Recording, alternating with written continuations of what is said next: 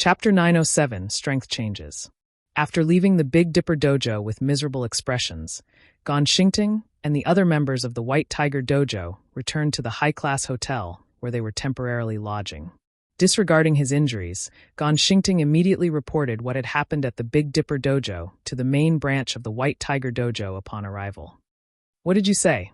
There's an expert who's even stronger than you at the Big Dipper dojo?" The white-robed middle-aged man on the other side of the video call repeated in surprise. Could that person be that rumored internal force expert? Master Jiang, that head instructor called Shifeng, did not take action. The one who fought was a woman.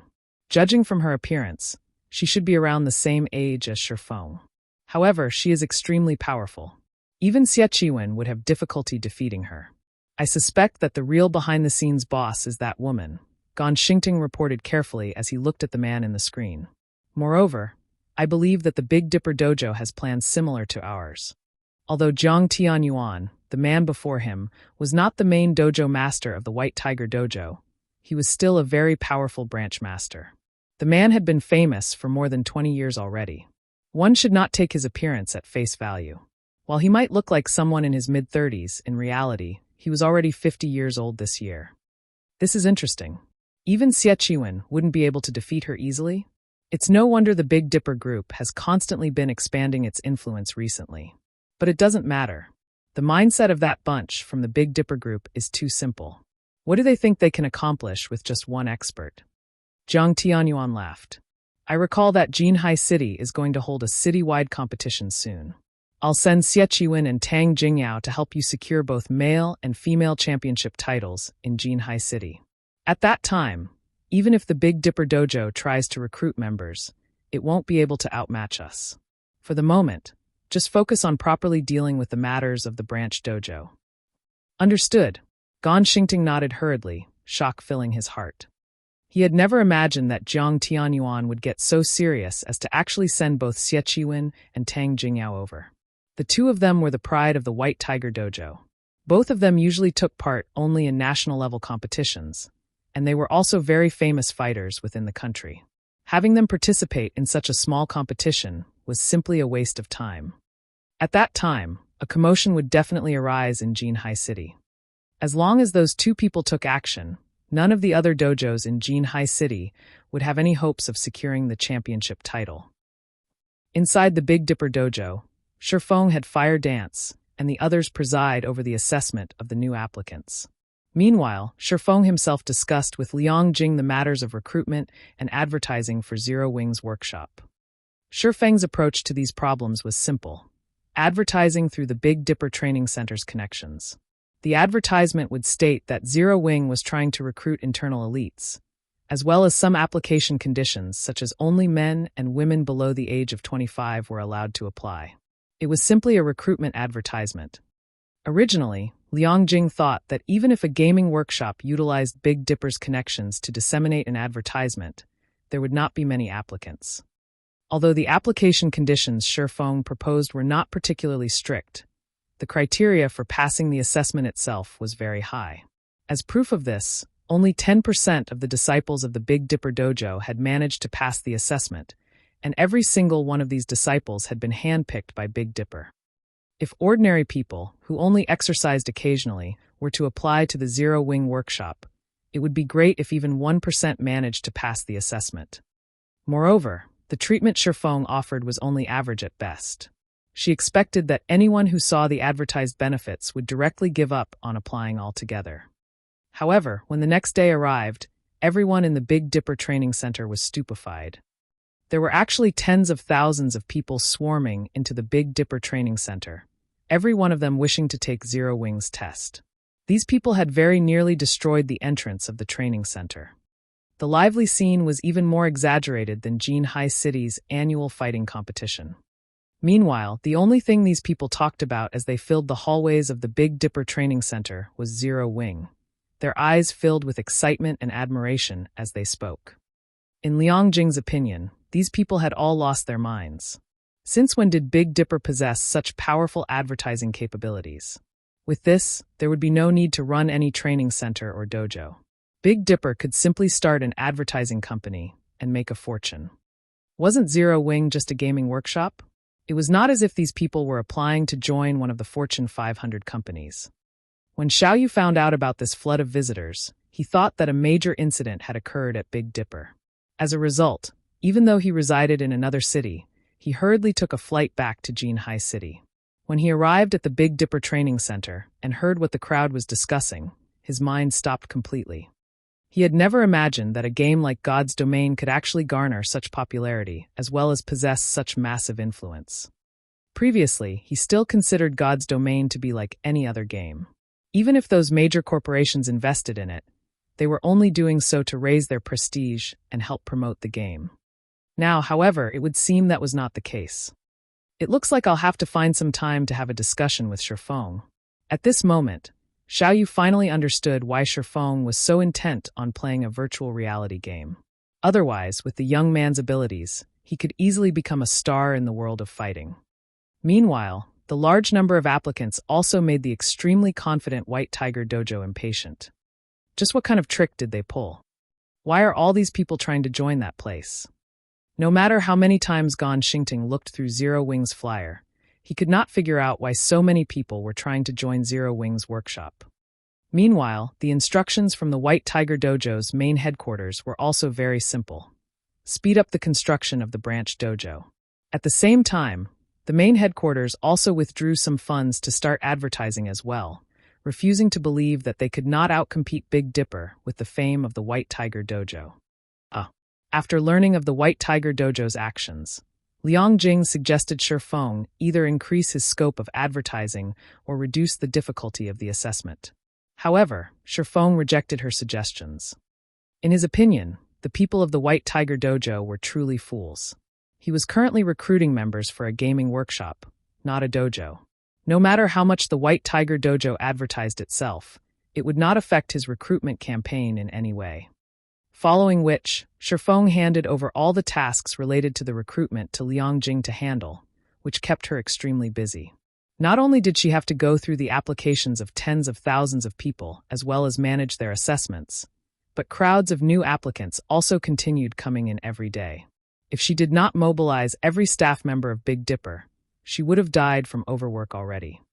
Fortunately, becoming an internal elite of Zero Wing was not easy, and the passing rate of the assessment was exceedingly low. At the moment, the passing rate was not even 1%. As for Shifeng himself, he continued training at the battle tower.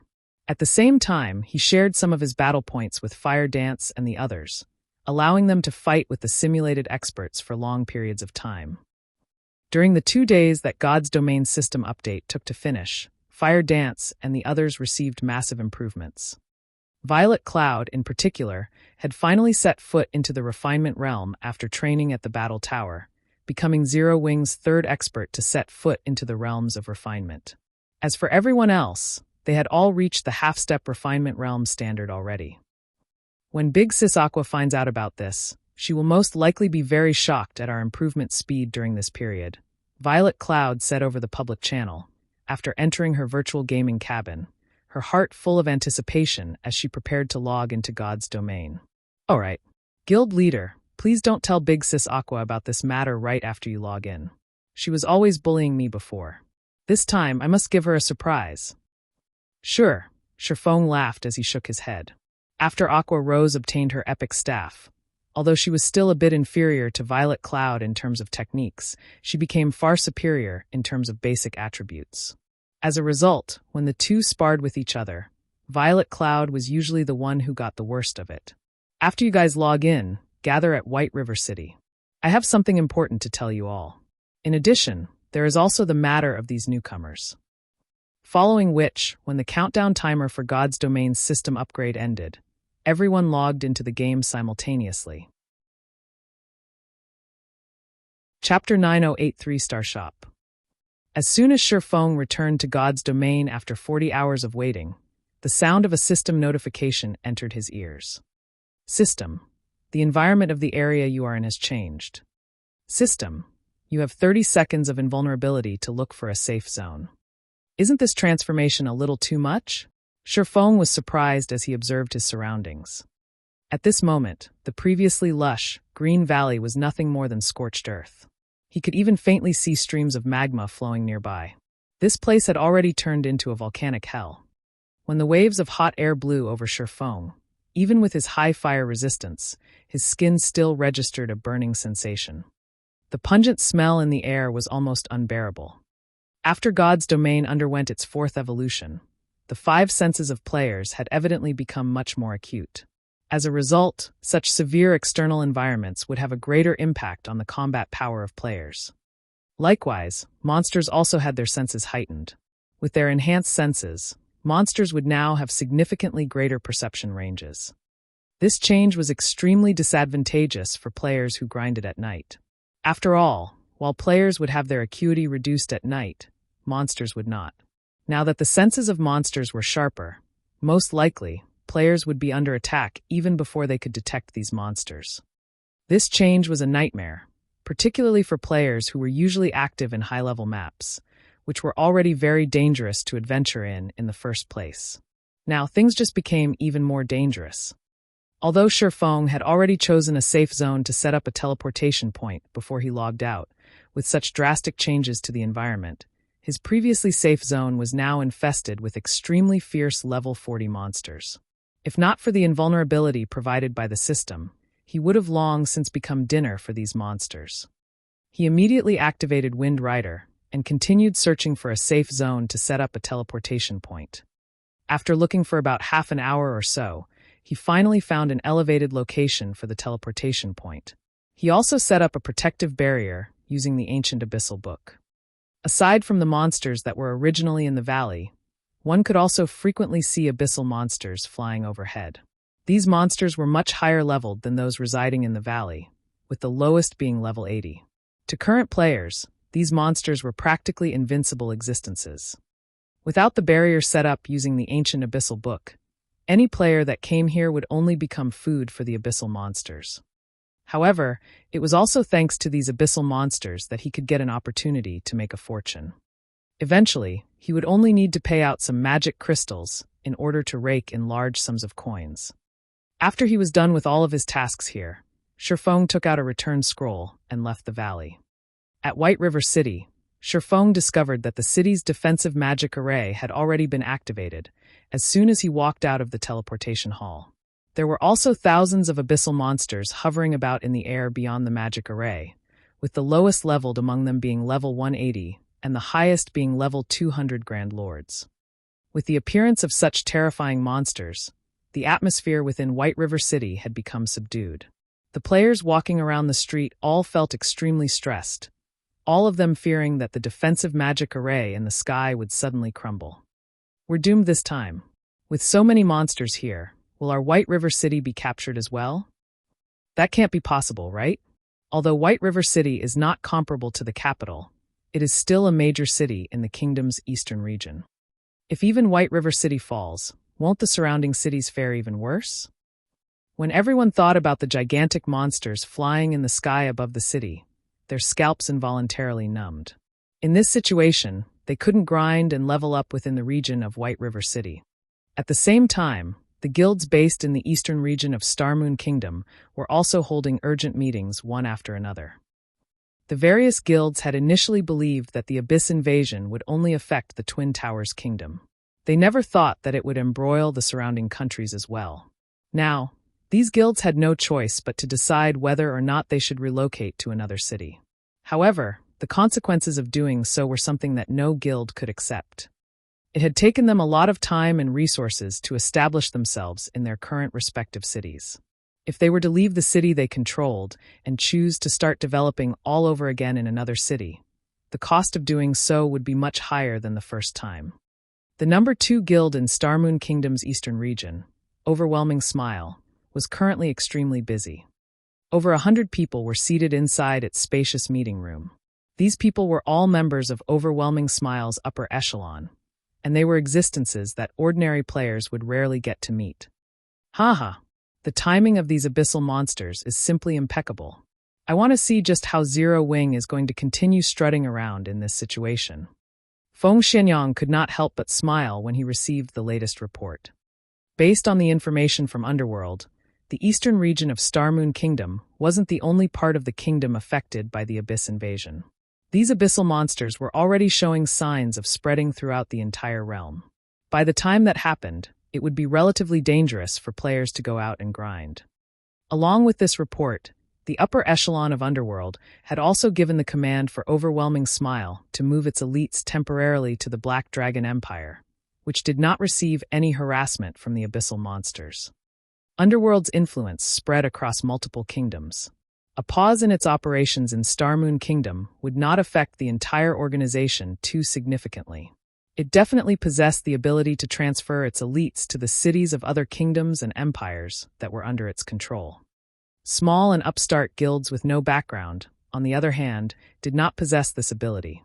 These guilds generally had their foundations in only one country and could not afford to move their base of operations in a hurry. Even if they did relocate, they would have to start from scratch. However, how could these guilds compete in a foreign city against the entrenched local guilds, which had already developed for months? For Zero Wing, the tyrant of Starmoon Kingdom, things were even more severe. The amount of capital and number of advantages it would lose by migrating its base of operations would be unbearable even for a first-rate guild. With such a loss, Zero Wing's development would no doubt suffer a significant setback. When that happened, it would be nearly impossible for the guild to catch up to the major powers of God's domain. In contrast to Feng Xuanyang's joyful reaction, Yulan currently had a slight frown on her face. Zero Wing is really unlucky, but I guess this is also part of life. Yulan could not help but sigh inwardly. Zero Wing's rise was already a legend in Starmoon Kingdom. Ultimately, however, it couldn't save itself from falling due to external factors. Who could have possibly imagined that the system would play such a trick? This development had thoroughly ruined Zero Wing. Of course, Yulan was also feeling very fortunate about the appearance of the abyssal monsters. This invasion was both a disaster and an opportunity. Currently, due to the abyssal monsters, the players belonging to countries neighboring the Twin Towers kingdoms would definitely shift to other kingdoms and empires. Moreover, the possibility of players migrating to the Black Dragon Empire was the greatest. With so many players swarming into the Black Dragon Empire, the player population of the cities there would naturally soar. Hence, the market there for items would expand in spades. If she could nurture a batch of her own advanced lifestyle players now, her authority in Underworld would surely grow as well. Thinking up to this point, Yulan could not help but wish she could take action sooner. At this time, every minute and second was money. Unfortunately, while today should have been the day they went to the holy city of Titan, due to the system upgrade, the operation had been delayed. While every guild was busy holding meetings and deciding on how they should develop in the future, Shifeng himself arrived at the city hall of White River City. "How may I help you, sir?" the NPC beauty standing behind the VIP counter asked with a smile. In response, he calmly took out a purple gold diamond-shaped token and said, "I wish to upgrade the Candlelight trading firm into a 3-star shop." Chapter 909, Shocking Starmoon Kingdom. After the female receptionist accepted the purple gold token and confirmed that there were no problems, she looked at Shifeng and said, "Sir, if you wish to promote your shop to 3-star status, you still have to pay an additional 3,000 gold reconstruction fee." Without hesitation, Shifeng handed 3,000 gold over to the receptionist. Previously, he had been busy with setting up a teleportation point. There had also been the matter of the mutated dragon. Back then, he simply had no time to check how much he had earned from the Blackwing auction house. Although Shifeng had spent 20,000 gold to purchase the engineering locomotive design from Sindhart, the 5,000 strengthening devices he sold at Blackwing City had made him a fortune. After deducting all the miscellaneous fees, he currently had close to 30,000 gold coins sitting in his pockets right now.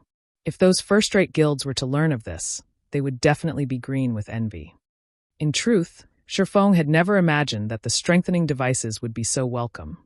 The final 1,500 devices sold at a minimum price of 13 gold 15 silver.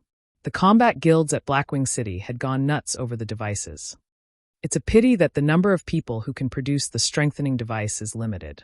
Otherwise, with just the strengthening device, I could probably earn enough money to construct a city, Shifeng sighed inwardly. While the strengthening device forging design itself was already extremely rare, the forgers capable of producing the item at a profitable rate were even rarer. As a result, the number of designs he had on hand was much more than the number of forgers he had who were capable of producing the item right now. As players reached higher levels, their chances of obtaining the strengthening device forging design would rise. As the number of strengthening devices on the market increased, its price would definitely fall. By then, it would be very good if he could sell one for 8 or 9 gold.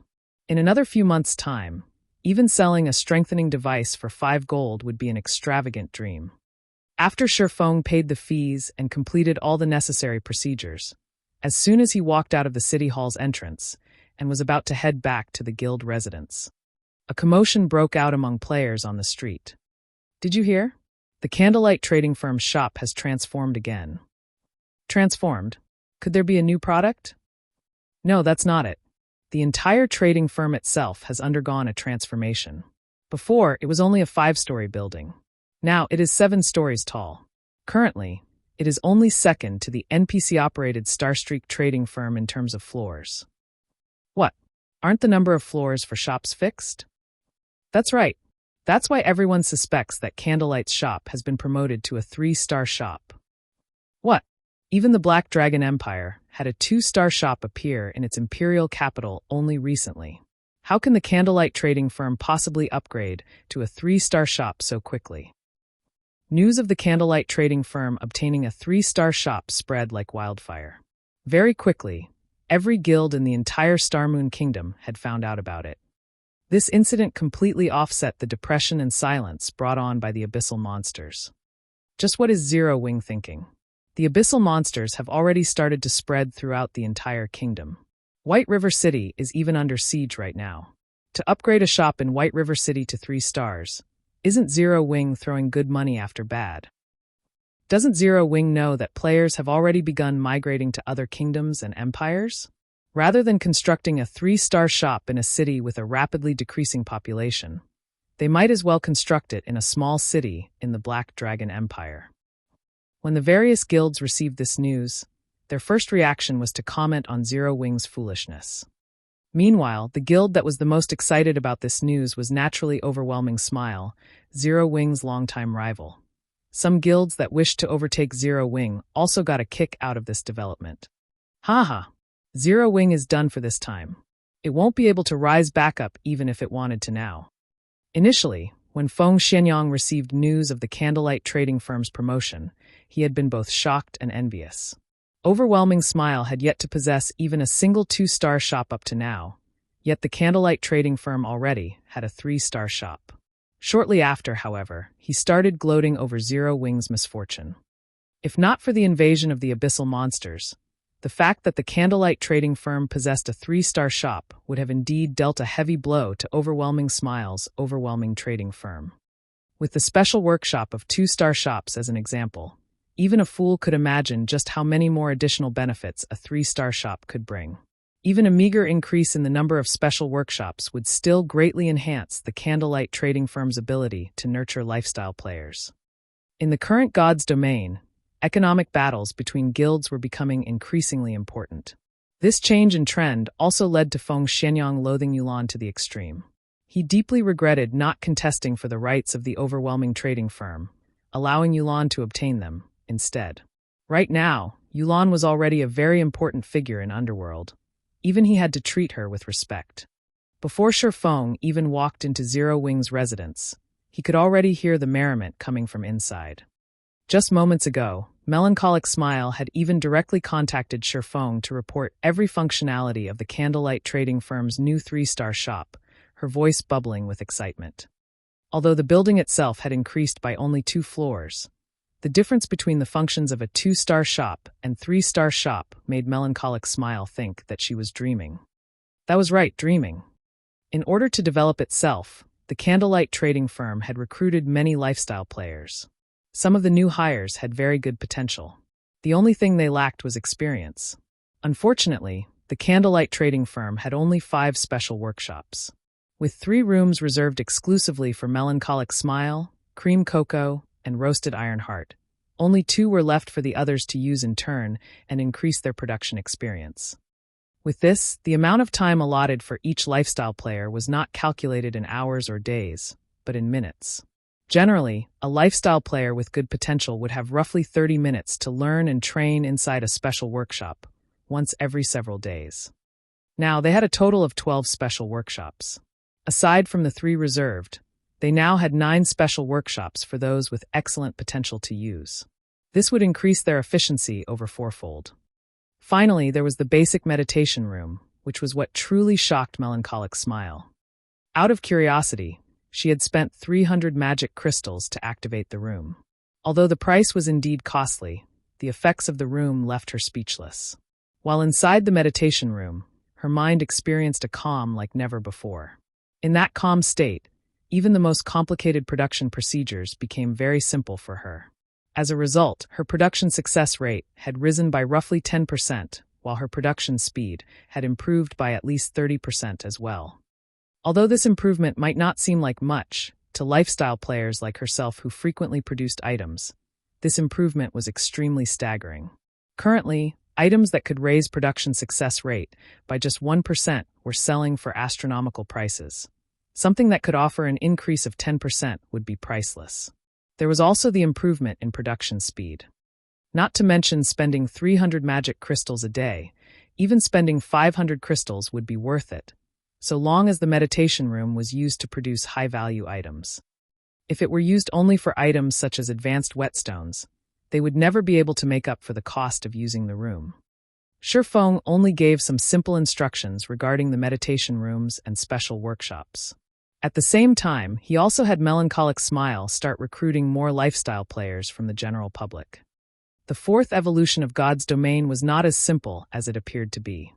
Rather than the combat system, the lifestyle production system was the part that had truly evolved. Soon, lifestyle players would play a pivotal role in God's domain, just like combat players. Otherwise, a master forger wouldn't have attained such a high standing in society in the past, to the point where even the guild leader of a second-rate guild like himself had to treat them with respect. Back then, even the members of Shadow's board of directors had treated the guild's master forgers like their own babies. Chapter 9:10 Killing Multiple Birds with One Stone. While the Candlelight trading firm was causing a huge commotion, over 100 people were currently gathered inside the meeting room of Zero Wing's guild residence. Every person present was a core member of Zero Wing. Not only did everyone possess very high levels, but even the equipment they wore could easily make expert players of God's domain envious. While the general public considered level 35 dark gold equipment rare, it was just basic equipment for them. As for their combat standards, every one of them could easily reach the 5th floor of the trial tower or higher.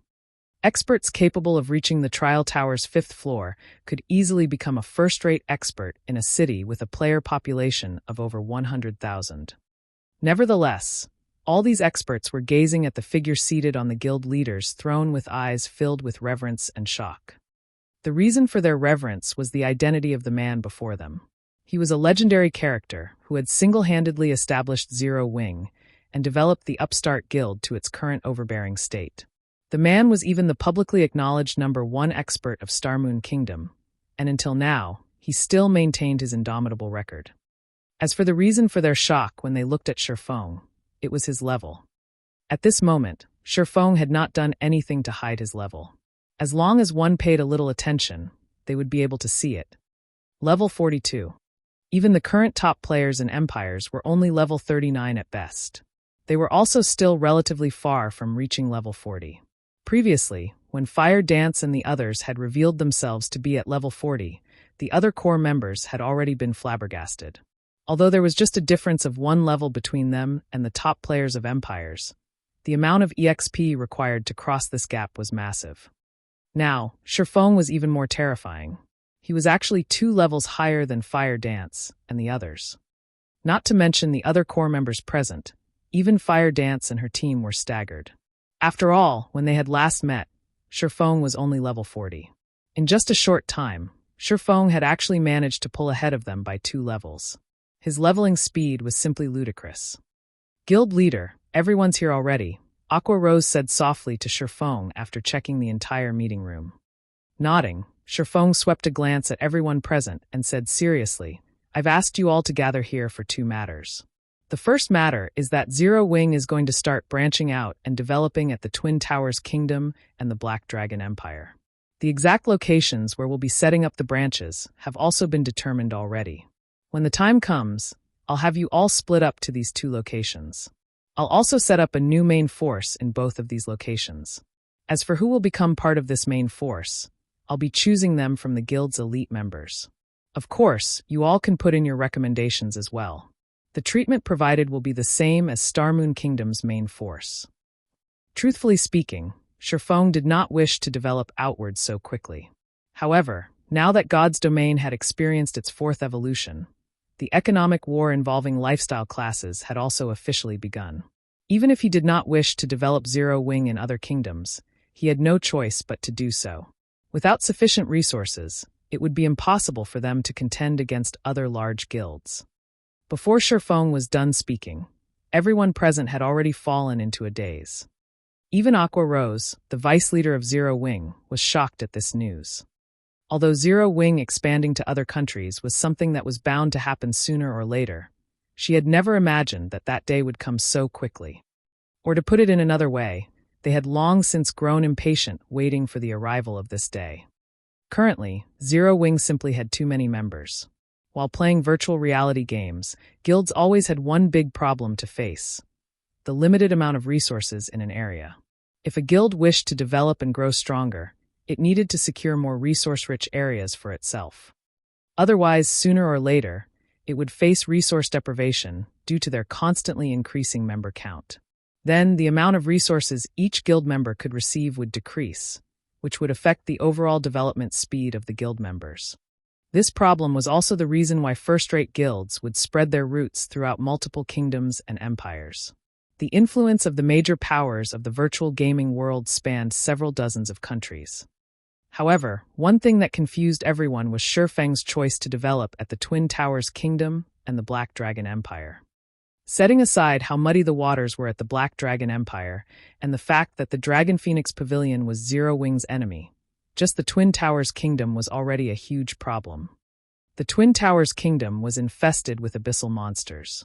The players living there were scrambling to leave, yet Zero Wing was actually choosing to charge into the kingdom. The situation in the Twin Towers Kingdom was much more severe than Starmoon Kingdom's. There was simply no way for them to level up there. Just how were they supposed to develop themselves? Guild leader, abyssal monsters have already conquered the Twin Towers Kingdom. Why don't we consider developing at the Purple Thorns Kingdom, the kingdom west of Starmoon Kingdom? The abyssal monsters haven't reached there. Moreover, the two first-rate guilds in that kingdom have constantly been at each other's necks all this time. With our guild's strength, we can easily make a place for ourselves there. In addition, the Purple Thorns Kingdom is rich in herbs. Our guild will have a much easier time procuring herbs if we develop there, Aqua Rose suggested hurriedly. She had long since made ample preparations regarding Zero Wing's development, only she never bothered making suggestions, as Shifeng had always said that the time was not right yet. The Candlelight trading firm was the largest source of economic power for Zero Wing. With the Purple Thorns Kingdom's abundance of herbs, they could definitely advance the Candlelight trading firm a step further. They would no longer have to rely on external sources to obtain their herbs. If they developed properly, they could definitely achieve self-sufficiency in herbs and greatly reduce the expenses of the Candlelight trading firm. The players in the room voiced their agreement with Aqua Rose's suggestion one after another.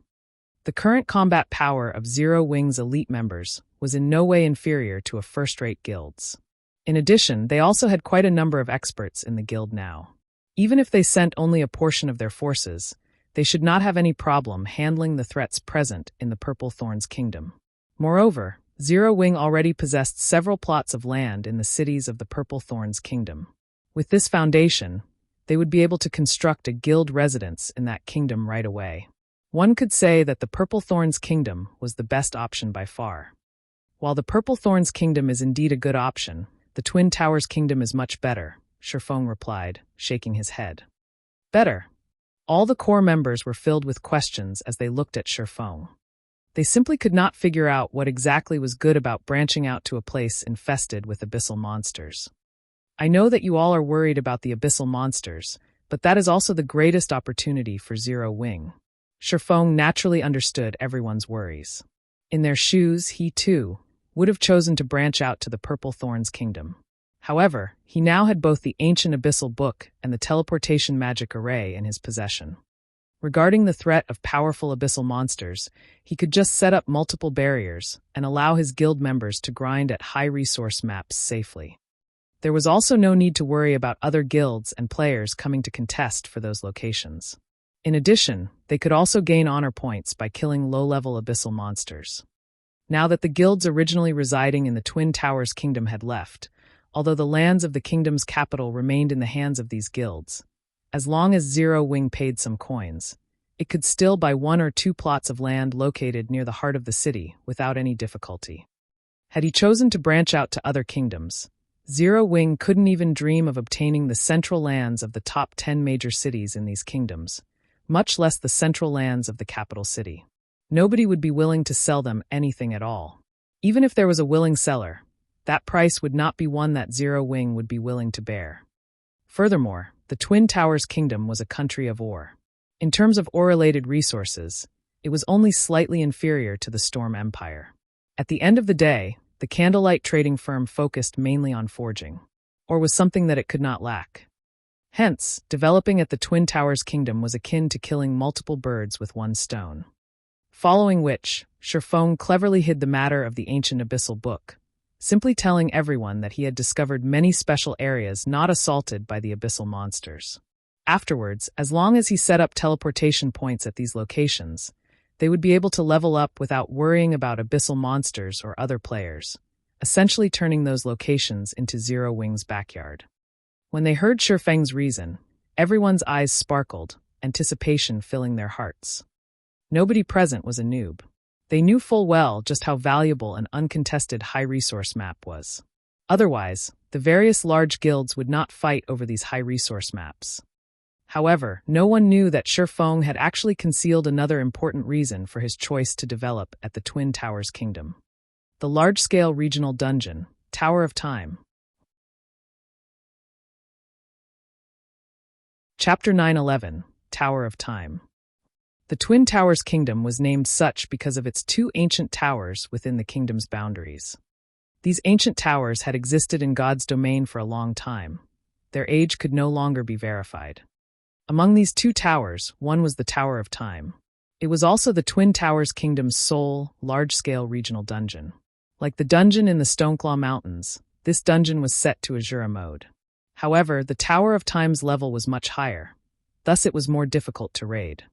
Meanwhile, the Tower of Time's fame throughout God's domain had not only been due to its abundance of magic crystals, but its bosses also had a chance of dropping the 7 Luminaries crystals. The level requirement just to enter the Tower of Time was level 50. In the past, when mainstream players had been around level 50, the Mind Space system had not yet launched in God's domain. As a result, everyone had treated the Tower of Time like an ordinary regional dungeon that produced large quantities of magic crystals. Even when people killed the many bosses inside the dungeon and obtained the 7 Luminaries crystal, nobody knew their true value. The various large guilds had simply treated as the 7 Luminaries crystal as a high-end item to use or trade. Only after the Mind Space system launched did everyone realize their blunder. The guilds that used or traded their 7 Luminaries crystal had nearly choked to death with anger. Regional dungeons all had level limits that prevented anyone below or above a certain level from entering. When the Mind Space system had been introduced, God's domain had been operating for over a year. Players' average level had already been beyond the Tower of Time's limit of level 70. Hence, it had been practically impossible for guilds to rely on their main forces to grind the bosses for 7 Luminaries crystals. Meanwhile, when one wanted to enter the Tower of Time, aside from the level requirement, one needed a space-time crystal. A single space-time crystal could allow 100 players into the Tower of Time. However, only the monsters near the tower dropped the space-time crystals, and its drop rate wasn't very high. This greatly restricted the number of players who could enter the dungeon. In this life, before everyone knew the importance of the Tower of Time, Shifeng intended to take advantage of the situation and grind for space-time crystals. Once Zero Wing's core members reached level 50, they could get a head start over the other guilds, raiding the Tower of Time. After Shifeng explained his plans for the guild's expansion to everyone, he continued with notifying everyone about Zero Wing's preparation to nurture a large batch of internal experts. Guild leader, if we try to recruit members now, it will be far less effective than our past recruitment campaigns. After all, nobody knows if White River City will hold off the abyssal monsters. Moreover, even if the magic array holds, it is still extremely dangerous for players to go out to level up. On the off chance that one encounters a high-level abyssal monster, a team wipe is practically a guarantee. Based on my investigation, a portion of players have already moved to the Black Dragon Empire. Moreover, many of our guild members are worried about this crisis. This really isn't a good time to recruit members. We would be better off holding a mass recruitment campaign after we secure a foothold in the Black Dragon Empire. It would be more effective to wait. Saying so, Aqua Rose handed Shifeng a statistics report, which clearly displayed White River City's situation. Due to the abyssal monsters, the city's teleportation fee had been temporarily removed. Currently, over 5% of White River City's player population had relocated. Among these players, the majority had migrated to the Black Dragon Empire. As time passed, more players would relocate to continue their development. Don't worry about it. Start preparing for recruitment and assessment work. We will soon make up for those who chose to head elsewhere to develop, Shifeng said as he read the report. The situation was much better than his initial prediction. Make up for? Aqua Rose was slightly confused. However, since Shifeng had already spoken, she did not probe into the matter any further. She trusted Shifeng's judgment. Shifeng simply smiled at Aqua Rose's confusion. He then issued further instructions regarding the recruitment campaign. Everyone's worries about the abyssal monsters capturing the city were unnecessary. The Abyss Passage had been activated in the Twin Towers Kingdom. The powerful NPCs guarding the border had held back most of the strongest abyssal monsters. As for the remaining powerful abyssal monsters, almost all of them were busy besieging the various major cities. Hence, when the players belonging to the neighboring kingdoms and empires ventured out to level up, they just needed to be a little more careful of their surroundings. Things were not so severe that their livelihoods in their countries had been severed. This was just like an addition of several bosses, which should not be provoked, in everyone's leveling maps. The Abyss invasion was not as severe as everyone thought. On the contrary, due to the temporarily removed teleportation fees in affected cities, players now had more affordable leveling spots to choose from. Moreover, even if everyone failed to notice this, he could stealthily spread the message himself. In addition, there would soon be a teleportation array linked to a grinding area in the Twin Towers Kingdom. By then, the countless players who wanted to change classes would swarm to White River City. They didn't need to worry about a lack of players in the city. Once the teleportation array was set up, they also wouldn't need to worry about lacking development funds. As Shifeng arranged for Blackie to lead the Dark Gods Legion's elites to power-level the newcomers from the Big Dipper Dojo, Aqua Rose approached and whispered, "Guild leader, Miss Phoenix Rain has arrived and is waiting in the reception room. She says that she has brought what you requested." "She's finally here." Shifeng nodded. He then left the remaining matters to Aqua Rose while he met Phoenix Rain. Inside the elegant, stunning reception room, Phoenix Rain sat quietly by the windowsill, a black cloak draped over her back. When Shifeng entered the room, her gaze promptly moved away from the Zero Wing members walking around the first-floor hall and to Shifeng. Level 42. Phoenix Rain was stunned. Currently, she knew of several people who had reached level 40 in the Empire. However, these people had used special methods to achieve their level. Take herself, for example. She was an elementalist. Not only had she learned several AoE attack spells, but she also had a large number of elite members to assist her leveling progress. Her leveling speed was already fast. However, even now, she was over 30% away from reaching level 40, yet Shifeng had already reached level 42. "Phoenix Pavilion Master, may I see the Lake Heart City's deed?" Shifeng asked. He smiled in response to Phoenix Rain's surprise.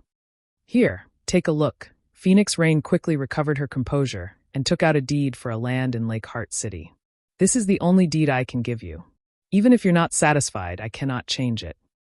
Not bad.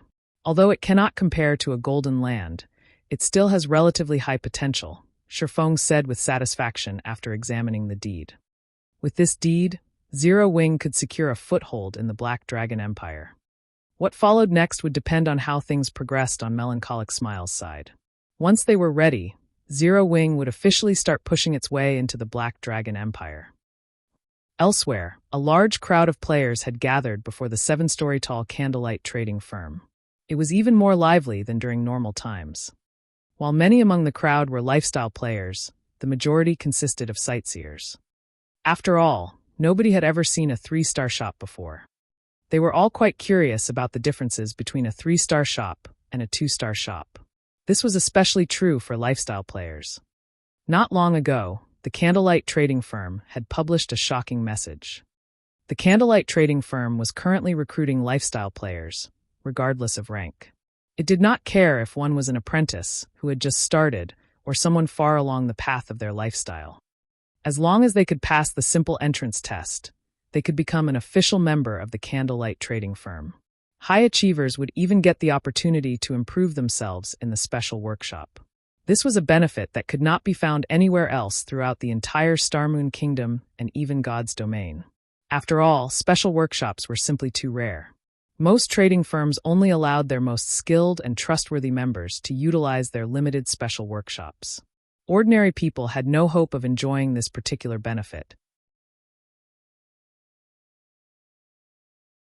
Chapter 912, Bottomless Candlelight Trading Firm.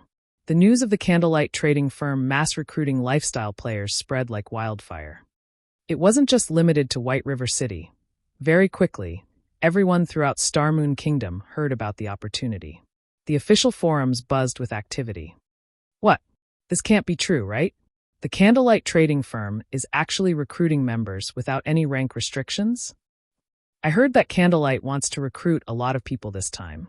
I wonder if an intermediate apprentice like myself has a chance? I remember that, when Heaven's Burial recruited lifestyle players, applicants needed to be at least advanced apprentice rank with a 65% success rate or higher to pass their assessment. However, Heaven's Burial still doesn't have a 2-star shop. Candlelight's assessment will probably be extremely difficult. Currently, lifestyle players grew more important by the day. However, it was extremely difficult for a lifestyle player to make a name for themselves if they had to rely on their own strength. This was because lifestyle players needed a lot of resources for their practice. The more important a lifestyle class was, the more resources they needed to improve. Moreover, the further a lifestyle player progressed, the more valuable were their required resources. Hence, if a lifestyle player did not join a guild, it would become extremely difficult for them to grow stronger. Just hours after the Candlelight trading firm announced its recruitment campaign, thousands of players had lined up outside the firm's 3-star shop in White River City, and the crowd was still growing. Melancholic Smile arranged for these lifestyle players to take the firm's assessment, one after another. The test was very simple. Lifestyle players were required to produce a tool or item corresponding to their ranks, and they would be given a pass as long as they achieved a success rate of above 60%. What, exactly, is Zero Wing trying to do? When the various large guilds heard the news, they immediately assumed that Zero Wing had gone nuts. Although lifestyle players were important, one needed to invest a lot of resources to nurture profitable lifestyle players. Moreover, a loss was guaranteed during the early nurturing stages. Hence, when guilds like themselves recruited lifestyle players, they set their requirements very high and would only recruit a limited number. Otherwise, the expenditure would do more harm than good. Yet, not only was Zero Wing recruiting lifestyle players regardless of rank, but it had also significantly lowered the assessment's difficulty. During Zero Wing's previous recruitment campaigns for lifestyle players, it had required a success rate of 70% or higher. In just half an hour, Zero Wing had recruited over 30 lifestyle players. Among them, only 7 were advanced apprentice rank, while the others were below that. This outcome worried the lifestyle players still outside of the Candlelight trading firm. They were afraid that the available slots would be taken up before their turn arrived. Contrary to expectations, however, more lifestyle players were accepted. Very quickly, over 100 players had been accepted into the firm. However, the Candlelight trading firm showed no signs of stopping its recruitment. Seeing this, the spies the various guilds had sent reported this information to their respective guilds. What? They have accepted over 100 apprentices. Has Zero Wing's upper management lost their minds? Could a 3-star shop really be that powerful? The various guilds that had received this message were stunned. Normally, they would only recruit around 40 lifestyle players when they gained an additional 1-star shop. If they recruited any more, there wouldn't be enough workshops and resources to go around. After the Candlelight trading firm upgraded one of its 2-star shop to 3-star status, the building had only gained 2 floors. Generally, it would be a miracle if they could recruit 200 players. Big Sis Melancholic, should we raise the assessment bar? At this rate, we'll fill the new workshops. It will be a pity if we miss out on any talented newcomers later on, Cream Cocoa asked worriedly as she watched the thousands of people lined up outside of the building. Relax. I'm actually concerned that we won't be able to recruit enough people. Melancholic smiled bitterly. Not enough people? How is that possible? There are thousands of people outside right now. If we leave the bar at a 60% success rate, at least 400 or 500 of them should pass. How is that not enough people? Cream Cocoa was no longer the noob she had been when she had first started playing God's Domain. She knew that, although lifestyle players who could achieve a 60% success rate were rare, with the base number being so high, a frightening number of people could pass the assessment. 500 lifestyle players was not a small crowd. Even an ordinary second-rate guild could not afford to nurture so many. Furthermore, the Candlelight trading firm was already saturated with lifestyle players. With the extra workshops that came with the 2 additional floor spaces, the most they could afford to recruit was around 300 lifestyle players. Any more and they would have to rent workshops from the lifestyle associations. However, renting workshops would massively burden their finances. 400 or 500 really isn't enough. The guild leader has already determined that we need to recruit 1,200 players, Melancholic Smile chuckled. With just the lifestyle players in front of us, we probably won't reach that goal. Hopefully, more players will show up. Cream Cocoa was rendered speechless. Lifestyle players were only a small minority of the player population in God's Domain. In addition, the various guilds often held recruitment campaigns of their own. Gathering 1,200 qualified lifestyle players was a colossal task. Unfortunately, Cream Cocoa had another concern. Where were they going to house all of these lifestyle players? Elsewhere, Sherfong had completed his trade with Phoenix Rain in the City Hall and officially gained the deed to a plot of land in Lake Heart City. This is the information we have obtained on the Evil Dragon Battle Team. Take a look. The match is in 2 days. I look forward to the Azura Battle Team's performance, Phoenix Rain said, smiling pleasantly as she handed Sherfong the information she had collected on the enemy battle team and the time, venue and rules for the next battle. She was in a good mood after obtaining the 10,000 gold from Sherfong. Oh, the Miracle Guild? Sherfong was slightly surprised after a general glance through the information. We have only discovered this after the system upgrade, Phoenix Rain said solemnly. You mustn't underestimate the Miracle Guild. Although it is a super first-rate guild like the Dragon Phoenix Pavilion, Miracle's foundation is much stronger than ours. It can even contend with super guilds. When the time comes, the Evil Dragon Battle Team's roster will undergo a complete change. You best prepare for the match. Although Phoenix Rain had said as much, she did not think that the Azura Battle Team had any chance of winning. After all, the Azura Battle Team had exposed too many of its trump cards. The Miracle Guild would definitely come prepared. If Miracle went all out in this match, the Azura Battle Team would be overwhelmed. After all, the difference between each side's strength was immense. Phoenix Rain only prayed that the Miracle Guild would not take the match too seriously. This way, she could haul in another fortune. Sherfong nodded silently in response to Phoenix Rain's advice. In truth, even without Phoenix Rain's warning, Sherfong knew just how powerful the Miracle Guild was. In his previous life, when a Tier 3 mysterious flame had appeared in God's Domain, the various large guilds had employed all sorts of methods to obtain it. In the end, however, a dozen or so experts from the Miracle Guild had secured the flame.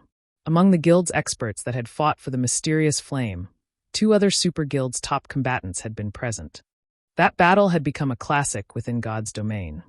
To put it simply, defeating the Miracle Guild-led Evil Dragon Battle Team would be extremely difficult for the Azura Battle Team. As Sherfong hurried towards the Candlelight trading firm, A party of 6 arrived in the teleportation hall in White River City.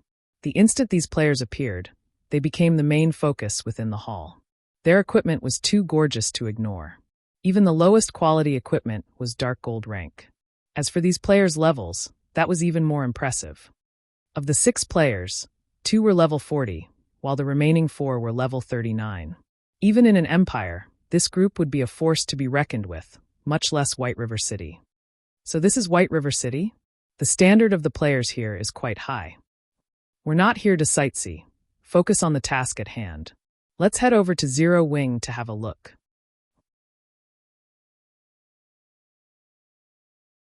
Chapter 913, Intermediate Shop. After these 6 players conversed among themselves, they left the teleportation hall and stepped onto the busy street as everyone watched. As soon as the group left the building, the leading white-haired, middle-aged man carrying a black and white spear summoned a giant snow-white wolf. The wolf was even larger than a lion.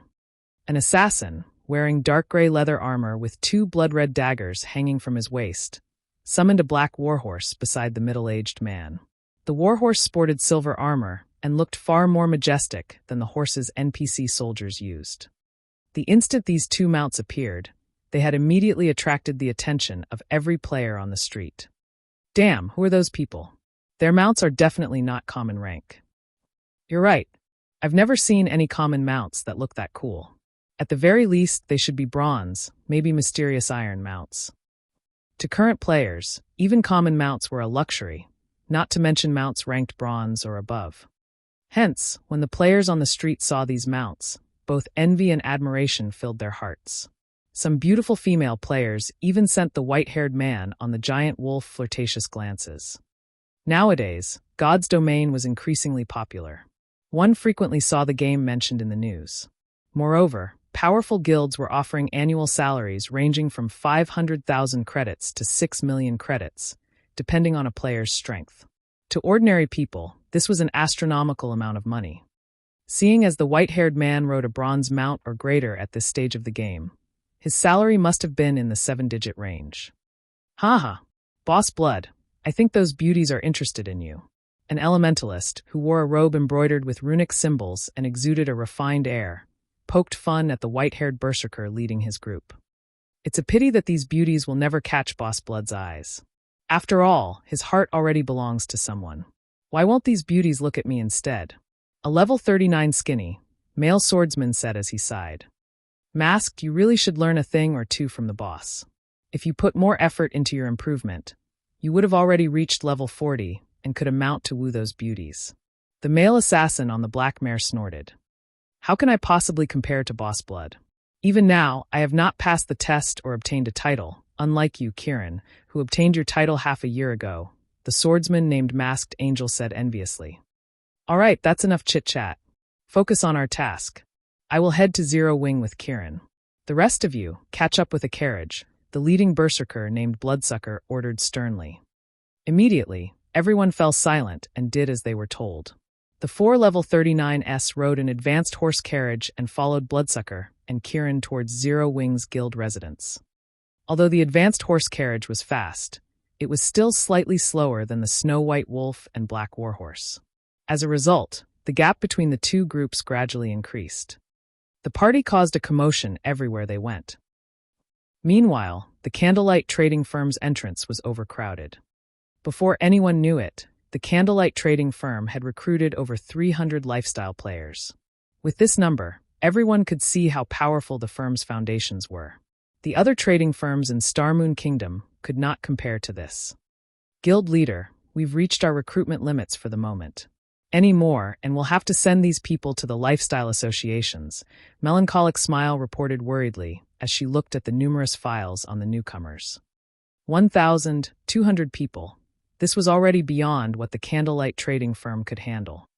If they really recruited this many people, they would lose money each day, rather than make it. It's fine. Bring all of the information you have on the Candlelight's branch shops, Sherfong instructed, waving his hand dismissively and chuckling. In God's Domain, shops were officially categorized by star ranks. However, one could also categorize a shop by its size. Players in his previous life had realized his and summarized the differences. There were a total of 4 categories: Basic Shop, Intermediate Shop, Advanced Shop, and Special Shop. To begin with, 1-star and 2-star shops fell under the Basic Shop category. A basic shop could only accommodate a limited number of lifestyle players, and a firm had to rely on numbers to make up for the lack of space. A basic shop's assistance it could provide to lifestyle players was also quite limited. The intermediate shop category included 3-star shops to 5-star shops. In terms of size, intermediate shops were massively different than basic shops. As long as a shop reached 3-star status, it gained far more room than a 2-star shop. Hence, when the various guilds opened their own shops, while it was relatively easy to upgrade a 1-star shop to 2-star status, it was many times more difficult to upgrade a 2-star shop to a 3-star shop. Naturally, upgrading from an intermediate shop to an advanced shop was even more difficult. Meanwhile, the benefits an intermediate shop could provide became more obvious. The basic meditation room was a primary example. After Shifeng's command, Melancholic Smile compiled all of the information she had on every Candlelight's branch shop and handed the files to Shifeng.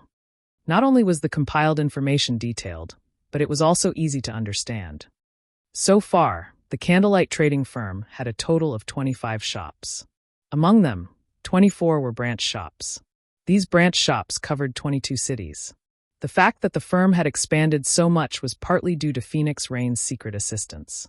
Her help had allowed the Candlelight trading firm to set up shops in the cities of a few neighboring countries. Moreover, she had only sold the shops to Shifeng at a price slightly higher than the initial cost. Phoenix Rain is certainly dedicated in her work. Shifeng smiled slightly after reading the information.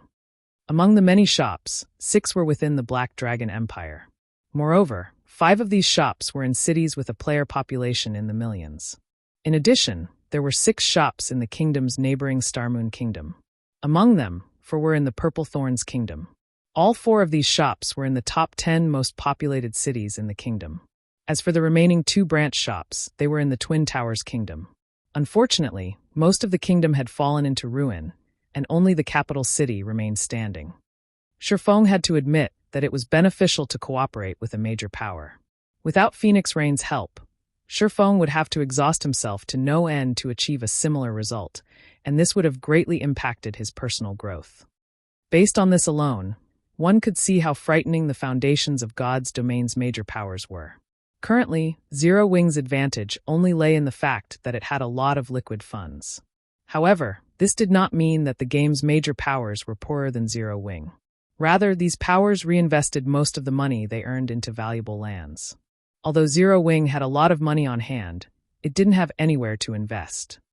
In terms of capital turnover, the difference between Zero Wing and these major powers was obvious at a glance. I will have to thank Phoenix Rain. I would have had a hard time using up these 5 slots otherwise. Shifeng then chose 5 branch shops and upgraded them to 2-star shops. When upgrading these shops to 2-star status, he saved far more money by using the special rights of a 3-star shop than when he had used a promotion order. Each shop only cost 600 gold to upgrade. With this, he only needed to spend 3,000 gold to obtain 5 2-star shops. Meanwhile, of the 5 shops Shifeng chose, 3 were in the Black Dragon Empire, with one of them in Lake Heart City. As for the remaining 2 slots, he used one on a shop in the Purple Thorns Kingdom, and the other on the shop in the Twin Towers Kingdom's capital. The reconstruction of the 5 branch shops completed fairly quickly. Only 10 minutes after Shifeng chose to upgrade them, the 5 1-star shops evolved into 2-star shops. Although the number of items that the shop could sell had not changed, it could accommodate far more lifestyle players. The additional space was more than enough for the 1,200 lifestyle players the Candlelight trading firm wanted to recruit. God's domain was already developing faster than Shifeng had expected. When Shifeng had first obtained the 3-star shop promotion order, he had not intended to recruit so many lifestyle players. At most, he had planned to recruit around 500 or 600 players. However, after the game's 4th evolution, items became more complicated to produce, and this, in turn, would impact production speeds. After the system upgrade, Melancholic Smile had calculated the statistics of everyone's production speed within the trading firm. To put it simply, the more advanced an item was, the more its production speed had been affected. For common items such as whetstones, production speed had experienced roughly a 15% reduction. As for items such as advanced whetstones, their production had slowed by around 20%.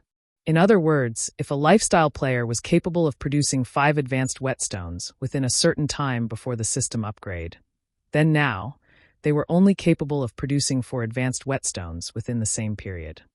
As for items that only intermediate forgers or higher could craft, such as the strengthening device, their production speed had decreased by roughly 40%. Before the system upgrade, the Candlelight trading firm had not been able to produce many strengthening devices each day. Now, the item's output was pitifully low. Unfortunately, Shifeng had already agreed to hand over 10 bronze mounts and 2,000 strengthening devices to the secret pavilion within 5 days, as well as the rest of the items within 12 days after the system update completed. If he failed to do so, not only would he have to return the 10 black cards he had received, but he would also be out of the items he had already paid. Hence, Shifeng was very short on time. If he wished to increase production speed, he had 2 options: increase his current workforce's success rates or grow his workforce. As there was a limit to how much he could raise a lifestyle player's success rate, his only viable option was to bolster his workforce. However, Shifeng did not have much hope of nurturing a large batch of excellent lifestyle players from the new recruits. Rather, he wanted the new advanced apprentices to take on the workload of the firm's basic forgers, while the basic forgers would take on the intermediate forgers' work. In turn, the intermediate forgers would take care of the advanced forgers' workload.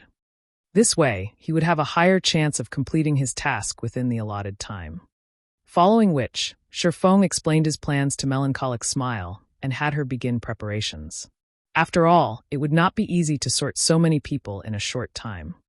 Guild leader, I'm afraid that this will be very difficult to accomplish.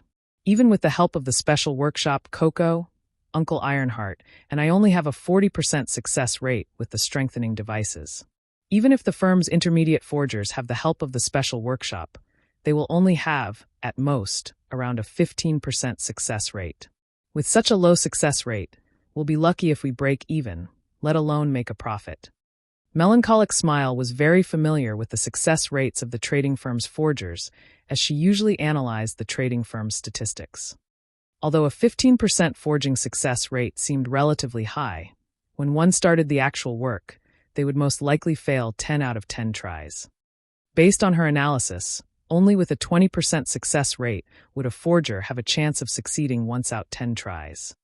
Only after reaching a 25% success rate would a forger notice a qualitative change. Once a forger reached that milestone, they would generally succeed once or twice out of 10 tries. If they allowed intermediate forgers to produce the strengthening device, they would be pushing their luck. Cream Coco, who stood beside Melancholic Smile, nodded her agreement.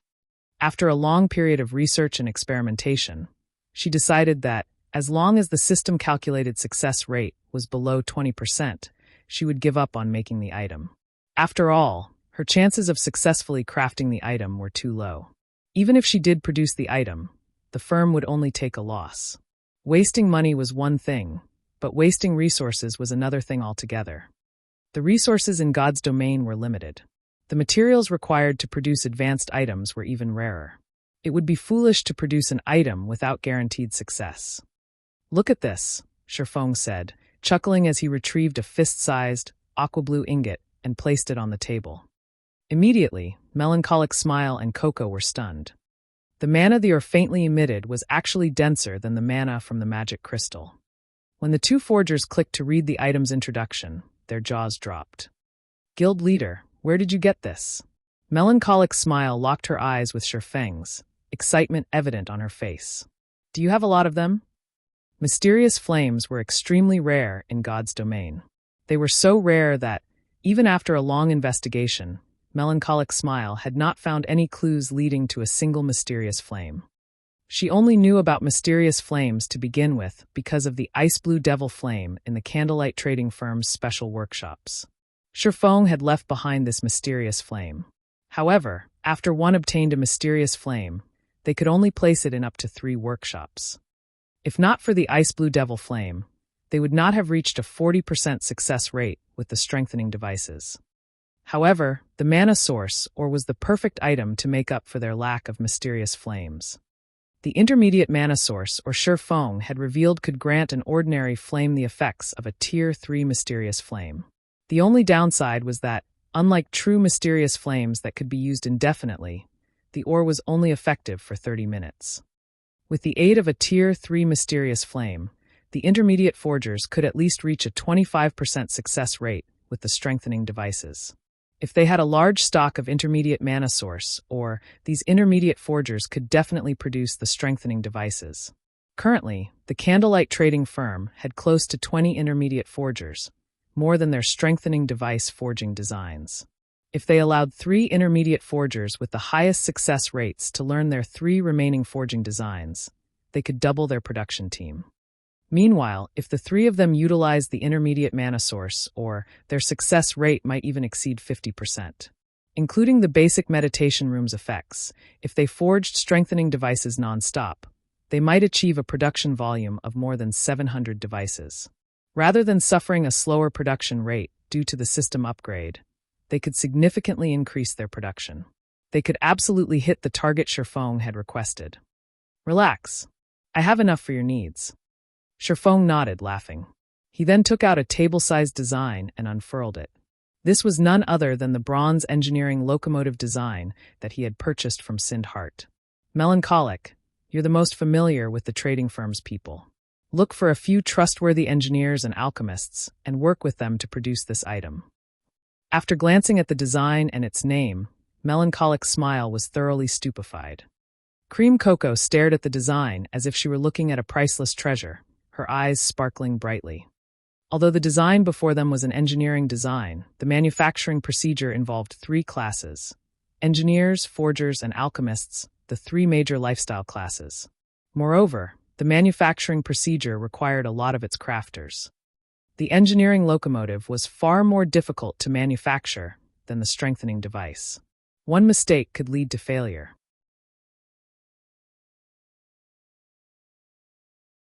Chapter 9:15, Difference in Mounts. Mount's importance to players went without saying. Even Melancholic Smile and Cream Coco understood the importance of any mount, not to mention bronze mounts. Currently, God's Domain's elite and expert players moved ever closer to level 40. However, how could common mounts possibly satisfy these experts? Unfortunately, obtaining a bronze mount was easier said than done. Even large guilds could only get their hands on a few, and these mounts were usually reserved for the guild's upper echelons. The other members could only dream of riding one. If it were truly possible to produce bronze mounts, they would sell tens of times better than the strengthening device. However, the engineering locomotive was extremely difficult to manufacture. At the very minimum, they needed an advanced engineer, an advanced forger, and an advanced alchemist to have any possibility of success. Even if they were equipped with a variety of support tools, they'd be lucky if they had even a 30% success rate of producing the locomotive. In addition, manufacturing the engineering locomotive was a tedious process. It would take a very long time just to produce one. Producing one per day would be an impressive feat. Guild leader, this engineering locomotive is too difficult to manufacture. It also requires so many materials. Even if we successfully produce one, the cost will be astounding. Are we really going to make this, regardless of the cost? Melancholic Smile's lips twitched slightly as she read the listed materials recorded on the design. The hardest part of crafting the engineering locomotive would be the power unit.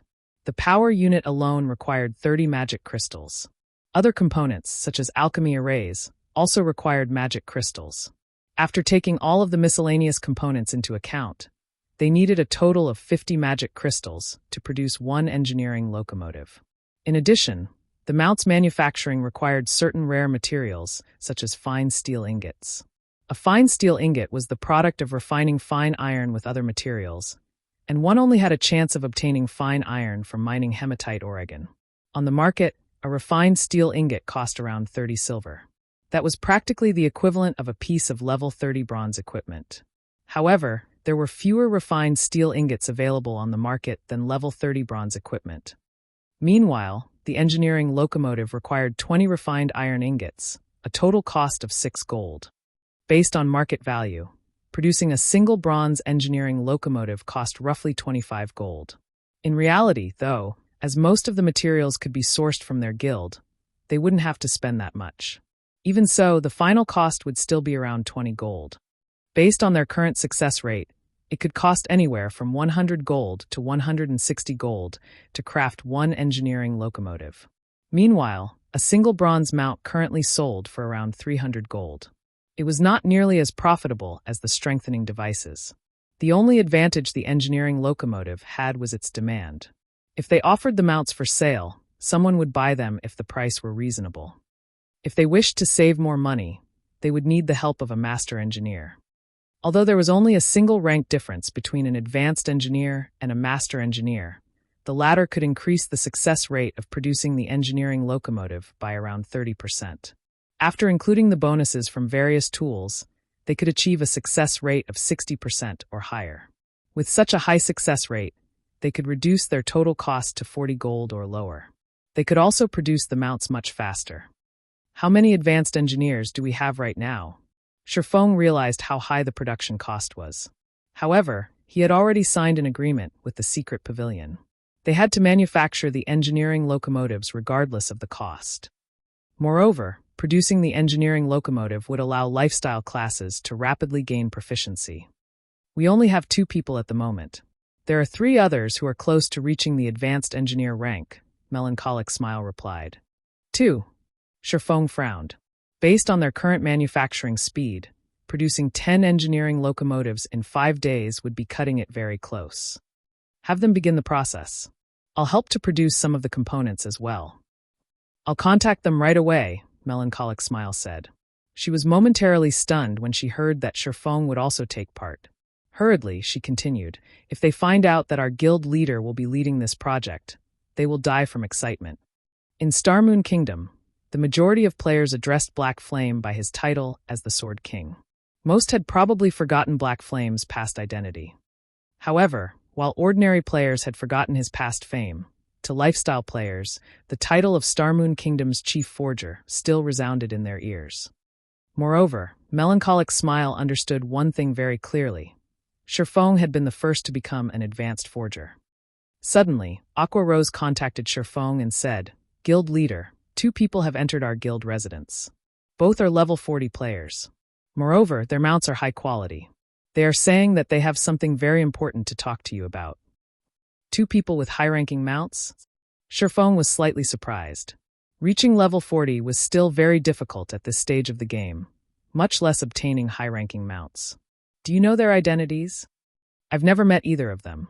Moreover, they aren't wearing a guild emblem. Although, it is possible that they purposely removed it, Aqua Rose said as she shook her head. She had seen most of God's Domain's mainstream experts at least once. However, she had zero recollection of the 2 people that had arrived. Even after sending her subordinates to investigate, she had not obtained any information on these players. This is interesting. All right, I'll head over right away. Shifeng could not help his curiosity. After disconnecting the call, he rode the demonic flame tiger back to Zero Wing's residence. In front of Zero Wing's residence, as Zero Wing had announced another mass recruitment, players crowded around the guild's residence. However, there was a clearing within the crowd where players had given 2 people a wide berth. 2 massive mounts rested beside these players. Nobody dared to approach either of them. Who are these people? They look so strong. They aren't here to cause trouble, right? When the players who had come to apply to Zero Wing saw the Berserker Bloodsucker and the assassin Kirin, they were shocked by the 2's auras and equipment. The advanced horse carriage is so slow. When will Masked and the others get here? Kirin exclaimed as he looked at the time, paying no attention to the surrounding crowd. As soon as Kirin finished speaking, an advanced horse carriage approached from one end of the street. A moment later, the advanced horse carriage stopped before Zero Wing's residence, and 4 people stepped out. Mysterious iron mounts are wonderful. Once I reach level 40, I will have to find one of my own. Masked, don't even think about obtaining a mysterious iron mount. They aren't weeds that sprout up everywhere. Even those with titles in the guild are struggling to get their hands on one, let alone someone like you. The 4 people that had emerged from the carriage chatted merrily amongst themselves. However, when the crowd saw these 4 newcomers, they were flabbergasted. All 4 were level 39. Although the pressure these 4 people gave off was not as strong as the 2 that had already arrived, when these 4 players stood together, they felt like 4 ferocious beasts. A single glance from them was enough to give one shivers. This is Zero Wing's residence? It's quite big, but it's rather shabby. The standard of the guild members isn't much to look at, either. Masked Angel gave a rough evaluation after a cursory examination of Zero Wing's residence. The other 3 agreed with Masked Angel. However, the Zero Wing members coming and going were somewhat annoyed when they heard the comment. Zero Wing's residence had cost a lot of gold to build. Even if it did not rank number 1 in Starmoon Kingdom, it ranked near the top. However, these people spoke as if their residence belonged in the slums. These Zero Wing members had intended to argue with these people. However, when they saw a black figure appear at the entrance, they immediately fell silent. Even the independent players lining up outside the residence stared at this figure with admiration. Although the giant, snow-white wolf and pitch-black warhorse in front of the entrance were quite attractive, they were on an entirely different level from the demonic flame tiger that had appeared like lightning. In front of the demonic flame tiger, the wolf and warhorse were practically newborns.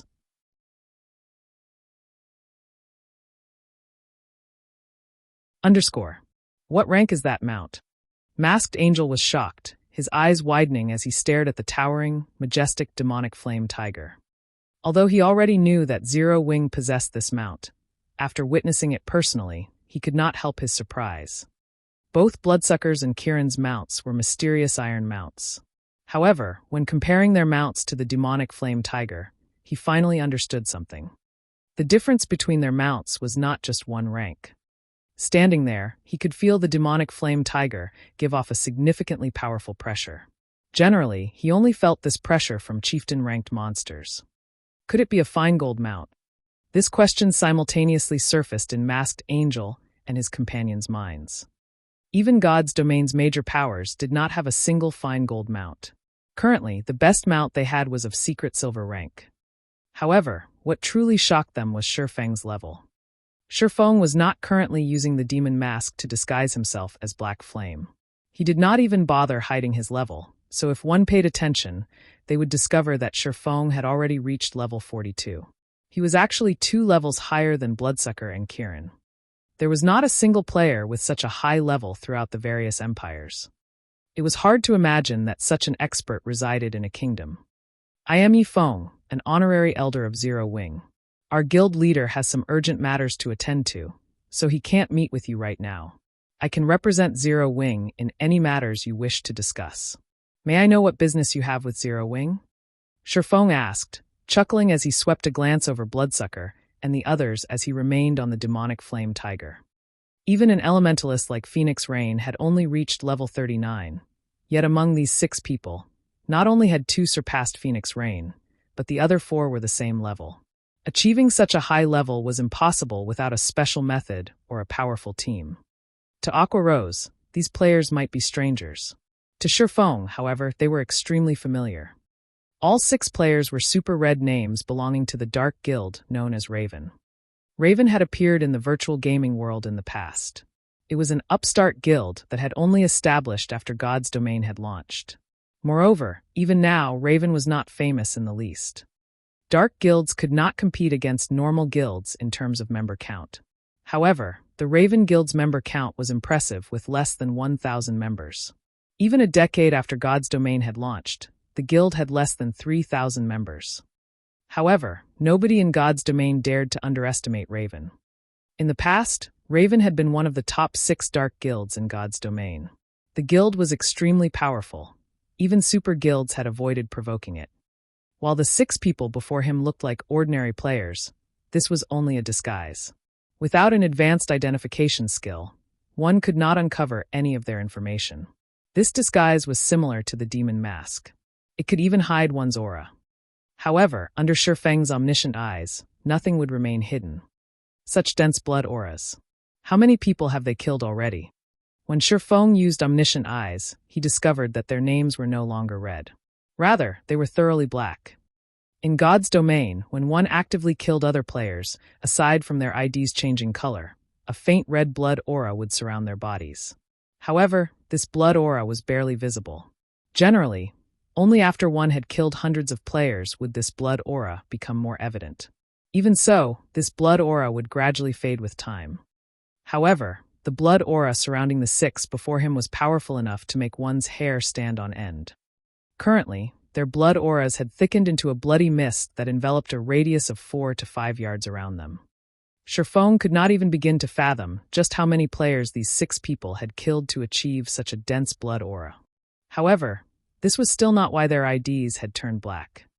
In God's domain, only players who had committed unforgivable sins would sport pitch-black IDs. This was a type of curse. This curse could allow players to grow stronger. In return, however, cursed players were restricted to areas controlled by the dark forces. If NPC guards in an ordinary NPC city found them, the consequences would be unimaginably severe. Hello, my name is Bloodsucker. This place isn't suited for our discussion. Why don't we look for somewhere more private to talk? Bloodsucker suggested, smiling faintly as he looked at Sherfong. All right, follow me, Sherfong nodded. He then led Bloodsucker and the others into Zero Wing's residence. After Sherfong entered the guild residence, the crowd outside of the residence grew excited. Their eagerness to join Zero Wing grew. Inside the reception room of Zero Wing's residence, as Sherfong was about to prepare some refreshments for Bloodsucker and the others, Bloodsucker stopped him. I believe that Elder Yifeng has already used an advanced identification skill on us, right? Bloodsucker said, smiling. I'm certain that you already know who we are. As you've seen, we are red players, or to put it another way, dark players. Sherfong nodded without attempting to hide his actions. Now that God's domain had already been operating for so long, most guilds had a few people with advanced identification skills. Hence, there was no point in hiding his actions. We are members of the Dark Guild Raven. You might not have heard of us as our guild has only recently established, but as for Raven's strength, you have seen for yourself. We have come here today seeking to cooperation with Zero Wing, Bloodsucker explained. Cooperation with Zero Wing? How do you wish to cooperate? Sherfong asked curiously. Generally, dark guilds and adventure guilds minded their own businesses and tended to avoid each other. Moreover, Raven possessed powerful financial backers. The guild did not have that many members, either, so it should be very easy for the guild to develop. Raven shouldn't need to cooperate with any other guild. That's right. We've investigated Zero Wing thoroughly. On the surface, while it might look like Zero Wing has a lot of experts, there are only a few true experts in the guild. If Zero Wing wants to progress in the Dark Arena, relying on these few experts is not nearly enough. Even the Azura battle team's victory in the next match is unlikely. Furthermore, since the system upgrade, the various major powers have begun to invest heavily into the Dark Arena. It will be very difficult for Zero Wing to earn money there in the future. You've already seen our strengths for yourself. If Zero Wing has Raven's assistance, your guild will have a fighting chance for the position of the Dark Arena's organizer. Not only can Zero Wing earn an astronomical sum of money each day, but you can also gain various rare materials. With these resources, Zero Wing will be able to expand easily and afford to nurture its lifestyle and expert players. I'm sure you can see the benefits of such an outcome. When Bloodsucker finished his proposal, he snapped his fingers. Immediately, several pieces of Bloodsucker and Kieran's equipment revealed the special glowing effect of epic equipment. Bloodsucker and Kieran's weapons, in particular, were epic weapons. With this array of equipment, they could rank at the peak of God's domain. What do you want in return? Sherfong asked, somewhat interested. Just as Bloodsucker had said, in the eyes of ordinary players, Zero Wing seemed like a guild full of experts. However, in the elite Dark Arena, Zero Wing was bland. Currently, only he, Fire Dance, and Violet Cloud could reliably win a fight. Unfortunately, Aqua Rose was still a little off the mark.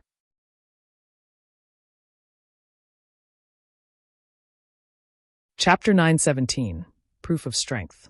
The Dark Guild Raven maintained a relatively low profile during the early stages of God's domain. The guild always moved covertly. The guild's desire to maintain a low profile was evident by the lack of guild emblems on Bloodsucker and his companions. If not for Raven trying to display its strength to gain Zero Wing's trust, the group would never act so flamboyantly. Shifeng had to admit that this was one of the benefits that Zero Wing enjoyed as it moved closer to the top of God's domain. Whenever he had an issue, people would oftentimes take the initiative to offer their cooperation. If Zero Wing were a third-rate guild or an unrated guild, meeting people like Bloodsucker would be impossible, not to mention inspiring these people to find him. Shifeng's straightforward question had left Bloodsucker slightly stunned. He had initially thought that Shifeng would play with words, driving him to state his conditions. After all, during negotiations, the side that revealed their terms first would be at a disadvantage. However, he had never imagined that Shifeng would ask him so blatantly. He wasn't used to this. The guild had sent him, specifically, to negotiate with Zero Wing because he was one of the guild's stronger members. Now, however, all of his subtle arguments he had prepared to persuade Shifeng and his efforts to show off Kirin and his team's strength had gone to waste. What? You don't have any conditions?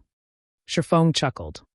No, it's just that your straightforwardness surprised me a little. After all, Raven is only a small, unknown guild, Bloodsucker said, shaking his head. Since Elder Yifeng has said as much, I'll tell you Raven's conditions. In return for Raven assisting the Azura battle team, we want 50% of the income you gain from the Dark Arena. You guys sure are ballsy. 50% is too much. I can offer you 20% at most. Shifeng instantly rejected Bloodsucker's offer. He was already splitting the income from the Dark Arena with Phoenix Rain. If the Raven Guild took another 50%, Zero Wing would be left with nothing. I'm guessing that you don't fully understand Raven's strength. How about we prove ourselves first? We can negotiate afterward. Bloodsucker frowned when he heard Shifeng's offer. However, he was not surprised by it. Their guild had remained in the shadows. As of now, practically nobody knew how terrifying Raven was. If not for the resources the recently launched mind space system required, they would not have sought out Zero Wing for cooperation. In his opinion, Shifeng had only offered such a low percentage because he didn't know Raven's true power. However, once they showed Shifeng that, with Raven's assistance, Zero Wing's chances of becoming the Dark Arena's organizer would improve, he would agree to 50%. After all, this was a sure profit exchange. Proof. Shifeng understood Bloodsucker's train of thought. However, he really could not afford to lose 50%. As Shifeng considered rejecting Bloodsucker's offer, he suddenly had a good idea. Previously, his head had ached over the lack of experts. Now that he had a chance to gain the help of 6 top-tier experts, it would be a waste not to put them to good use. Following which, he nodded and smiled, saying, If Raven wants to prove its strength, I just happen to have a very difficult quest that I need some expert help with. If you can show me that you are sufficiently powerful during this quest, there might be room for further negotiations. Of course, I'll pay you for your help. No problem. You can leave this quest to Raven. As for the remuneration, there's no need. Consider this Raven's gift to Zero Wing, Bloodsucker confidently stated. From the beginning, proving Raven's strength had been their goal in coming here. When the time came, they would shock Zero Wing's members. I still need to prepare. It'll take around 3 hours. You should do the same. This quest is very difficult. I just need you to send a party of 6 experts, Shifeng said. No need. The 6 of us will be enough, Bloodsucker assured. Seeing Bloodsucker's determination, Shifeng ended the conversation. After leaving the reception room, he contacted Yulan, telling her that they could challenge the Holy City of Titan's entrance trial immediately. Both sides would send 50 experts each, and Zero Wing would lead the team. Yulan agreed upon receiving Shifeng's message.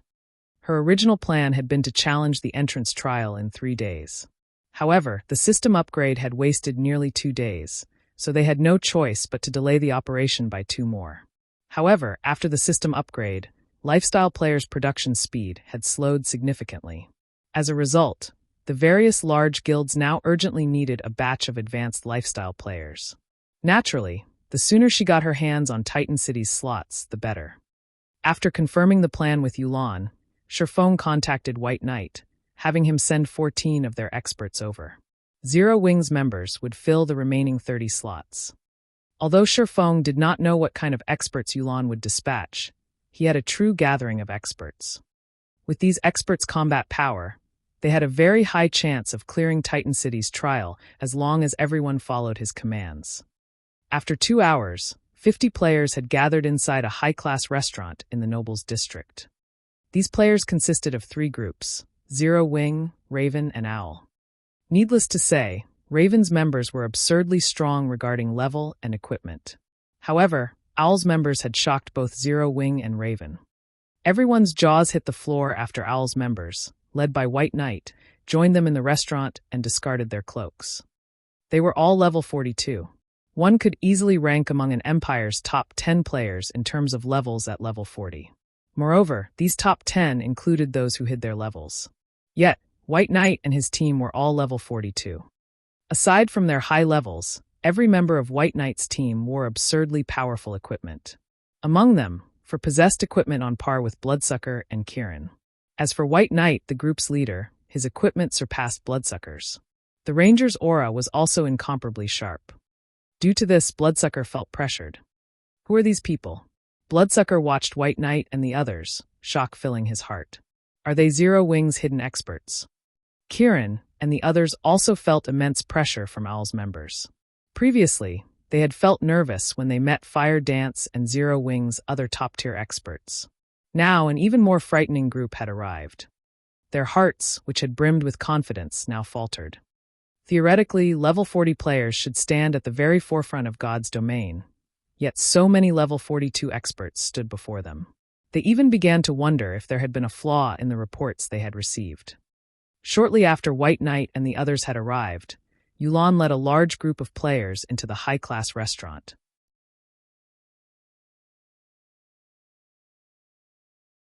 Chapter 918, Holy City of Titan. The high-class restaurants in the nobles' district were famed for their luxury. Even large guilds' elite members were reluctant to dine in these restaurants. These players would rather have a few drinks at a bar or eat their fill of ordinary food to get more bang for their buck. Upon joining Shifeng and the others in the restaurant, Yulan glanced at the various players. Immediately, she was shocked. How does Zero Wing have so many experts? Yulan had already thoroughly investigated Zero Wing, so she was very aware of Zero Wing's current combat power. She had never imagined that Zero Wing still had secrets. Owl's and Raven's members were the source of her surprise. Even the lowest among them was level 39, with the majority having reached level 42. Zero Wing's team composition overwhelmed the team she had struggled to establish. Among her players, the highest was only level 39, while the others were level 38. Although there was only a difference of 2 or 3 levels, the gap between level 39 and level 40 was like the difference between heaven and earth. Unless one had equipment that could reduce level requirements, otherwise, they could only wear level 40 equipment upon reaching level 40. However, such equipment was extremely rare. Generally, only epic items had such an attribute. There was a huge difference in terms of basic attributes between level 35 and level 40 equipment. If they had so many high-level experts working together, clearing Titan City's entrance trial would be much easier. Moreover, Yulan could tell that, even if White Knight and Bloodsucker were members of super guilds, they would be considered apex experts. It would be very difficult to find an expert in Underworld that could contend with these two. Big Brother Wolf, do you know that Ranger and Berserker? Yulan asked Werewolf quietly. The pressure she felt from White Knight and Bloodsucker was extremely powerful. They were like beacons in absolute darkness. Even if she fought it, it would be hard not to notice them. Among the information she had on God's domain's experts, nothing had been recorded on these two individuals. Although she did not know who these two were, Werewolf might know them. After all, Werewolf had once shone brightly in the virtual gaming world. Although he had later stepped away, he knew far more hidden experts than she did. I don't know them. However, I am sure that both of them are martial artists. Extremely powerful ones at that, Werewolf replied, his thoughts a little complex as he examined Shifeng's team. A few months ago, Zero Wing had merely been an unknown, upstart guild in White River City. Even Zero Wing's experts at that time weren't worth his attention. Yet now, the guild had several people on par with him in terms of combat standards. As for White Knight and Bloodsucker, who he had never seen before, even he had to admit that he was weaker than them. Werewolf could not help but wonder what kind of charm an upstart guild like Zero Wing had to attract so many experts. Even first-rate gods weren't capable of this feat. It really makes you wonder just where the guild leader has found so many experts. Overwhelming Smiles members must be scared stiff right about now. Blackie giggled when he saw Yulan and her Overwhelming Smile team's shock. The rest of Zero Wings members agreed with Blackie. When White Knight's group had arrived, even they were surprised. Shifeng stepped forward and said, "Miss Yulan, now that everyone is here, should we reform the team?" "All right. Everyone leave your teams," Yulan nodded as she pinned Shifeng with a penetrating gaze. Although she had already known that Yifeng would lead the expedition to Titan City, she had been somewhat surprised to receive this news. She thought that Black Flame would lead this expedition. This was not because she doubted Yifeng's strength. However, Black Flame was far more experienced with commanding a team. It was of the utmost importance that they cleared Titan City's entrance trial. After all, once they could enter the holy city of Titan, they could rapidly nurture advanced lifestyle players. In the future, they would have a greater advantage when competing with other trading firms. "I'll start dividing the workload.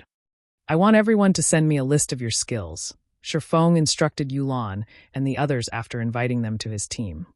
"That is a guild secret. How can we just reveal that information to an outsider?" Overwhelming Smiles members immediately complained. All guilds kept their players' basic attributes and skills secret. It was especially true for guild experts. If others discovered this information, it would be very easy to exploit their weaknesses. Shifeng then looked towards Yulan and said seriously, "I believe you know how difficult Titan City's entrance trial is. If I don't know everyone's abilities, I can't guarantee our success." After giving it some thought, Yulan nodded and said, "It's all right. Tell him." Titan City's entrance trial was much harder than a 100-man Hell Mode team dungeon. If the team leader did not even know what skills his members possessed, it would be hard for him to issue effective commands. After receiving Yulan's instructions, Overwhelming Smiles members sent their skill lists to Shifeng, albeit reluctantly. As for the skills Owls and Ravens members possessed, the two groups had long since notified Shifeng. Owls members had not held back in the least. However, Shifeng was certain that Ravens members had held back some information.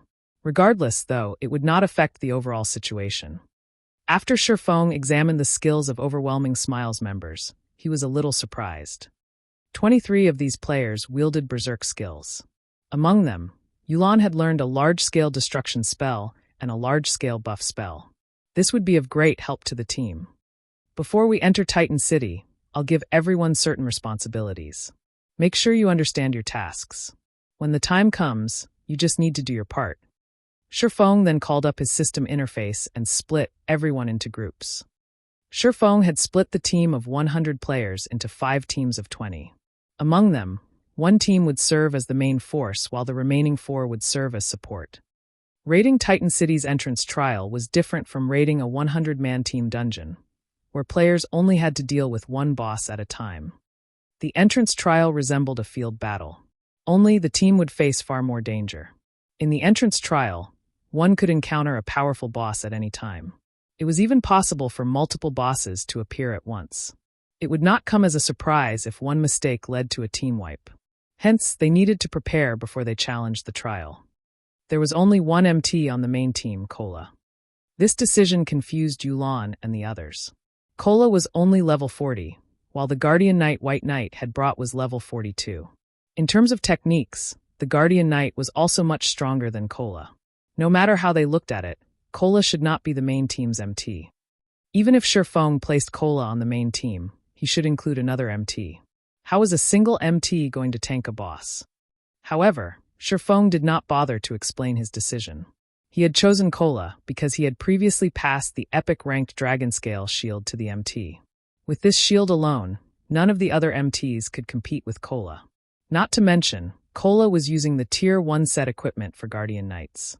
Comparing basic attributes, he was stronger than Moonlight Knight, Owl's level 42 Guardian Knight, by a large margin. He was the best choice to serve as the lead MT. After the various tasks had been distributed, Yulan took out a golden key and began to chant an incantation. In the next moment, a pair of tightly shut, black stone doors appeared in the hall. The stone doors towered over 3 meters high, and there were countless magical runes carved into the door's stone. As the thick, heavy doors slowly parted, a terrifying aura surged out, and everyone immediately felt a powerful mental suppression weigh on them. This mental suppression could rival that of Grand Lords. However, every player here was an expert. Even if the mental suppression affected them, the effects were minimal.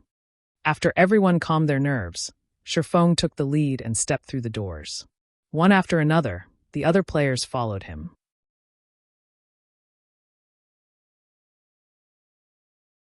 Chapter 919, Titan's Legend. The holy city of Titan was buried in God's domains underground. Complex terrain surrounded Titan City, forming a natural maze. Players could easily get lost within the maze as they searched for Titan City. Although Titan City was underground, crystals that radiated a bright blue glow covered the cavern's ceiling. Hence, visibility was not an issue. After Shifeng and the others entered the transfer gate, they had been teleported to this maze's entrance. This place is spectacular. As this was Aqua Rose and Zero Wing's other members' first time here, they were captivated. Even experts like White Knight and Bloodsucker found the scene awe-inspiring. Aside from the spectacular scenery, 10 towering statues of Titans loomed at the entrance. All 10 radiated a boundless aura. In front of these statues, players like themselves were no more significant than insects. Although they had known that the quest Shifeng had called them to help with was not simple, after witnessing this, they grew serious. With their sharp senses, they felt warnings of death from their surroundings the instant they reached this area. It was especially true for the entrance.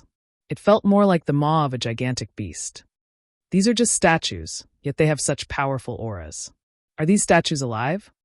Aqua Rose's slender brows creased slightly as she swept her gaze over the statues before her. She could feel the surrounding pressure originating from these 10 statues. If they had to fight while bathed in this aura, they would suffer a disadvantage. Relax. Those are just statues. Their purpose is to frighten monsters and prevent them from approaching, Shifeng explained. These 10 statues were the sculptures of the 10 saints who had founded the holy city of Titan. According to legend, every saint possessed enough strength to rival gods. Before they had died, these 10 saints had used their remaining power to construct Titan armaments. As long as one equipped the Titan armaments, one could rival the gods themselves. However, after several catastrophes struck Titan City, these Titan armaments had been lost. In his previous life, Shifeng had been fortunate enough to see one of these Titan armaments. Although it had only been a pair of gloves, the gloves were legendary rank. The gloves greatly increased the wearer's strength attribute. Even while using a fragmented legendary weapon, the player that had owned the Titan gloves had fought a player wielding a legendary ranked battle axe to a standstill. Among the equipment in God's domain, weapons provided the most benefits to a player's combat power, yet this pair of gloves had provided enough strength to rival a legendary weapon. One could just imagine how powerful the Titan armaments were. In Shifeng's opinion, it was possible to rival a god if a player obtained the complete set of Titan armaments. Unfortunately, the Titan armaments were a mystery to players. Even after 10 years, players had only discovered 3 Titan armaments. Moreover, 3 different players had owned them. These players had been the targets of numerous assassination attempts in the past. "All right, let's head inside," Shifeng said as he clapped his hands. After everyone took up their formation, they officially entered Titan City's entrance trial. After several minutes of traveling down the straight pathway, the team halted. "Leader, there are 4 paths ahead. Which one should we take?" Aqua Rose asked Shifeng. "Should we send someone to scout ahead?" Each path felt equally dangerous to her, so it was impossible to determine which path they should take. "Which path did you take last time?" Although Shifeng knew which path they should take, he still asked Yulan. "We investigated all 4 paths the last time we were here. Among them, a great lord guards the first path, while the next 2 are littered with traps and ambushing monsters. A large number of mobs guard the last. After we had killed those monsters, we discovered that the path led to another crossroad. In the end, we took the path with the Great Lord. However, after a short distance, 3 Great Lords annihilated us," Yulan explained. Truth be told, they had gathered almost no information before they reached an abrupt end. Hence, Yulan had thought to search for experts to challenge the 3 bosses. When Overwhelming Smiles members recalled the 3 Great Lords that had ganged up on them, a chill ran down their spines. There were not many players who could face a Great Lord, not to mention 3 Great Lords simultaneously. Moreover, Even a 100-man team would be hard-pressed to deal with one Great Lord here because, aside from the Great Lord itself, there were many monsters traveling with the Great Lord. Before they had dealt with the 3 Great Lords, the weaker monsters had swarmed and slaughtered them. So, that's the case. Let's go down the path with the crossroad then, Sherfong nodded. Generally, the path with a boss it should be the correct option. Taking the path with the crossroad is a waste of time, Yulan explained. That might be true in other virtual reality games, but in God's domain, it is only half correct, Sherfong said, chuckling. This is an entrance trial. Our ultimate goal is to pass through the maze, not to defeat the bosses, isn't that right? In reality, all 4 paths led to Titan City. If a team were strong enough, they could choose the most difficult path, which contained various bosses. This path was also the most direct and would save the most time. In contrast, the path with the crossroads, as Yulan had said, would be time-consuming. However, it was the safest path among the 4.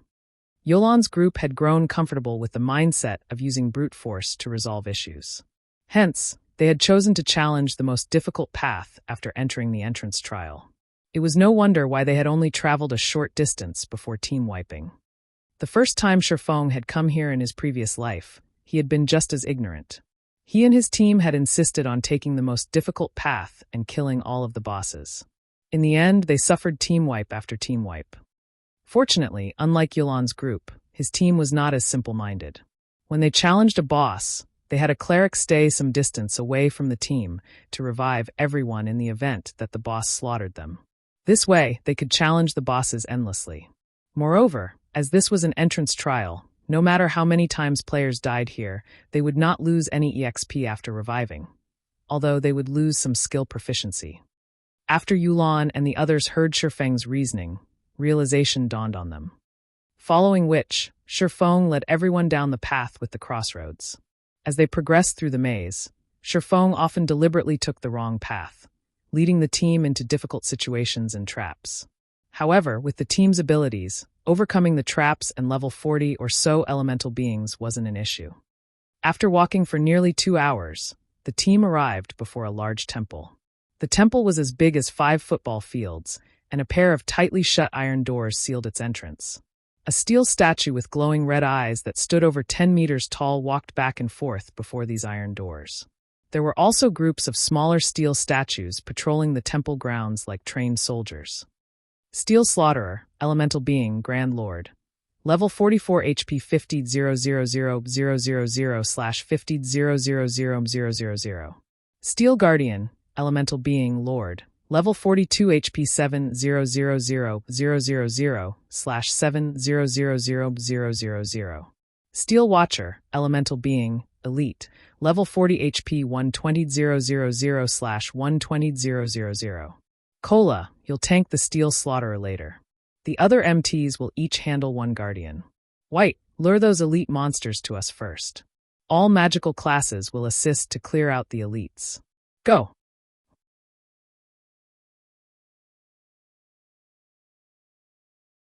Chapter 920, Epic Shields Effects. Sister Yulan, should we go? Why is a Grand Lord here? It's stronger than any of the bosses we faced before. Trying to fight that is suicidal. Sherfeng's commands had left Overwhelming Smiles members speechless. Although Sherfeng's orders sounded simple, carrying them out would be very difficult. Monsters surrounded the temple. There were at least over 400 Steel Watchers. Moreover, there were as many as 6 Steel Guardians. Any 20-man elite team would struggle against a Lord-ranked monster. Just luring a fraction of the Steel Watchers would be a challenge. These monsters stood too close to each other. If they attacked one of these monsters, they would alarm them all. Over 400 Watchers would chase them down. Everyone, get ready. Yulan understood exactly what Sherfong was trying to do. However, while realizing this plan was difficult, she had committed to Sherfeng's leadership.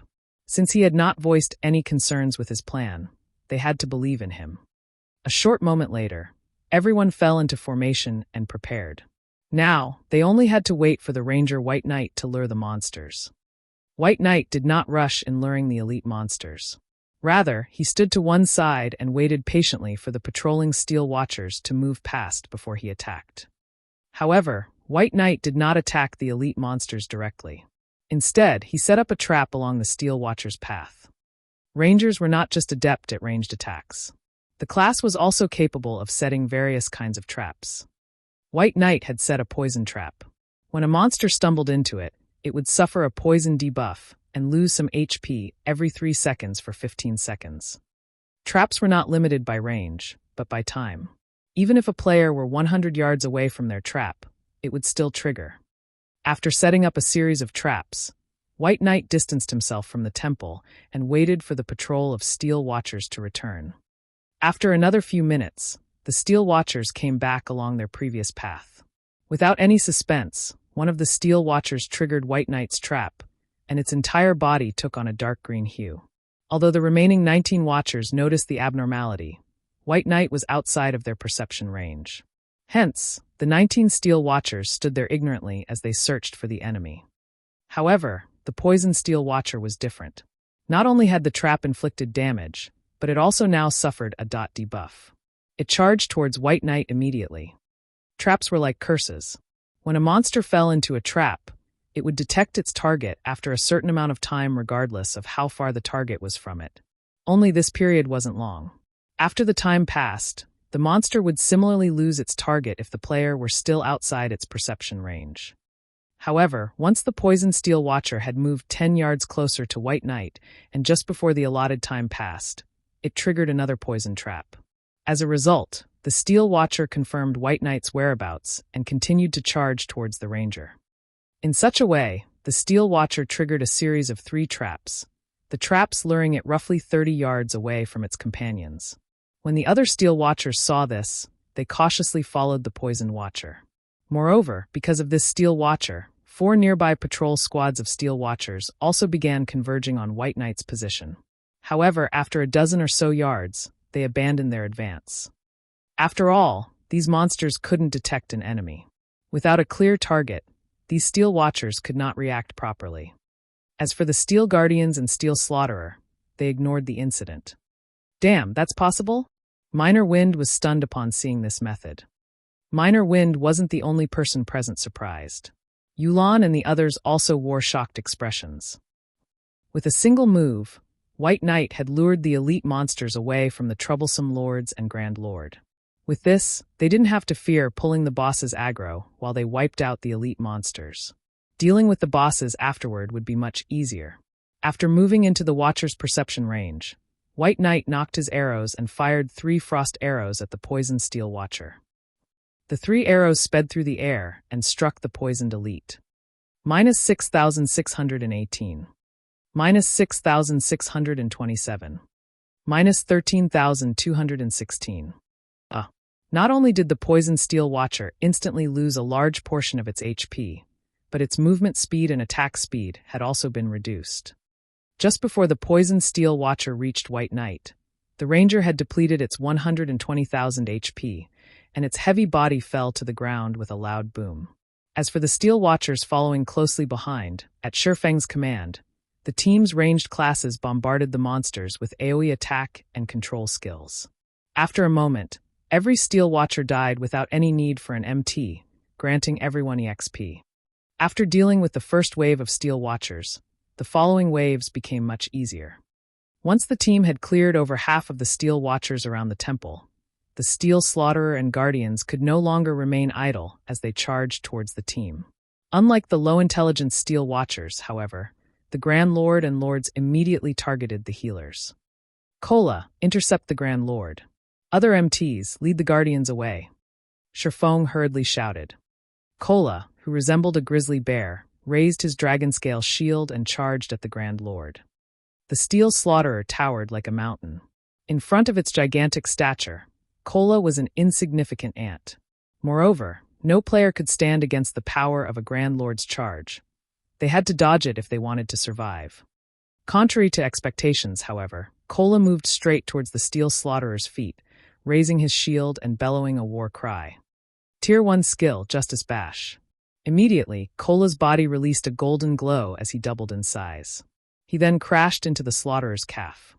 Boom! The powerful impact generated a strong wind that swept over the other players. Kola had only managed to stabilize his body after taking 3 steps back, a damage of more than minus 6,000 points appearing above his head. To Kola, who had 22,400 HP, the damage was acceptable. After the healers sent him a few heals, Kola's HP instantly recovered to full.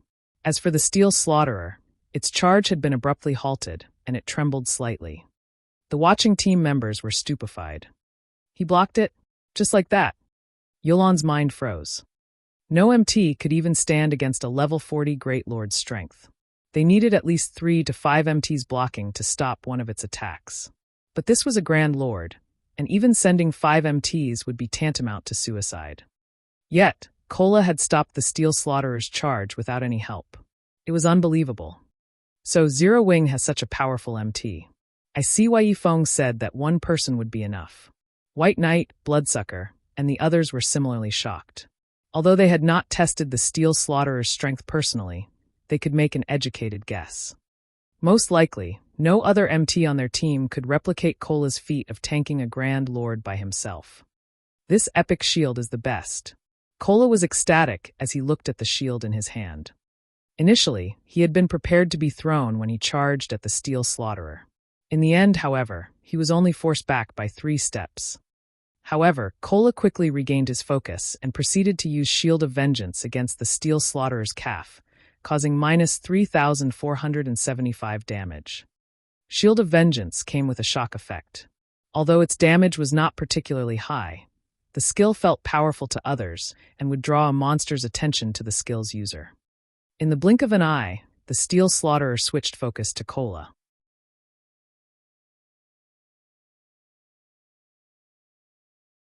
Chapter 921, Frightening Team. With Kola tanking the Steel Slaughterer, the pressure on the team lessened significantly. Kola only needed 3 healers to stabilize his HP, so everyone else could deal with the 6 Steel Guardians and the remaining Steel Watchers without needing to push themselves too much. To ordinary players, the level 42 Lord-ranked Steel Guardians might be a nightmare, but to Shifeng's team of top-tier experts, they weren't a problem. Any MT on the team could tank a Lord effortlessly on their own. Moreover, they only needed 1 healer to maintain their HPs. After the MTs stabilized their aggro on the bosses, the rest of the team dealt with the remaining 100 or so elite-ranked Steel Watchers. An ordinary expert player could defeat 2 or 3 elite monsters of the same level easily. As for this team, even the weakest among them could hold their own against a chieftain of the same level for a long time. Some were even capable of killing chieftains, or resisting a lord of the same level by themselves. If not for the threat of the Grand Lord, the team would have only needed a dozen or so players to deal with the 100+ elite monsters. At this moment, Yulan finally experienced what it felt like to have a powerful MT on the team. With a powerful MT, even a headache-inducing problem could be easily resolved. Zero Wing's MT is amazing. Even without using a life-saving skill, he only took around minus 15,000 damage after the Slaughterer's skill hit him. Even Boss Wolf might have died instantly if he didn't activate a life-saving skill in time. How high is his defense? His HP is so high. It should be at least over 20,000. Many of Overwhelming Smile's members were stunned by Kola's performance. Although Zero Wing is much stronger than we had expected, Raven is more capable than this. Bloodsucker had no intention of letting Zero Wing continue to occupy the spotlight. After all, their goal in coming here was to show Shifeng their guild's strength. Following which, Bloodsucker led his party to attack a Steel Guardian. Generally, dealing with a Lord-ranked monster required a 20-man team of the same level. However, now that Turtledove single-handedly pinned down the Steel Guardian, Bloodsucker and his group of damage dealers could launch their attacks without holding back. Bloodsucker instantly appeared behind the Steel Guardian and used Chop on the Lord, his spear thrusting into the Lord's leg joint. Fully displaying the boundless strength of Berserkers, Bloodsucker's attack forced the Steel Guardian to one knee, a damage of over minus 8,000 points appearing above the Lord's head. Bloodsucker's attack had put an end to the Steel Guardian's offensive. Following which, the Berserker used Whirlwind Slash, his spear striking the Steel Guardian's other leg joint, dealing over minus 6,000 damage and causing the Lord to fall, face first, to the ground. Suddenly, a black figure appeared above the Steel Guardian's head. This figure was none other than Raven's Kirin. Kirin's daggers rapidly sliced the Steel Guardian's head as he descended, leaving 6 deep cuts, each causing over -2,000 damage or over -4,000 damage with a critical hit. Once Kieran landed, he spun and used Absolute Strike on the back of the Lord's head. Instantly, a black streak of light pierced through the back of the Steel Guardian's head, exiting between its brows and devouring over 13,000 HP. The other Raven members joined the fray, bombarding the Steel Guardian with attacks. Overall, Raven's Steel Guardian lost HP far faster than the Steel Guardian that Overwhelming Smile dealt with. Moreover, Raven's members disabled the Guardian with every attack. As a result, Turtledove had an easy time tanking the Lord, so much so that she no longer required the help of a healer. However, Owl did not lag behind Raven in the least. The adventurer team's 14 members fought 2 Steel Guardians simultaneously. White Knight's Steel Guardian, in particular, lost HP faster than Raven's target. White Knight's normal arrow attacks could deal over -3,000 damage to the Steel Guardian. When he used skills such as Burst Arrow, his attacks easily dealt over -10,000 damage, over -20,000 damage if it were a critical hit. Moreover, his attack speed was on par with an assassin's. With Owl and Raven's members taking action, 3 Steel Guardians were dealt with. As for Zero Wings members, they focused on the Steel Slaughterer. The situation left Yulan speechless. Shifeng's side had dealt with 80% of the battle, leaving her side with very little room to display their strength. Her side only needed to deal with 3 Steel Guardians and the remaining Watchers. Yulan even began to suspect that, even if her team of 50 stood idle, Shifeng's side could finish the battle by themselves. In less than 10 minutes, all 6 Steel Guardians and the 100+ Steel Watchers were dead. In contrast, Shifeng's entire team was also alive and well. Now, only the Steel Slaughterer remained. As the team began to think that they would easily pass this stage, the Steel Slaughterer stomped its feet. With a loud boom, the ground shattered. The following impact sent everyone flying. Although the players only received between -1,000 and -4,000 damage, they were all thrown 50 yards away from the Grand Lord. The Steel Slaughterer then raised its hands. A gigantic blue magic array formed in the sky, countless arcs of lightning gathering at the Slaughterer's hands. Anything these blue arcs touched instantly turned into ash. As if Armageddon had arrived, the team could feel a deathly aura loom over them. The boss is going to activate a team wipe skill. All MTs, stand at the forefront and activate your life-saving skills. Everyone else, stand behind the MTs. Drink a magic resistance potion. Guardian Knights, activate your magic resistance aura. Shifeng ordered, showing no signs of panic. After the monsters around the Steel Slaughterer died, the Grand Lord would activate a powerful AoE skill called Thunder Destruction. The skill's range covered the temple and its grounds, so it was impossible to dodge. Their only option was to survive it. On the other hand, if a team focused on the Steel Slaughterer without finishing off the other monsters, when the Grand Lord's HP fell below 70%, it would still use this move. After receiving this skill, the team would either be dead or crippled. Facing the Lords and Elites after that would only end with their deaths. Hearing Shifeng's command, everyone flew into action. All 10 MTs stood in front of the team and activated either Shield Wall or Protection Blessing.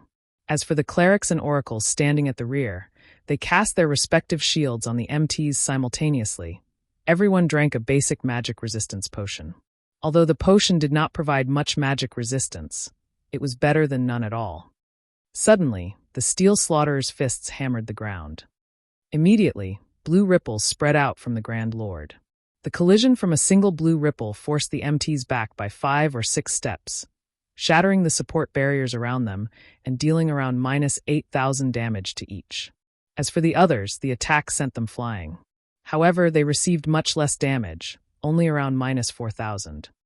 Quickly, heal everyone, Shifeng shouted.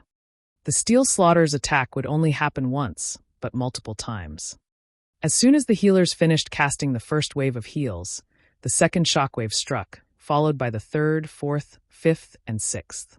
Only after the 6th shockwave did the Slaughterer's attack end. However, because of this shockwave attack, nearly half of the team members had died. As for the MTs standing on the front line, only 5 of the 10 were still alive. At this moment, everyone finally realized that they had greatly underestimated Grand Lords. A Grand Lord's AoE skills were far more powerful than an ordinary Great Lord.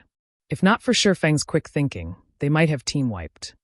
Suddenly, the Steel Slaughterer split into two, transforming into a silvery white and a pitch-black Steel Slaughterer. The team was flabbergasted. They now had to face two Grand Lords.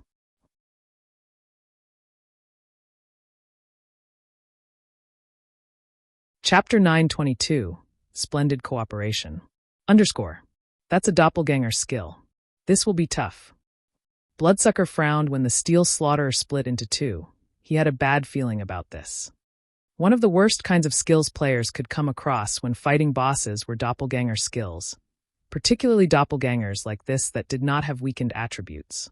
The only saving grace was that such doppelgangers usually shared HP overall, however. The boss would be far more difficult to deal with than if it simply gone berserk and gained a huge boost to its attributes. Now that nearly half of their team was dead, their likelihood of defeating the two Grand Lords was very low.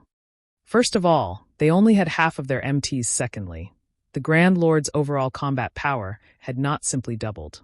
If the two Grand Lords superimposed their attacks, they would deal double the damage. Against such a powerful attack, even an MT like Cola would die without every healer focused on him. If these Grand Lords use that shockwave move again, we might as well give up. Yulan frowned, her willowy brows meeting, as she looked at the two Steel Slaughterers. She had never imagined that this Grand Lord would be so difficult to deal with. Guild leader, what should we do? Should we activate our berserk skills? Aqua Rose sent Shifeng a whisper. Cola, tank the white one. Turtle Dove, you'll assist him. The other three MTs will be responsible for pinning down the black one. Keep them 50 yards away from each other.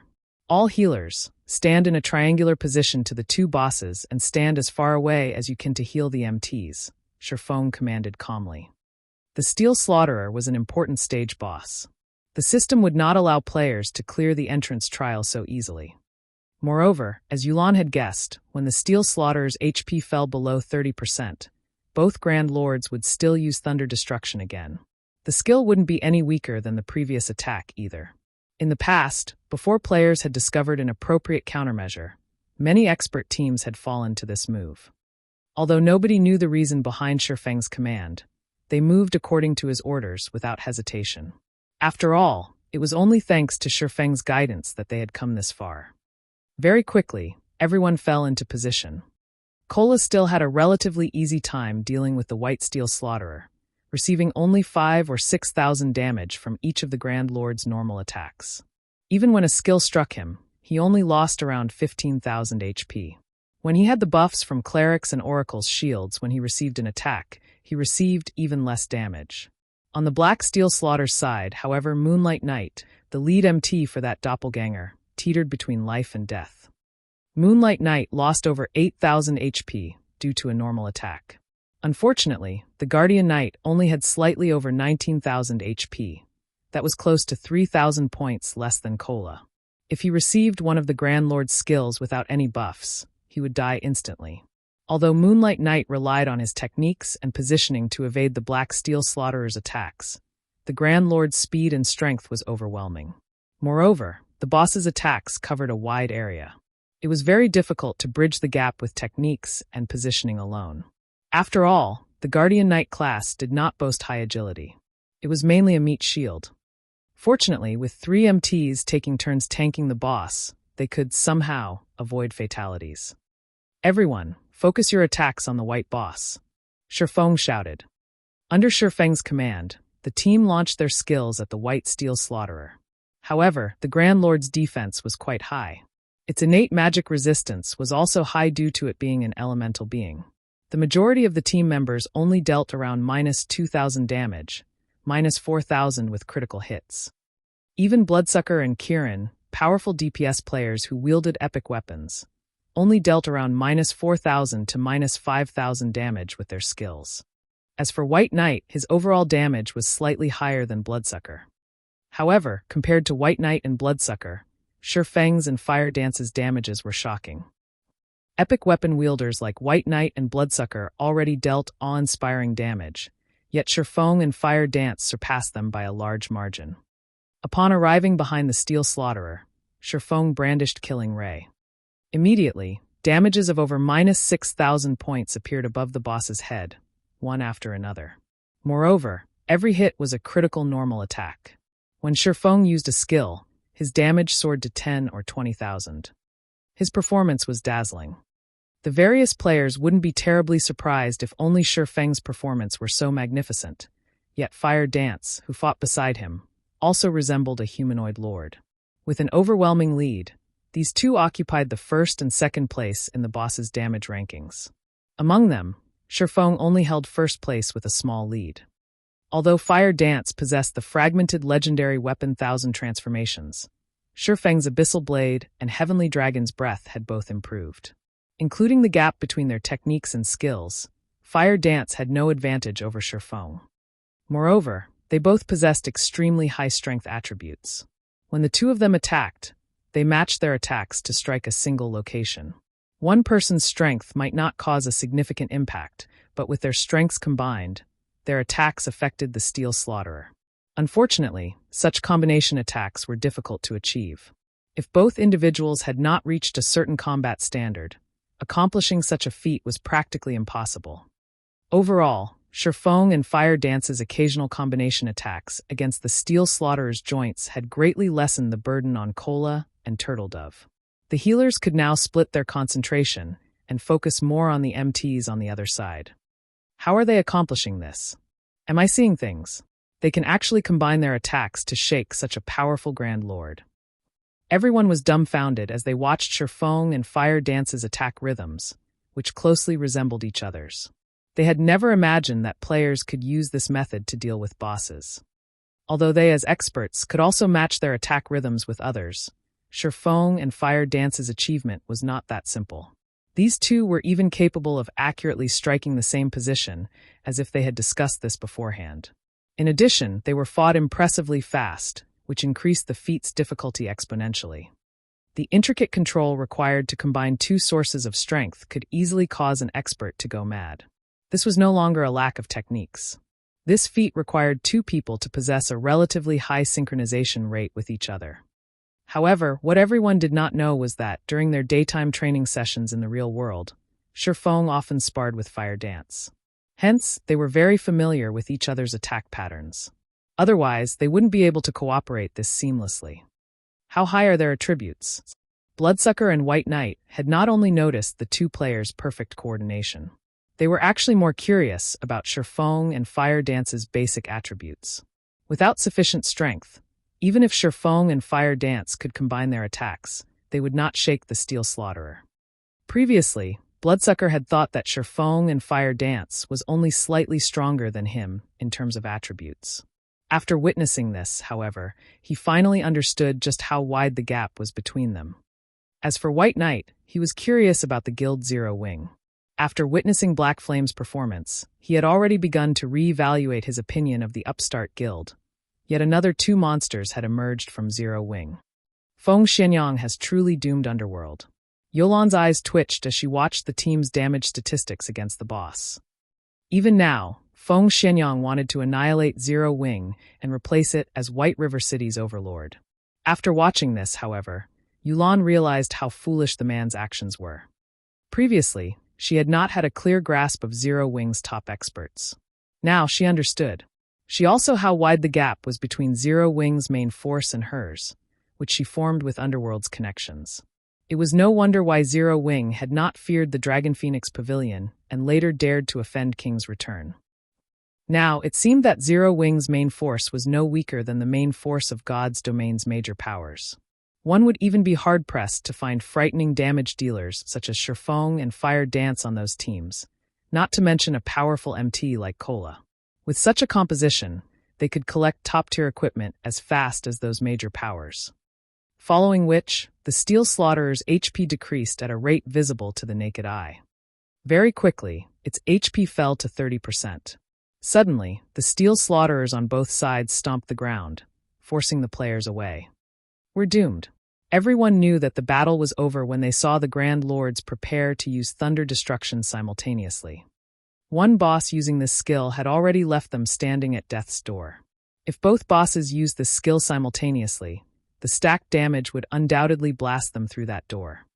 Everyone, hide beside the white boss. Moonlight, you three hide beside the black boss. You'll be responsible for tanking the boss. Blackie, give Moonlight Night Guardian of Light. Cola, activate Dragon Scale Body. Sherfong shouted. Guardian of Light could reduce the damage the target received, as well as heal the target. Meanwhile, Dragon Scale Body would increase Cola's defense by 200%, HP by 300%, and recovery ability by 500%. After activating Protection Blessing as well, Cola could even survive without any healing.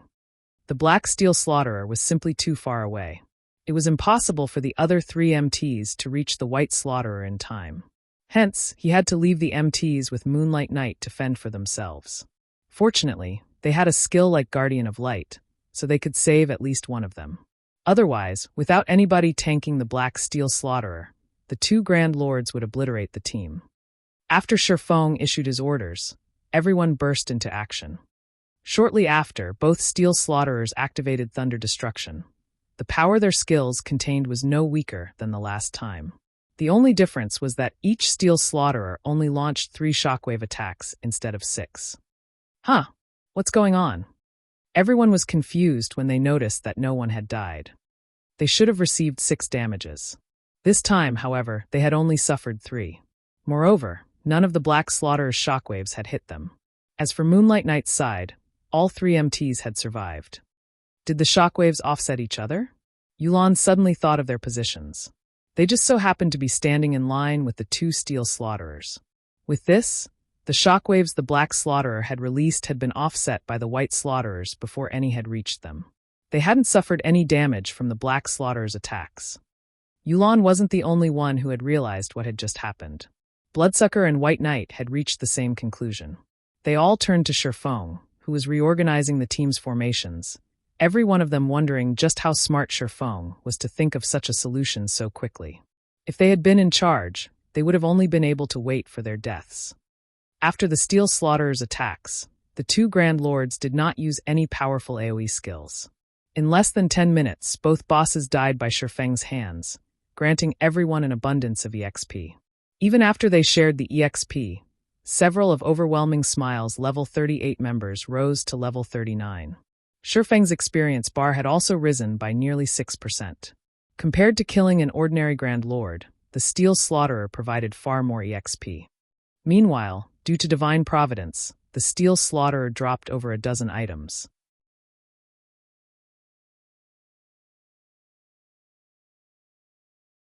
Chapter 923, Steel Crown. As the Steel Slaughterers crumbled into a pile of scrap metal, the temple's locked iron doors opened. It's finally dead. I was nearly out of mana. We won. Just like that. This is so awesome. Nobody will believe us when we tell them we defeated a level 44 Grand Lord. This was not the first time Zero Wings members had faced down a Grand Lord. However, this was the first time for Overwhelming Smiles members. They had even shrunk back in fear even against a level 40 Grand Lord, not to mention a level 44 Grand Lord. Hence, how could they contain their excitement?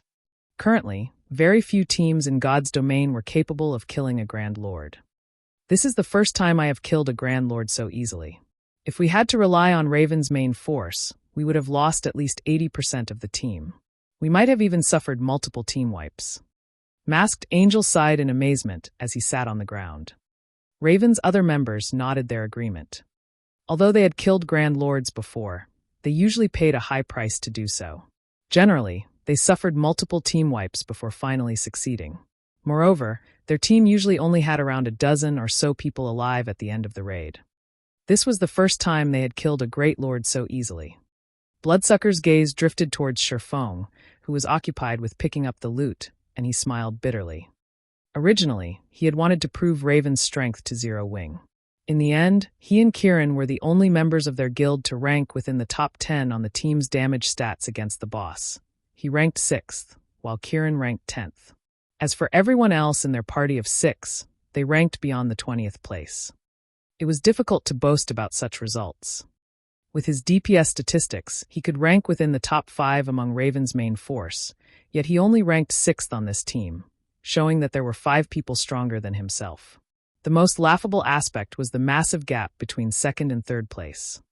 White Knight, who ranked third among the team, had only dealt slightly over half of Fire Dance's total damage.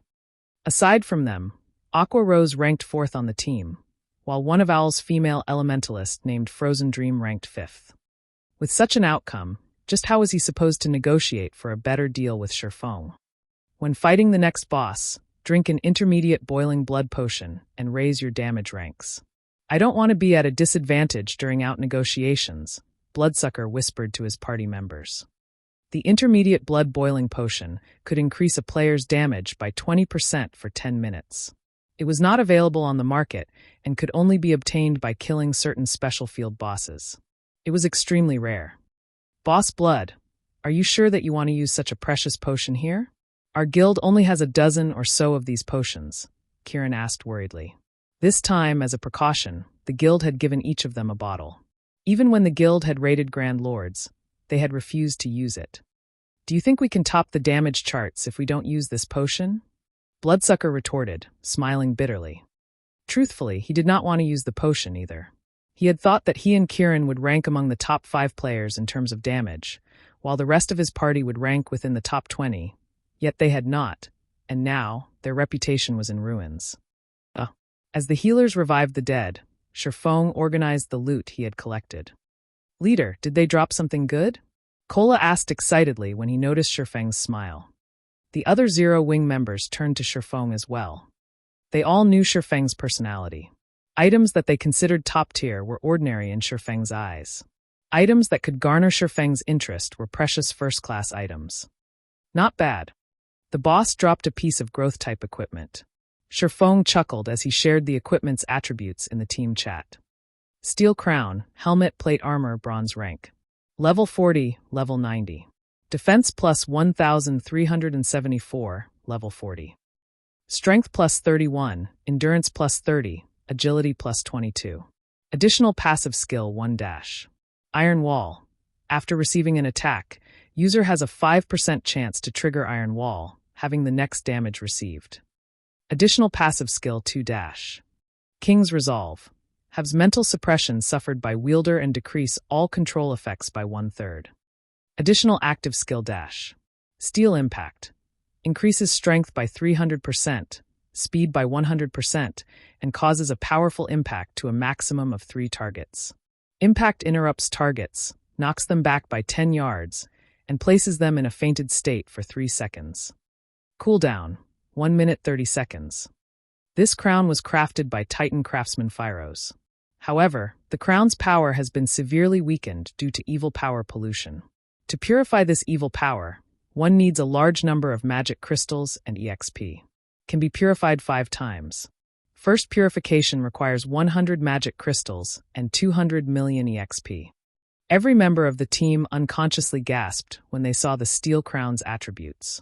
The crown was a treasure for MTs. The item's 2 passive skills could significantly reduce the burden on MTs when facing bosses. As for the Steel Impact skill, it could be useful during crucial moments to prolong or interrupt a boss's channeling before it executed a powerful skill.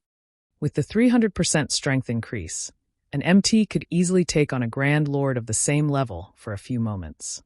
Furthermore, as the Steel Crown was growth-type equipment, both the crown's basic attributes and the skills would improve as the crown was purified. This helmet can practically rival epic equipment.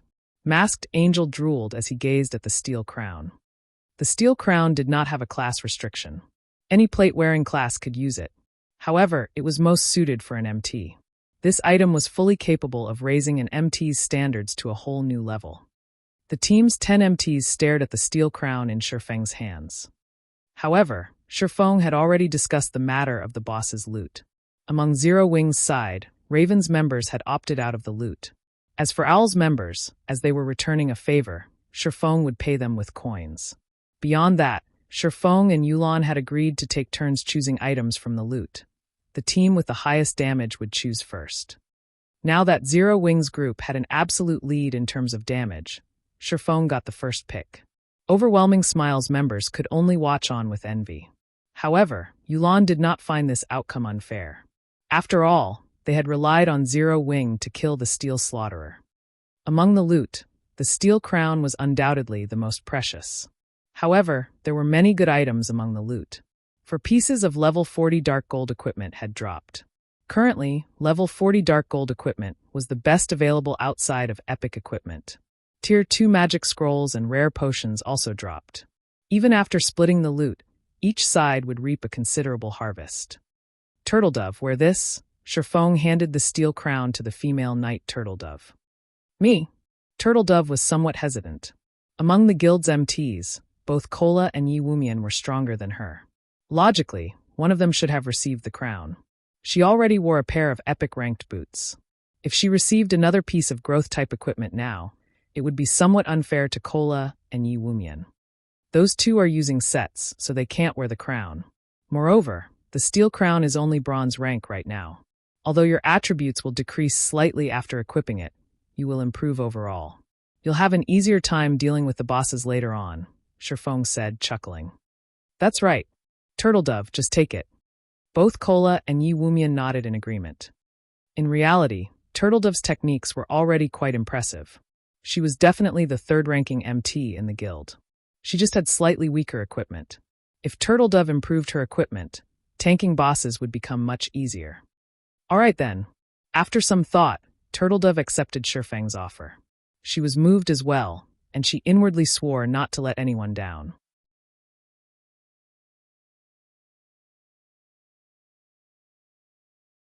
Chapter 924, An Extraordinary Item's Hidden Effects. Chapter 924, An Extraordinary Item's Hidden Effects. After Turtledove equipped the steel crown, although her basic attributes had decreased slightly, her aura instantly changed. 5 ocean blue gems adorned the silver crown, which gave Turtledove a royal air. Moreover, Turtledove appeared far more relaxed.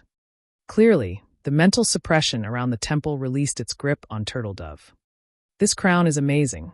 Wearing it actually calmed me down. With this, I don't have to worry about mental suppression against a high-tiered boss anymore. After equipping the steel crown, Turtledove felt a pleasant sensation wash over her body, her mind becoming much clearer than before. However, the greatest change she sensed was her body's flexibility. Her previous helmet could not compare to the steel crown.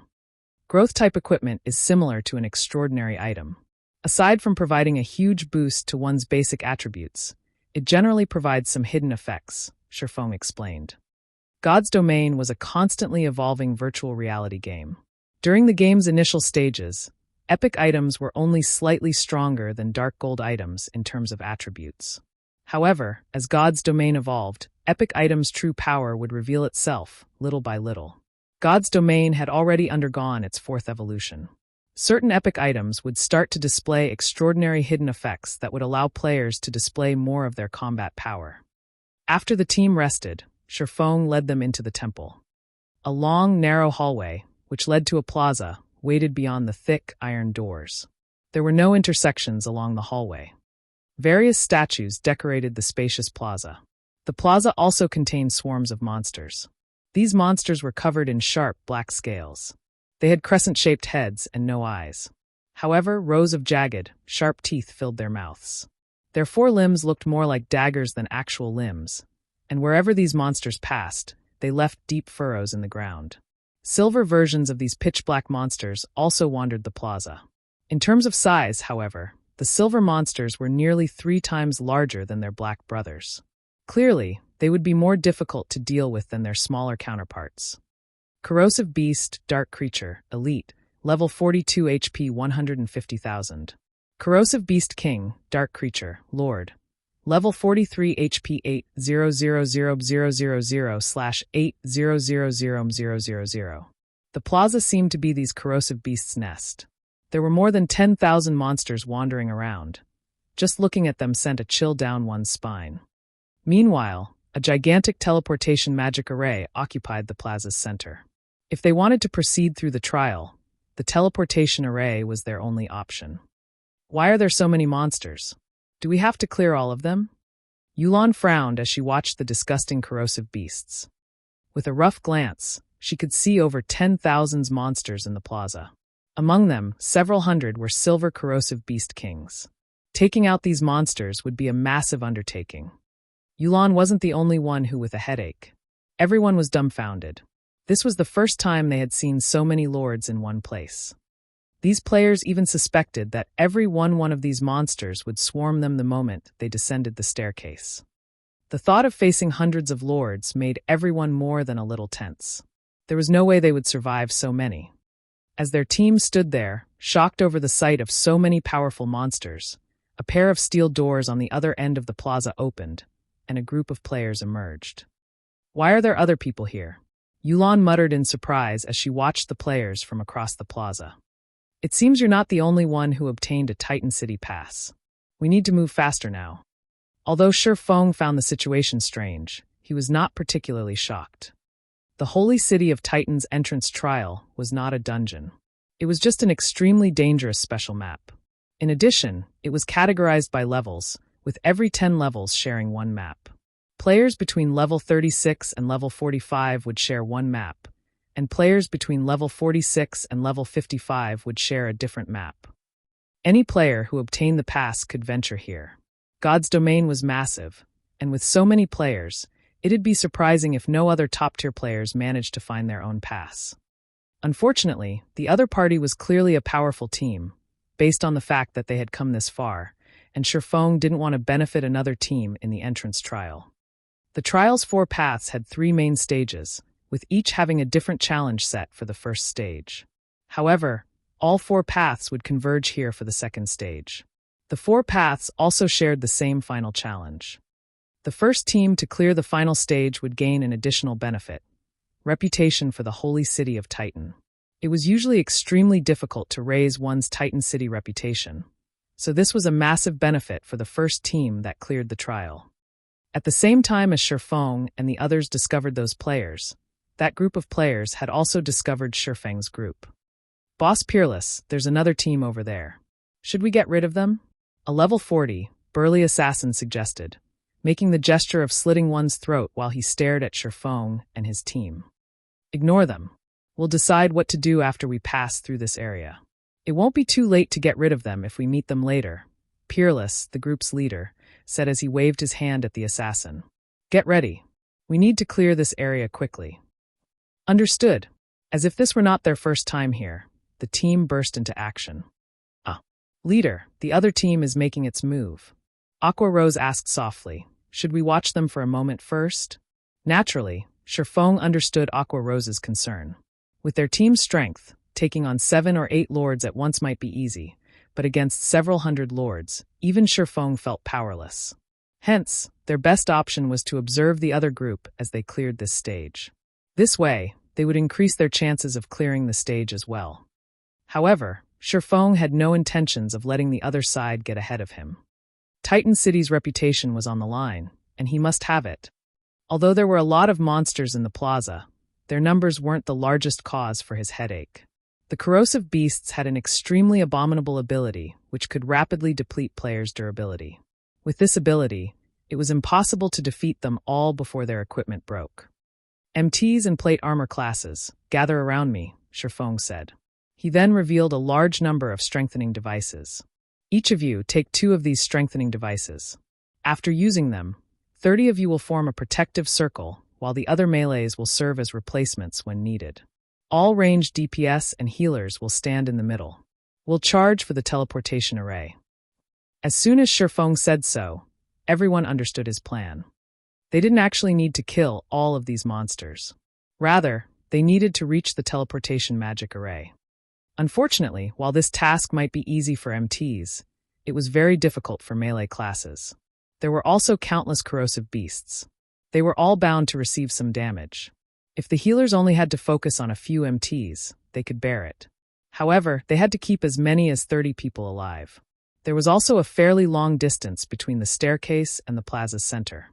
If their healing failed to keep up with the damage the melee classes received, everyone would die before reaching the teleportation array. Shi Feng's decision was definitely risky. However, Yulan and the others could not think of a better plan. Hence, they had to put their faith in Shi Feng once more. Moreover, 2 groups of players were charging into the plaza. This would reduce the number of monsters they had to deal with. If they started moving after the other side had cleared the stage, it would be far more difficult to succeed. By the time everyone finished preparing, Shifeng had noticed that the other team had begun to move. Immediately, he shouted, "Move out!"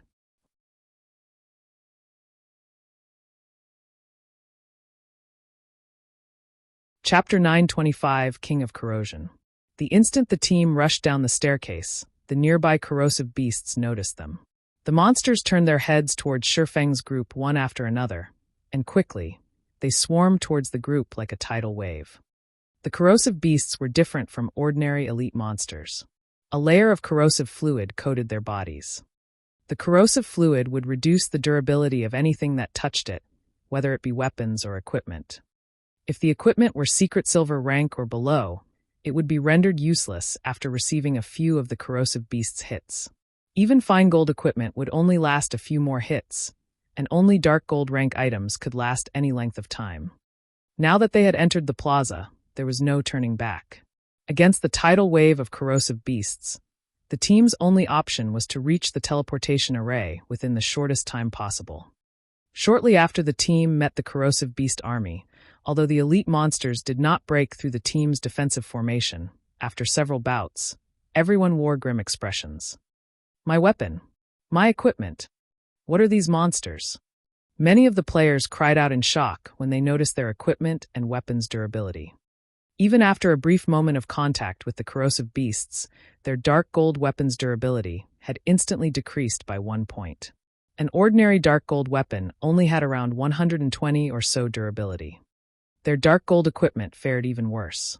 After receiving a few hits, their strengthening device's durability decreased by 1 point as well. It was obvious that, without the protection of the strengthening devices, their equipment would only last for a short time. "Leader, look at that team. It seems that they came prepared," Fire Dance said as she pointed at the other team. As she was not standing in the other ring, attacking with her throwing knives, she could focus on their distant competition. "That's a smart move." Shifeng was slightly surprised when he turned to watch the other team. Instead of using a circular defensive formation as they had, the other team employed a V-shaped formation. Their most durable MTs served as the spearhead while the others followed closely behind. When the other team attacked, they would try to push the corrosive beasts standing before them away, forcing these monsters into the corrosive beasts behind them and buying some time. During this short period, the team pulled away from these monsters, with neither side having the opportunity to clash. In addition, the magical classes in the middle of the formation used one Tier 2 magic scroll after another. The magic scrolls they used all contained AoE spells. Whenever a corrosive beast king charged at the team, these magical classes used a series of magic scrolls to knock back the oncoming corrosive beasts and beast kings, allowing the team to move faster. Despite both sides starting towards the teleportation magic array at the same time, the other team was much faster. "Boss Peerless, your method is really effective. We'll reach the teleportation array in half the time of our previous attempt." "That's right. Boss Peerless is the best. We'll definitely clear the entrance trial." "That team is pretty stupid. At this rate, we won't have to worry about them." Haha. I hope they can clear this stage, though. The fact that they reached this stage shows that their weapons and equipment are excellent. We might be able to earn some top-tier equipment. Everyone on Peerless' team chatted cheerfully among themselves. As both teams were fairly far apart, they couldn't tell who the other team was. However, as they had experienced the first stage's difficulty personal, they knew that the other team must possess high-quality weapons and equipment. Otherwise, reaching the second stage would have been impossible. Team leader Yifeng, we can't continue like this. These corrosive beasts are wearing out our equipment too quickly. Yulan said anxiously after examining the team's situation. Why don't we start using magic scrolls as well? The monster's corrosive ability was much stronger than she had expected. If not for the strengthening devices, their equipment would have long since broken. However, there was still a long distance to the teleportation array. Moreover, more corrosive beast kings approached. In the beginning, they only had to deal with 1 or 2 at a time. Now, over a dozen attacks simultaneously. They weren't even a third of the way, yet so many lords bombarded their team. Soon, they may have to face dozens of corrosive beast kings. The corrosive beast kings were many times stronger than the corrosive beasts. Not only were they stronger in terms of attributes, but their corrosive abilities were also stronger by a large margin. Even Kola, who used an epic shield, was having a difficult time against these lords. Currently, their only way to break through was to utilize the same method as the other team, which employed AoE magic scrolls. Although their team had not prepared to use these scrolls, they had brought some with them. Unfortunately, using large-scale destruction spells would only add to the chaos of their situation. Large-scale destruction spells did not differentiate between friend and foe. Even if they cleared out the monsters in an area with the spell, they would have to wait until the spell's effects were over before proceeding. In the end, the monsters they had left behind would catch up while they wasted time. No rush. We'll use them after we reach the halfway point. Shifeng rejected Yulan's suggestion. Using magic scrolls with impact effects was certainly a method that many teams had employed in Shifeng's previous life. However, the second stage had another hidden mechanism. When 2 or more teams were halfway to the plaza's center, they would awaken the slumbering king of Corrosion, Splendid. Now that the other team had passed the midway point, Shifeng did not want to do the same too soon. At the very least, they should wait until the other team completed 2/3 of their journey. This way, the king of Corrosion would target that team rather than theirs, which had just entered the king's domain. Hearing Shifeng's rejection, Yulan was momentarily speechless. However, since Shifeng's leadership had already proven successful, it would not be wise to oppose his commands now. As time passed, more corrosive beast kings converged on both teams. In the blink of an eye, each team faced over 100 lords. Even Peerless' team began to slow due to the large number of monsters. However, when Peerless' team was a quarter of a distance away from the teleportation array, Shifeng and the others reached the halfway point. Immediately, a pillar of green light rose from the center of the plaza, releasing a dense green fog. As this fog passed over the area, everything it touched heavily corroded, eroding hundreds and thousands of little holes across the ground. The scene sent chills down everyone's spines. What's going on here? Peerless stared at the pillar of light, his expression twisting into something ugly. This was not his first time here. Rather, it was his 3rd visit. The first time he had reached this plaza, his team had only crossed 2/3 of the distance before they fell under the overwhelming sea of monsters. On their second try, while they had forged through the stage after many difficulties, they had not encountered anything like this. As he stared at the pillar of green light, he involuntarily shivered, his mind continuously warning him that it was extremely dangerous to continue forward. As everyone was caught in their stupor, a ferocious monster that stood over 20 meters high emerged from the green light. This monster was nearly 3 times larger than the corrosive beast kings, and green scales covered its entire body. A green liquid seeped from the gaps between its scales. When the liquid touched the ground, it ate through the earth, creating a large hole. A green fog also circled the monster's humongous body. This was none other than the king of Corrosion, Splendid. Seeing this, everyone involuntarily gulped in fear. Why has such a monster appeared? Peerless' complexion paled as he stared Splendid.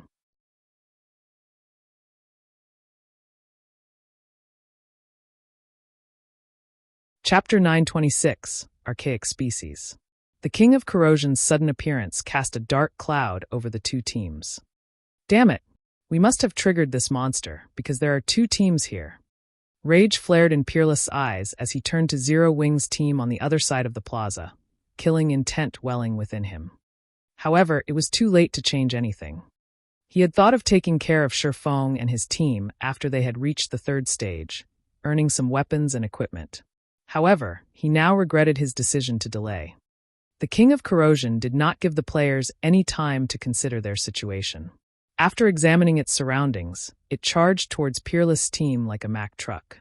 The ground trembled with each of Splendid's steps. As it moved, the corrosive fluid from its body ate large craters in the ground. Seeing these craters sent shivers down everyone's spines. Splendid, king of Corrosion. Dark Creature, Grand Lord, level 45 HP 80,000,000/80,000,000.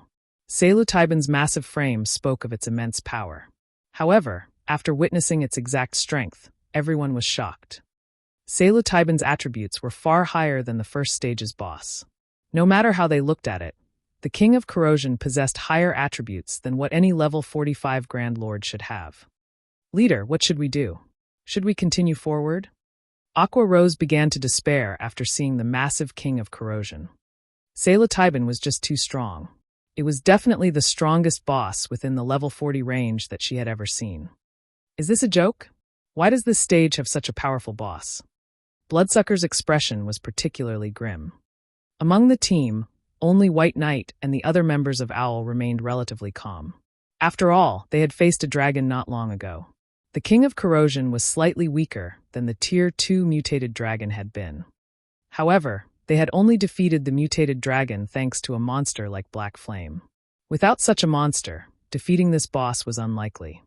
At this time, Sherfong issued his commands in the team chat: Fire Dance, use the frost grenades to stop the corrosive beasts. Blackie, use Stars of Light to clear a path ahead. Everyone else, if you have AoE attack or control skills, now is the time to use them. While Psilocybin might not be a dragon, it was an archaic species. To put it simply, it was the descendant of ferocious beasts. Ferocious beasts were from the same life order as dragons, capable of killing gods.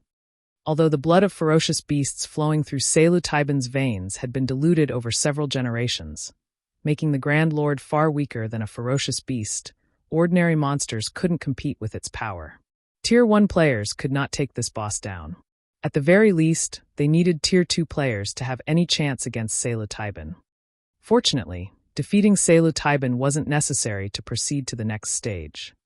Under Sherfeng's command, the team began to move like a well-oiled machine. Fire Dance and the other melee classes who were not fighting in the defensive ring threw one intermediate grenade after another, freezing the distant lords and elites before them. Blackie then used Stars of Light while Sherfong used Firestorm. Yulon contributed, as well as she used Thunder Beast's Descent. When the 3 large-scale destruction spells struck, light, flame, and lightning descended upon the plaza, looking as if doomsday were upon them. For a time, damages in the tens of thousands appeared above the frozen monsters' heads. In a few short seconds, over 1,000 corrosive beasts died, and a clearing appeared before Sherfeng's team. Everyone's experience bar soared rapidly, a few of the team's level 38 players reaching level 39. Some of Zero Wing's level 39 players rose level 40 as well. Due to the frost grenade's freezing effect, the monsters that were fortunate enough to be outside the AoE spell's range remained frozen. For a short time, no other corrosive beasts could fill the new clearing, which allowed Sherfong and the others to precede any resistance. Shortly after, the magical class players began to use magic scrolls to repel the incoming corrosive beasts. Not only did this speed up the team's advance, but it also significantly reduced their weapons and equipment's durability consumption. As Sherfeng's team began to spring, the other team grew desperate. Everyone, prepare for battle. Blade, get ready to use that Tier 3 magic scroll. No matter what, don't let that monster near us. Peerless knew that there was no point in regret now. He needed to deal with the problem before them quickly. If they could hold on until they reached the teleportation array, victory would be theirs. Boss, we had prepared that magic scroll for the 3rd stage. If we use it now, a summoner in his mid-20s voiced his concern. Just use it. Fortunately, it isn't our only trump card for the 3rd stage, Peerless growled as he gnashed his teeth. He didn't want to use the Tier 3 magic scroll either. Just before Psilocybin reached their team, the summoner named Blade used the Tier 3 magic scroll he held. Suddenly, a golden magic array appeared above them. A gigantic beast then descended from the array, knocking away the surrounding corrosive beasts. Blade, use the golden lion to lure the boss away, Peerless ordered. The King of Corrosion was simply too dangerous. Even if it simply stood still and did nothing, the corrosive mist around it could claim their lives. They could only rely on the Tier 3 Great Lord they had summoned to hold it off. The golden lion, which stood over 10 meters tall, then pounced on Psilocybin. However, before it crashed into the King of Corrosion, Psilocybin swiped its claws at the lion. Pung! The attack sent the lion flying, its massive frame crashing into a crowd of corrosive beasts. What? Everyone's jaws dropped. A single hit had sent a level 55, Tier 3 Great Lord flying. The golden lion was actually 10 levels higher than Psilocybin. Even if it weren't a match for the level 45 Grand Lord's strength, there should not be too much of a difference. Yet, the one attack had thrown the golden lion over 30 yards. This was unbelievable. Fortunately, the Golden Lion had attracted Selu-Taiban's attention. Rather than stomping towards Peerless' team, the King of Corrosion approached the fallen lion, one step at a time. Seeing the boss change targets, Peerless and his team released a sigh of relief. Taking this opportunity, they made a mad dash for the teleportation array. Unfortunately, the Golden Lion wasn't doing well as the King of Corrosion trampled upon its body, its HP decreasing at a rate visible to the naked eye. Peerless and his companions shuddered in fear as they watched. As the Golden Lion's HP plummeted, Peerless' team sped towards the teleportation array. When the Golden Lion had less than 10% of its HP remaining, Peerless and the others were finally inside the teleportation array. Damn it! Damn this thing! It made me waste a Tier 3 summoning scroll. A cold glint flashed in Peerless' eyes as he glared at the Golden Lion, which was on its last breath. He had hoped to take the lion with them through the second stage.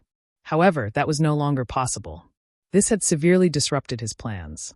He shouted sternly, "Blade, remove the summoning. I want those people to die." Understood. The summoner understood Peerless' intentions. While it was no longer possible to leave with the Golden Lion, that did not mean they should let others take advantage of it.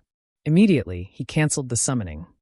Shifeng's team still had to cross another quarter of a distance or so to reach the teleportation array. With the King of Corrosion's strength, that was more than enough time to annihilate the team. Sure enough, the moment the Golden Lion vanished, Selu-Taiban's gaze shifted to Shifeng and his players.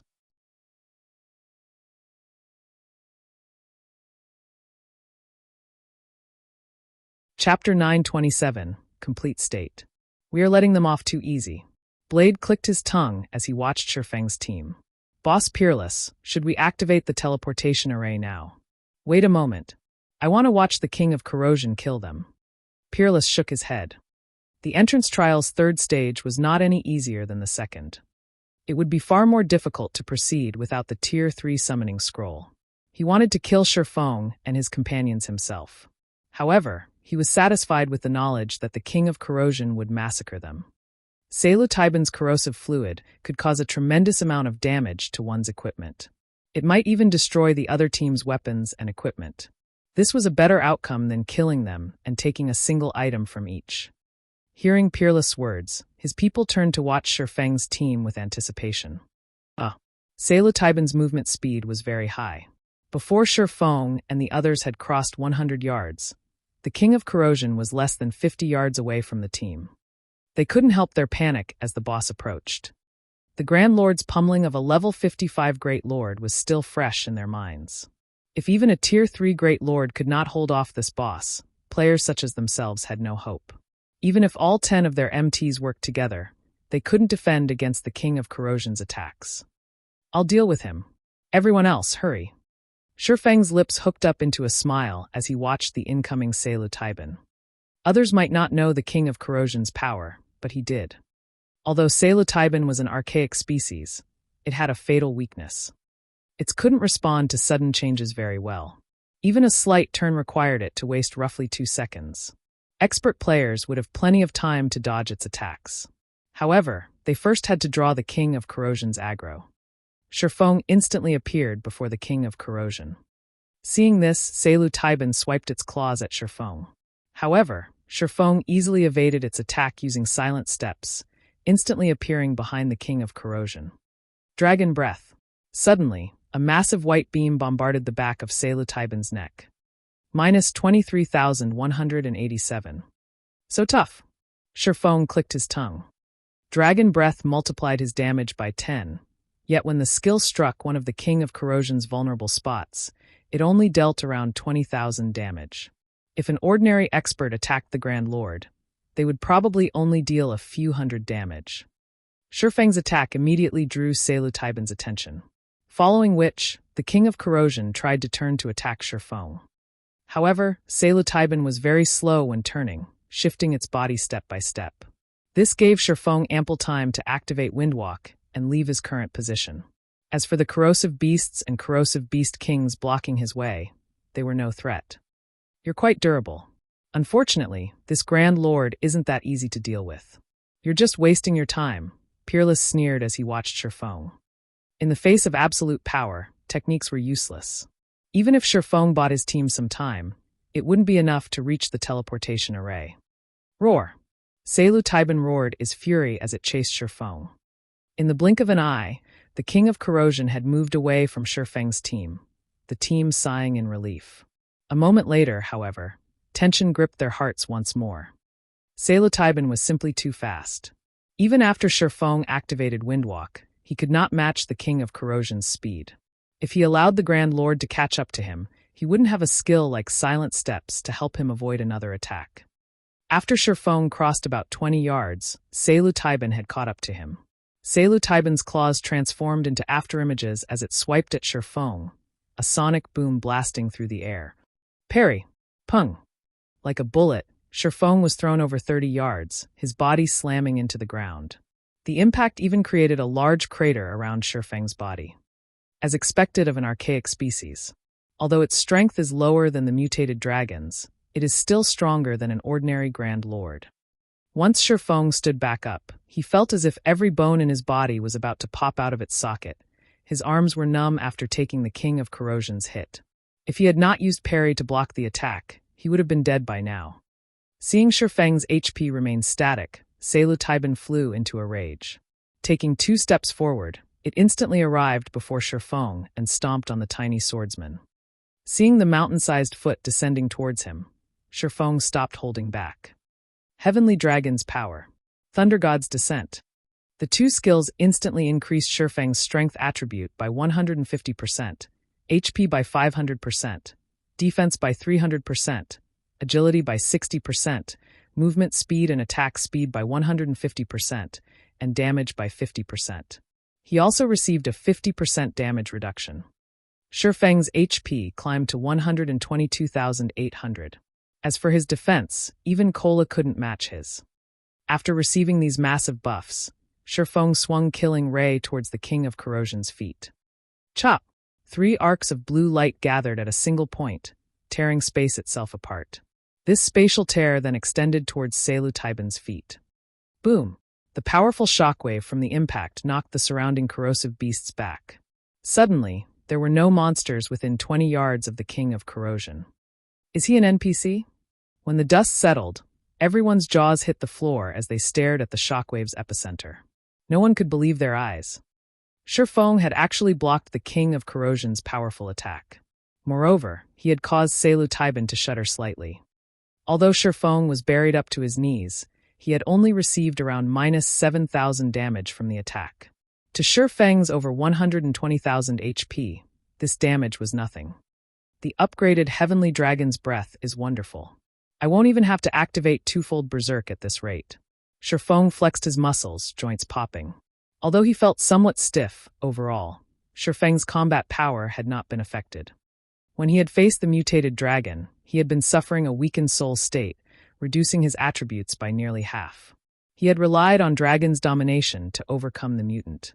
Now that his soul had recovered, although his strength was still not a match for the King of Corrosion, even after activating Heavenly Dragon's power, the gap was not as wide as it had been. In addition, with his extremely high skill completion rate, he wouldn't have a problem defending against the Grand Lord's normal attacks. However, his sacred sword, Killing Ray, was the main reason that he could contend with Selu Taiban. Killing Ray increased his damage by 100% against dark creatures. However, just after Shifeng pulled his legs out of the ground, the enraged King of Corrosion swung its claws at him once more as if it were trying to swat a fly. Just in time. Let's see how you fare against this. Shifeng did not dodge the attack. Instead, he used his sure-kill skill, Flame Burst. A miniature sun then collided with Selu Taiban's claws.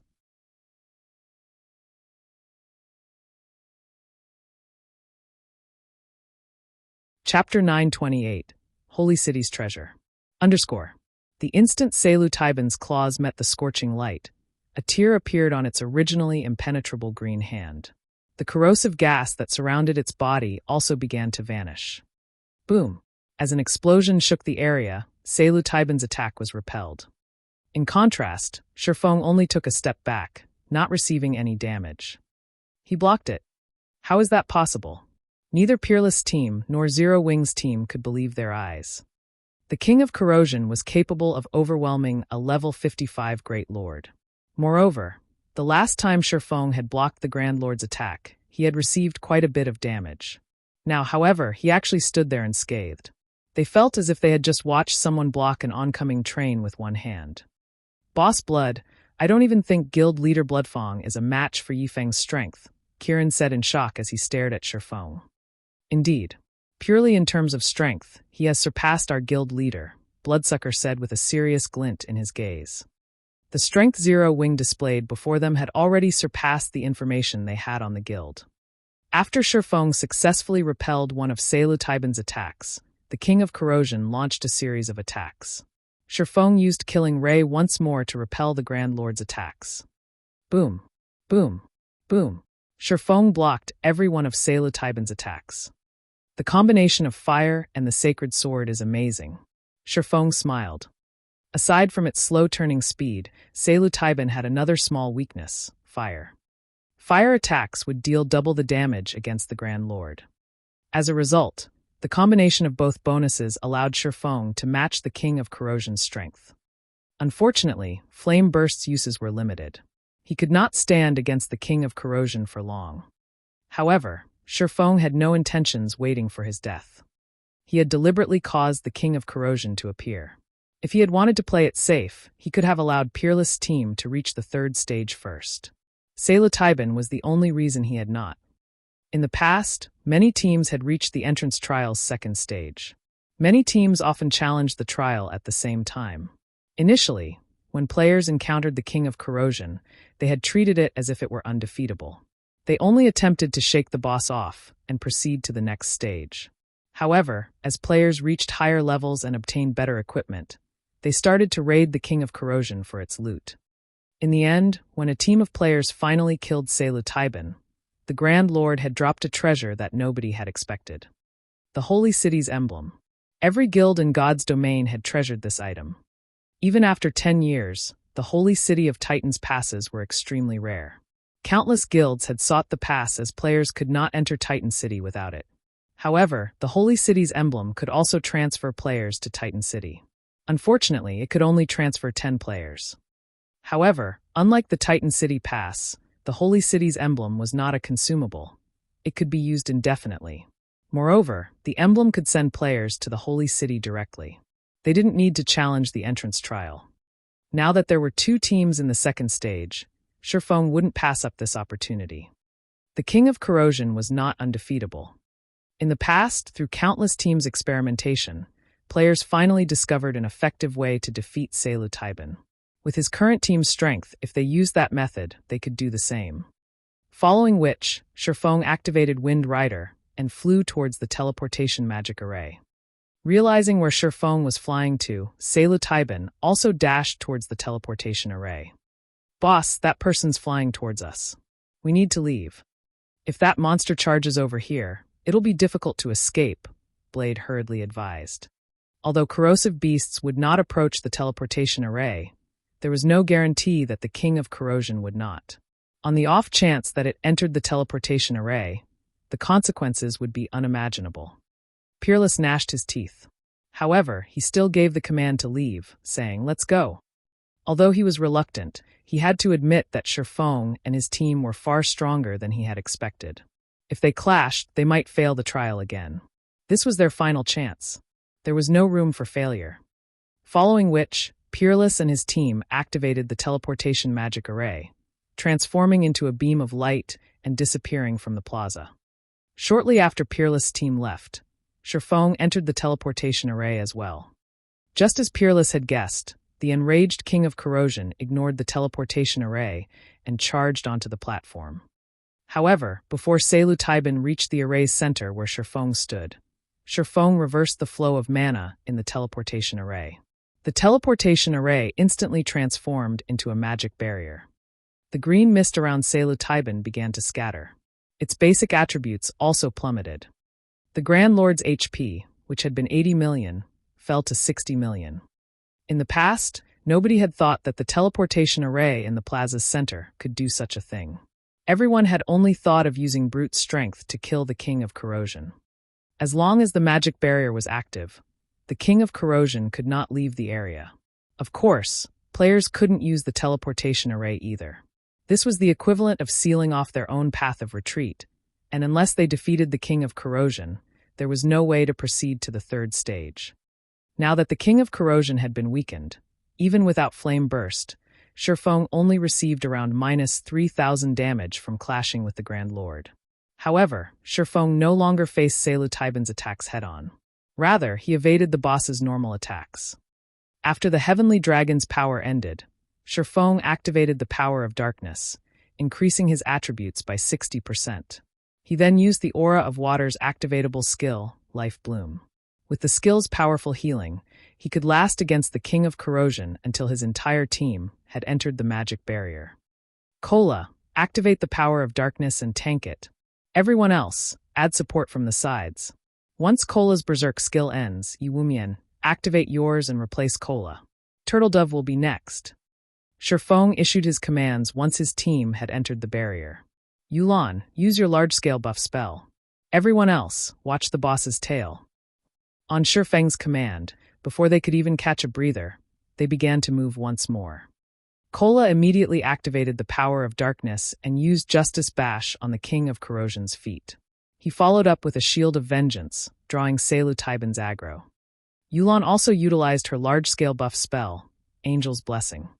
Suddenly, a harp-wielding, golden angel appeared in the sky. As the angel began to sing, a golden barrier enveloped every member of the team.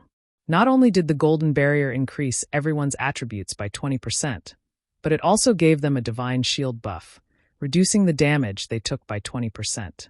Both buffs lasted for 30 minutes. Although everyone's attributes had risen significantly, their damage against the King of Corrosion was still quite low, with most attacks dealing around minus 1,000 or so damage. Only elementalists could deal almost minus 3,000 damage with fire-type spells. However, Selu Taiban had 60 million HP. Its battle recovery alone healed it for 600,000 HP every 5 seconds. Raiding the King of Corrosion was far more difficult than they had imagined. The team members finally realized just how terrifying Shifeng was to hold off the Grand Lord for as long as he had.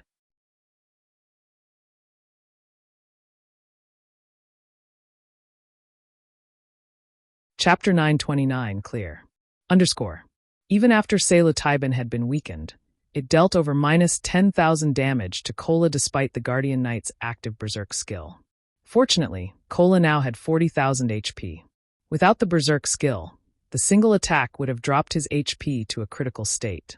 If it had been a critical hit, he would have died instantly. Skill incoming. Melee players, move back. Cola, focus on your positioning. Shifeng warned the MT when he saw the King of Corrosion's raised claws release a green glow. Although Shifeng had warned his team the moment he noticed the Grand Lord prepare the skill, Selu Taiban didn't need long to launch it. When the Grand Lord's claws descended, many were still within 10 yards of it. Boom! The earth shattered. Everyone within 20 yards was thrown into a fainted state. In addition, green mist surfaced from the affected area. All players within the green mist lost 10,000 HP every second. Although some players had dispelled their fainted debuff immediately, they had failed to escape the area in time. In the blink of an eye, the mist claimed 3 lives. What a powerful skill. Although 5 healers focused on him, Cola only had around 14,000 HP by the time he broke through the green mist. Even the healers couldn't keep up with his diminishing HP. Meanwhile, his strengthening device's durability had fallen by 20 points. The mist's corrosive power was staggering. After Selu Taiban finished executing its skill, it searched for a new target. Its eyes then fell upon one of the healers standing in the rear. It started to turn and tried to charge towards the healer. The boss is changing targets. MTs, block it! Shifeng shouted.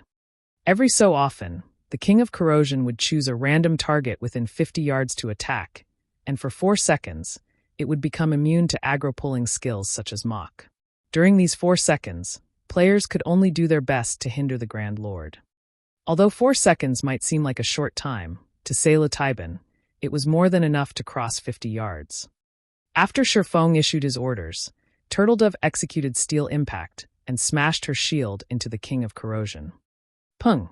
After a 300% boost to her strength attribute surpassed even Shifeng's while the swordsman had Heavenly Dragon's power active. As a result, the attack forced the King of Corrosion back by 2 steps, a damage of over minus 10,000 points appearing above its head. Shock and admiration filled the team when they saw the Grand Lord stumble back. This move had delayed psilocybin for 2 seconds. After including the 10 MT's blockade, the team foiled the King of Corrosion's attempt to eliminate one of the healers. Taking this opportunity, everyone bombarded the Grand Lord with attacks. Multiple damages appeared above psilocybin's head. However, the King of Corrosion's defense was simply too high. Even Fire Dance had only dealt around minus 1,300 damage with each normal attack, while her skills dealt around minus 3,000 damage. This damage was not nearly as eye-catching as what she had dealt to the Steel Slaughterer. As for Shi Feng, with the Sacred Sword doubling his damage and the effects of Power of Darkness and Angel's Blessing, every attack dealt around minus 10,000 damage. If he scored a critical hit, he dealt around minus 20,000 damage.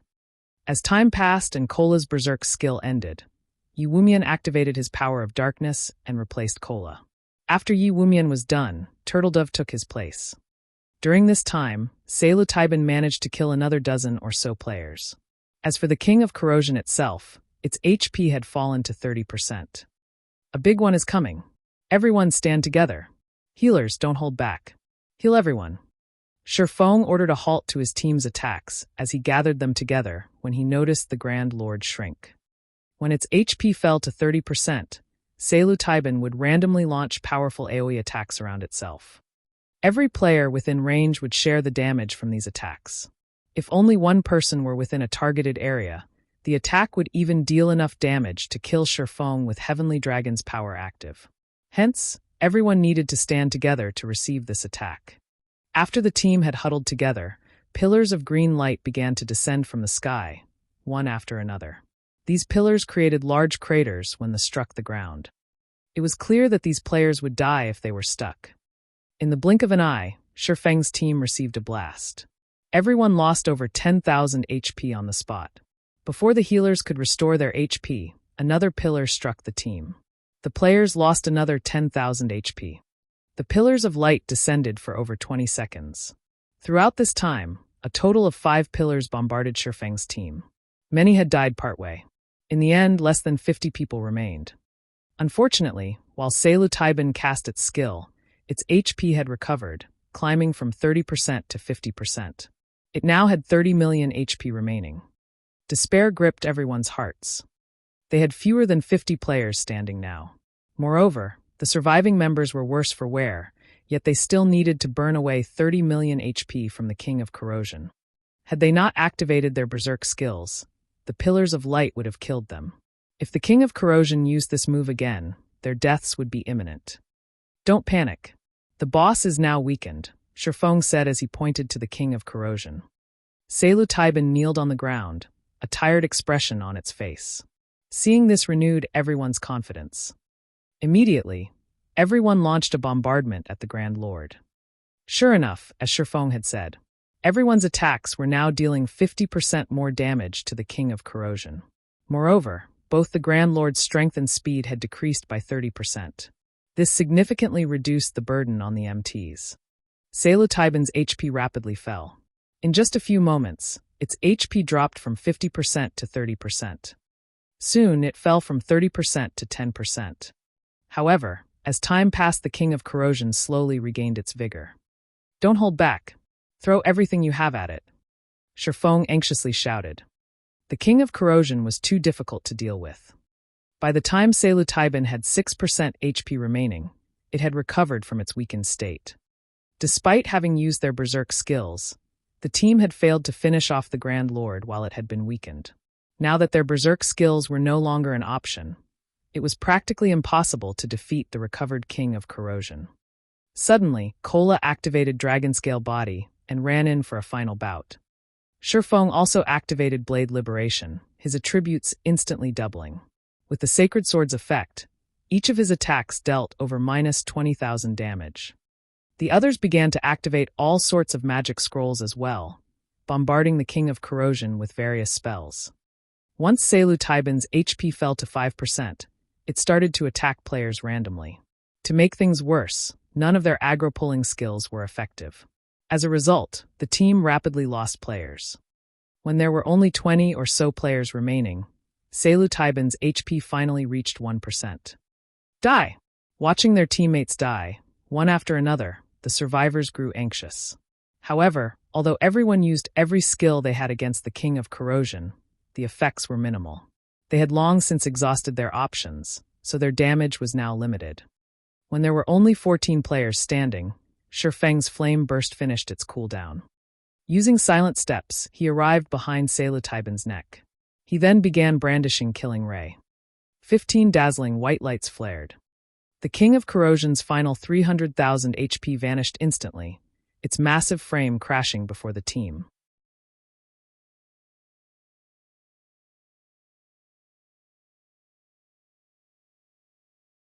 Chapter 930, Siege Tool. Seeing the King of Corrosion fall to the ground, the survivors released a sigh of relief. A moment later, everyone burst into cheers. Selu-Taiban's death allowed the survivors' levels to increase rapidly. For example, Fire Dance and Aqua Rose, who were level 40, reached level 42. Yulan also climbed from level 39 to level 42. As for Shifeng, White Knight, and Frozen Dream, they shot from level 42 to level 43. So much EXP. The corners of Bloodsucker's lips twitched slightly when he saw 2 consecutive lights wrap around his body, his level rising to 42. The King of Corrosion had nearly annihilated them. Not a single MT on the team was still alive. Among the healers, only Violet Cloud still stood. Without any life-saving skills, the King of Corrosion could kill a player with each attack. The battle's intensity had left a lingering fear among the survivors. Rest up. Violet, after you recover your mana, revive the other healers, Shifeng ordered after glancing over everyone. The King of Corrosion's might hadn't particularly surprised him. After all, Selu-Taiban was an archaic species. In fact, this outcome had been excellent since he hadn't used his trump cards. If they had been any other team, Selu-Taiban's ultimate attack would have annihilated them. They would not have survived until the Grand Lord entered a weakened state. The King of Corrosion didn't drop much after it died. Even after Shifeng had used Divine Providence, it had only dropped 9 items and some coins. Among the items, 5 were materials. After splitting the coins among the team, each person only obtained around 40 silver. They did not even have enough to pay for their repair fees. However, among the loot, Shifeng only had eyes for a flashing, silver emblem. This was none other than the Holy City's emblem. With this emblem, he didn't have to worry about finding a pass to the Holy City in the future. Of the 3 remaining items, one was a piece of growth-type equipment, one was a piece of epic equipment, and the last was a miniature ballista design. Solovia's blade, 2-handed sword, bronze rank, level 40, level 100 equipment requirement. Strength 700 attack power plus 944, level 40. Strength plus 52, endurance plus 61 attack speed plus 3 ignore levels plus 7. When attacking, 20% chance to deal 2. 1 times damage and inflict the bleeding debuff on target for 12 seconds. Additional passive skill monstrous strength. When attacking, there is a chance to increase strength by 60% for 5 seconds. Additional active skill Blood of Fury. The lower the wielder's HP is, the higher their damage and attack speed become to a maximum of 70% for 1 minute. Cooldown 5 hours. This sword belonged to Titan's Grand Marshal Solovia. However, due to contamination by the power of darkness, purifying the item will require a large number of magic crystals and EXP. First purification requires 200 magic crystals and 400 million EXP. This sword, which had once been used by a Grand Marshal of Titan City, caused the team's berserkers to drool. The weapon even tempted Bloodsucker. Although his current weapon was epic rank, when comparing additional skills, Solovia's blade was much suited for berserkers. Solovia's blade was almost tailor-made for the class. Unfortunately, purifying the weapon 5 times would require a lot of magic crystals and EXP. The other epic item also left everyone speechless. Ring of Corrosion, Ring, epic rank, level 40, level 90 equipment requirement. Agility 400, Intelligence 200, Strength plus 38, Agility plus 42, Endurance plus 26, Intelligence plus 31, level 40, Ignore levels plus 10. When equipped, increase all attributes by 10%. Poison resistance plus 20, magic resistance plus 10. Additional passive skilled Corrosion. Allows wielders' attacks to weaken opponents' defense and magic resistance by 50% and inflicts a poison debuff, causing damage every 2 seconds for 10 seconds. Debuff can stack up to 5 times. Additional active skill, Poisonous Miasma. Release a poisonous mist in a radius of 20 yards, causing damage equal to 500% of wielder's main attribute every second. Enemies within this poisonous mist suffer a 10% defense and magic resistance decrease for 10 seconds. Cooldown 30 minutes. Ornaments were already extremely rare in God's domain, much less an epic ranked ring. A ring that improved a player's DPS was even rarer. Overall, the Ring of Corrosion was even more valuable than Solovia's blade. The instant Sherfong revealed the Ring of Corrosion's information, the players gasped. After everyone had revived, Sherfong looked to Yulan and asked, "I choose the Holy City's emblem. Which item will you choose?" Overwhelming smiles, members wished they could walk away with it all. The 2 items and the miniature ballista were extremely valuable items to a guild. As for the Holy City's emblem, Sherfong had not shared its attributes. He had specifically exercised his right to choose the first item to avoid revealing its information. Nobody called Sherfong out on his actions either. After all, they had only won this battle because of Sherfeng's commands. However, Yulan was somewhat hesitant, her gaze shifting back and forth between the 2 items and the miniature ballista. The miniature ballista was a powerful siege tool. Now that players were reaching higher levels, the various guilds had begun to prepare for conquering towns. They had already learned the benefits of mastering a town from the situation in Stone Forest Town. That little town raked in thousands of gold each day for 0 wing. Hence, the various large guilds prioritized capturing their own. However, producing the miniature ballista was very difficult. With lifestyle players' current abilities, it was almost impossible to manufacture. In the short term, choosing the 2 pieces of equipment would undoubtedly benefit her team. In the long run, however, the miniature ballista was more advantageous. As Yulan hesitated over her choice, Warwolf whispered to her, "Yulan, pick the 2 pieces of equipment. You still lack a powerful foundation. Although the miniature ballista is indeed valuable, it is not particularly useful right now." In the organization known as Underworld, Yulan was not yet an upper echelon. She also did not have a guild of her own. While the miniature ballista might profit a guild immensely, it was not particularly beneficial to an individual. If Yulan wanted to raise her position in the organization, then she needed a powerful team to support her. Hence, choosing Solovia's blade and the Ring of Corrosion was a wiser decision than choosing the miniature ballista. Moreover, if not for Sherfeng's help in the trial, they wouldn't have any of these items. "I'll pick the Ring of Corrosion." Yulan felt that Warwolf's opinion was quite reasonable. Although Underworld might be an organization, not everyone within the organization was of a single heart.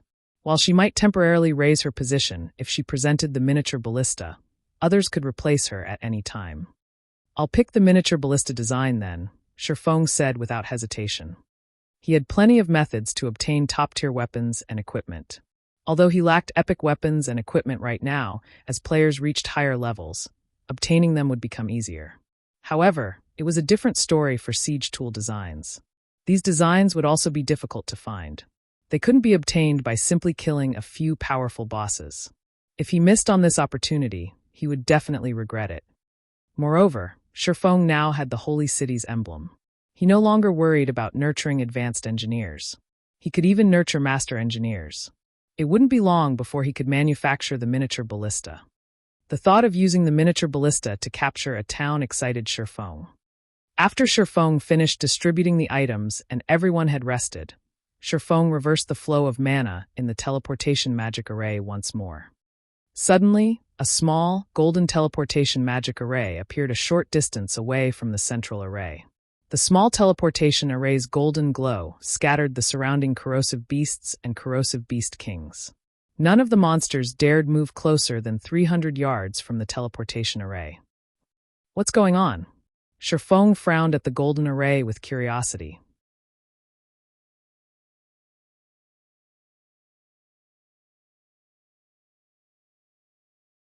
Chapter 931, Titan Library. As far as Sherfong knew, there should have only been one exit leading to the entrance trial's 3rd stage. The golden teleportation array that had suddenly appeared was much stronger than the array in the center of the plaza. The mana density around each teleportation array made that obvious. With this new development, the team turned to Shifeng and asked, "Leader, should we go over and take a look?" Previously, they had watched Peerless' team use the central teleportation array to leave the plaza. Now that another had appeared, they didn't know whether or not that teleportation array was a trap. After all, this was their first time here. Could it be a special reward for the first kill? Shifeng felt that it was highly possible. When he had killed the king of Corrosion in the past, no such phenomenon had occurred. Of course, when he had killed Taiban back then, other teams had raided the Grand Lord many times before. As for the golden teleportation array being a trap, it was unlikely. After all, revealing a trap after players had defeated the stage boss would be too fraudulent. The teleportation array was most likely a reward of some kind. Let's head over to investigate. In the end, Shifeng decided to examine it. Under Shifeng's command, the team approached the golden teleportation array. As no monsters dared move near to the array, they had an easy time reaching it. The instant Shifeng stepped into the teleportation array, his mind felt clearer than ever before. Moreover, a brimming with energy buff had appeared in his status window. The sound of a system notification suddenly reached his ears. "System, you have discovered the teleportation magic array to Titan Library." Sure enough, it's the first kill reward. Shifeng was ecstatic when he heard the system notification. There were two main benefits to visiting Titan City. The first was that lifestyle players could use the Titan workshops to improve their skills.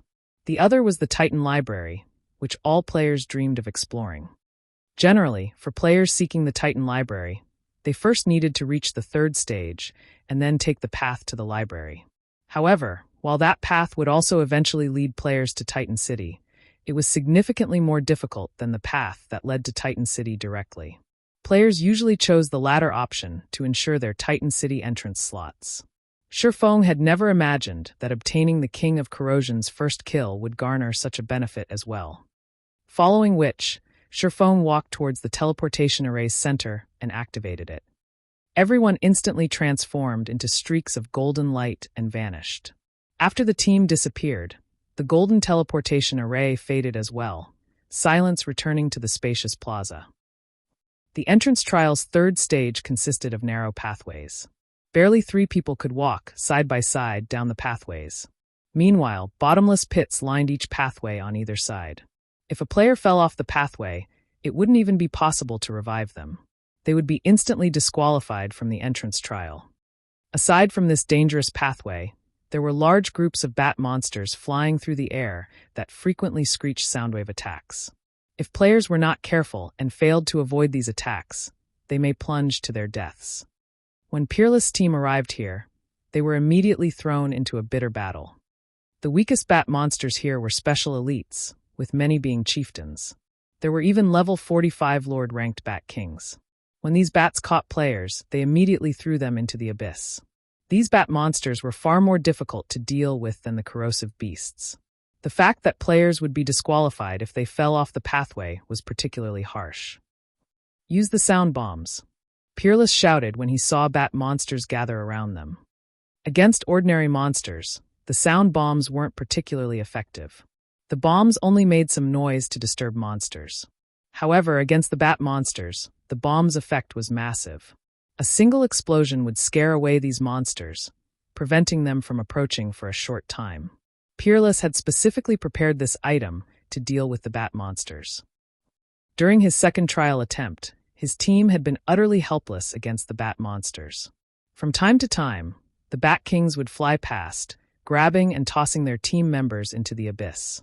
Before they had even reached the halfway point, the entire team had fallen to their deaths.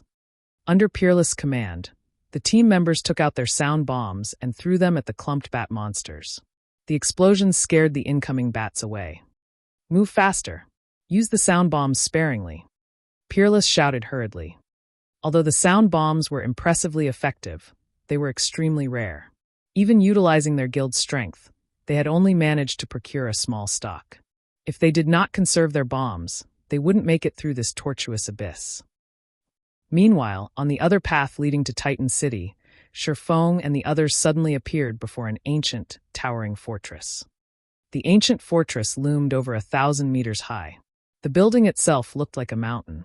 Level 200 NPC guards stood before the fortress's iron gates. These 2 NPCs were over 10 meters tall. When these NPCs saw Shifeng and the others, they blocked the gates with their spears. This is the Great Titan Library. Outsiders are not allowed to enter.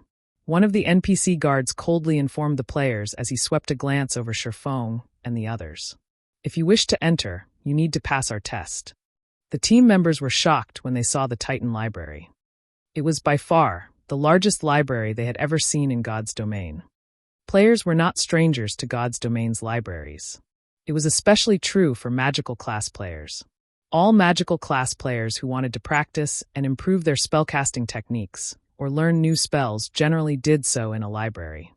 However, gaining entrance into NPC cities' libraries was a difficult feat. One typically needed to be a noble or a friend of the city's NPC nobles to gain access. Aside from allowing players to learn spells, libraries' greatest purpose was information gathering. In truth, players could find information on many quests in God's domain in libraries. For example, the information Yulan had regarding the holy city of Titan was available in libraries in NPC cities. However, the libraries in God's domain varied in size.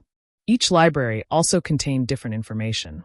Hence, the various large guilds usually created their own intelligence departments, specifically to gather information from various libraries and compile their own information databases. This made it easier for their guild members to find information on their quests. As for Shifeng, who had the Demon Hunter title, he was considered a world noble in God's domain. Hence, utilizing his privilege as a world noble, he had led Zero Wings members into God's domain's various libraries. Unfortunately, the Demon Hunter title only gave him access to libraries in ordinary NPC cities. It did not give him access to kingdoms and imperial capitals' libraries. Players had to rely on their own capabilities to gain entrance. Even so, the information Zero Wing had collected was even more comprehensive than first-rate guilds. "We will accept the test," Shifeng announced as he stepped forward. "Very well. You only have one chance. If you pass the test, you may learn from our library."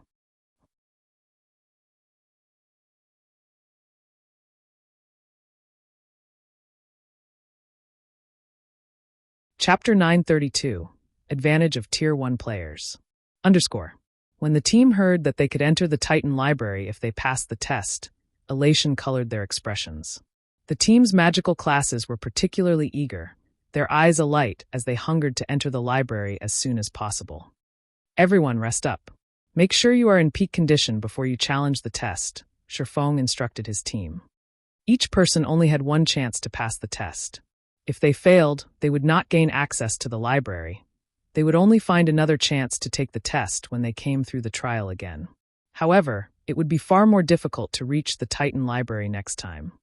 While Shifeng was confident in leading everyone to Titan City, the same could not be said for the Titan Library. In the past, many independent players had chosen to take the library's test whenever they got their hands on a pass. However, since reaching the Titan Library was more difficult than the direct path to Titan City, very few players had passed the test. Even so, everyone wanted to try. This was all because players could learn extremely rare skills in the Titan Library. These rare skills could improve a player's combat power significantly. For example, Shifeng's Flame Burst was one such rare skill. Moreover, these skills generally did not require proficiency to level, only EXP. Hence, a player could dump a large sum of EXP into leveling these skills during a crucial moment with the hope of turning the situation around. Your test is simple. Because you are all Tier 1 classes, you just need to kill a chieftain of the same level within a certain time. If you fail to defeat your opponent within the given time, you fail the test. After the Titan NPC finished explaining, the spear in his hand trembled. Suddenly, a golden magic array with a 5-yard radius appeared a short distance away. That is your arena. When you are ready to take the test, simply step into the array, the Titan NPC said as he pointed at the golden magic array. The NPC then fell silent as he resumed guarding the closed gates. As the team members listened to the test's rules, they frowned. Ordinary experts could not solo a chieftain of the same level, not to mention doing so within a limited time. Since the system had placed a time limit on the test, it was obvious that players would not have long. "Just enter the array when you're ready," Shifeng said. He could not help but laugh and shake his head when he saw everyone's depressed expressions. In reality, Tier 1 players had a benefit when they came here. When Tier 2 players took the test, they had to solo a High Lord of the same level. That monster was 2 ranks higher. Compared to a High Lord, a chieftain seemed cute. After saying so, Shifeng entered the magic array. He then transformed into a streak of golden light and disappeared. After watching Shifeng enter the test, the rest of the team stepped into the magic array as well. Even if they were not confident of succeeding, they had to try. After players entered the golden magic array, they were transported to a peculiar space. When Shifeng opened his eyes, he discovered that he had teleported to a wide, open prairie with no end in sight. Meanwhile, 200 yards away from him lay a flaming rhinoceros that was over 5 meters tall. Crimson Rhinoceros, Elemental Being, Chieftain, Level 43 HP 400,000/400,000. The library's test monster had far less HP than an ordinary chieftain. The point of this test was to see if players could face these monsters head-on. As Shifeng prepared to approach the rhinoceros, he heard the sound of a system notification.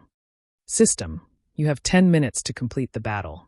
If you cannot finish the battle within the allotted time, you will be automatically transferred out of this instance." The system's giving players 10 minutes? It sure is favoring Tier 1 players. Shifeng could not help but sigh. When Tier 2 players challenged the test, they only had 20 minutes. However, their monster was a High Lord. Wasting no time, Shifeng walked towards the Crimson Rhinoceros. When Shifeng was only 70 yards away from the Crimson Rhinoceros, the chieftain discovered his presence. Immediately, it snorted scorching flames from its nostrils and stomped the ground angrily. It then charged at Shifeng. When it moved, it thundered like a speeding truck. Seeing this, Shifeng activated Flame Burst. With light steps, he easily evaded the Crimson Rhinoceros's charge and slashed the chieftain's back. Pung! The attack sent the rhinoceros flying over a dozen yards. When it slammed into the ground, it released a pained cry. A damage of -28,167 points appeared above its head. Shifeng then activated Silent Steps and appeared behind the Crimson Rhinoceros. He brandished his swords at the chieftain, every slash leaving a deep cut. Suddenly, Shifeng's attack triggered Killing Ray's lightning effect. Combined with Flame Burst's effect, the attack dealt -67,846 damage. Before Shifeng had used all of Flame Burst's attack counts, the Crimson Rhinoceros burst into flames, disappearing from the prairie and leaving behind a black iron token. The token was the required proof he needed to enter the Titan Library. "System, congratulations. You have killed the Crimson Rhinoceros. Time remaining, 9 minutes 52 seconds. System, you will return in 5 seconds. Please prepare." After Shifeng picked up the token, he quietly waited for his teleportation away from this map. To him, the library's test was not a challenge in the least. He had long since surpassed chieftains of the same level in terms of strength. Even without any special techniques, he could easily kill an ordinary chieftain of the same level, not to mention one with weakened HP.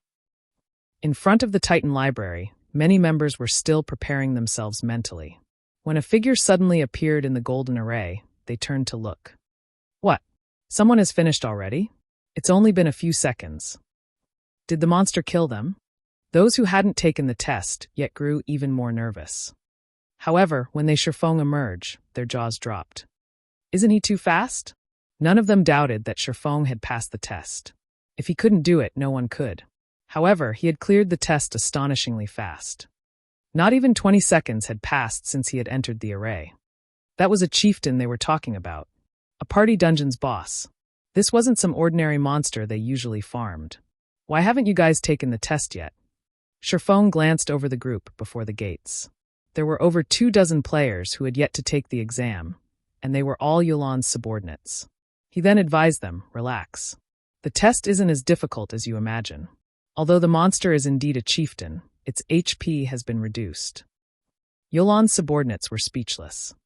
Even with reduced HP, a chieftain was still a chieftain, yet Shifeng talked as if it was some random mob that was too easy to slaughter. Shortly after Shifeng had returned, Fire Dance stepped out of the magic array as well, following which one player after another emerged. Why are there so many people ahead of me? When Bloodsucker returned, he saw a large group already standing before the iron gates. Even Violet Cloud was among them. He was confused. He could accept monster-like damage dealers such as Shifeng, Fire Dance, and White Knight completing the test faster than him. But Violet Cloud was a cleric. She was a mere healer.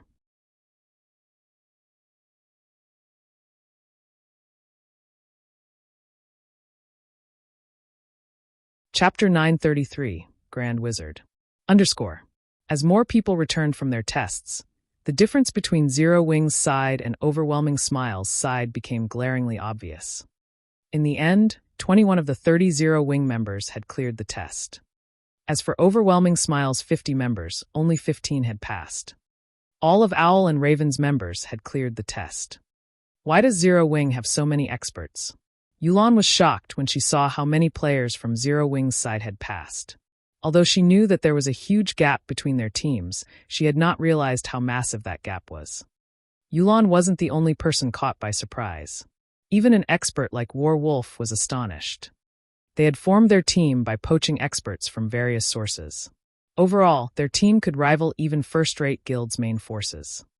On the other hand, Zero Wing had only developed in Starmoon Kingdom, yet regarding the quality and quantity of experts, Zero Wing's team was far greatly superior to theirs. Since everyone has finished the test, those who did not pass will wait by the entrance. Those who pass can head inside, Shifeng said as looked over the team. He had sensed Yulan and her group's confusion. However, he simply smiled at their actions. He then arranged for everyone to enter the library. Naturally, it was impossible for Zero Wing to surpass first-rate guilds in terms of quantity of experts. First-rate guilds had been developing in the virtual gaming world for a long time. In addition, these guilds weren't limited to developing in just one country, but multiple. In terms of member count, they exceeded Zero Wing by many times. Zero Wing was no match for them. Zero Wing's only advantage over these guilds was their number of top-tier experts. This was also why Shifeng wanted to develop in other countries. There were only so many top-tier experts in Starmoon Kingdom. Unless they nurtured their own, they couldn't continue to build their forces of top-tier experts. Furthermore, they needed to recruit far more elite and ordinary expert players. Following which, under Shifeng's lead, all those who passed their tests began entering the Titan Library one after another. The Titan Library was relatively ancient in God's domain. It was far older than any kingdom or empire's library. Those libraries could not compare to the information it contained. Suddenly a gray-robed man with a blurred face appeared before the team and said, "Young adventurers, welcome to the Titan Library. I am Warren, the manager here." Warren was not a Titan. He was the same size as an ordinary human. As if he were a robot, he spoke without emotion. However, the instant this man appeared, everyone felt as if they were suffocating. Warren's powerful aura rendered these players helpless. Although they couldn't accurately guess the library manager's strength, they did not doubt that the man could end their lives as easily as blowing out a candle. Shifeng, however, knew exactly how powerful Warren was. He was a Tier 5 Grand Wizard. Moreover, Warren wasn't an ordinary Tier 5 class. He was a Grand Wizard who had mastered all 4 major elements. A Grand Wizard with mastery over 2 elements was already impressive. Tier 5 players generally only mastered 1 element, and it was exceedingly difficult to master another. In Shifeng's previous life, disaster had befallen Titan City, and it was only thanks to manager Warren that this disaster had been mitigated. Warren had fought 3 Tier 5 abyssal monsters. Normally, it would take a small army of Tier 5 players to defeat just 1 Tier 5 abyssal monster, yet Warren had single-handedly defeated all 3. The news had spread through God's domain like wildfire. It was also then that players had realized just how frightening a Grand Wizard, who had mastered all 4 major elements, was. Now that you have come this far, you are allowed to search for 1 skill book to learn from. The Titan Library has stood for many years and has collected various skill books from all across God's domain. One can even find legendary Tier 6 skill books on these shelves.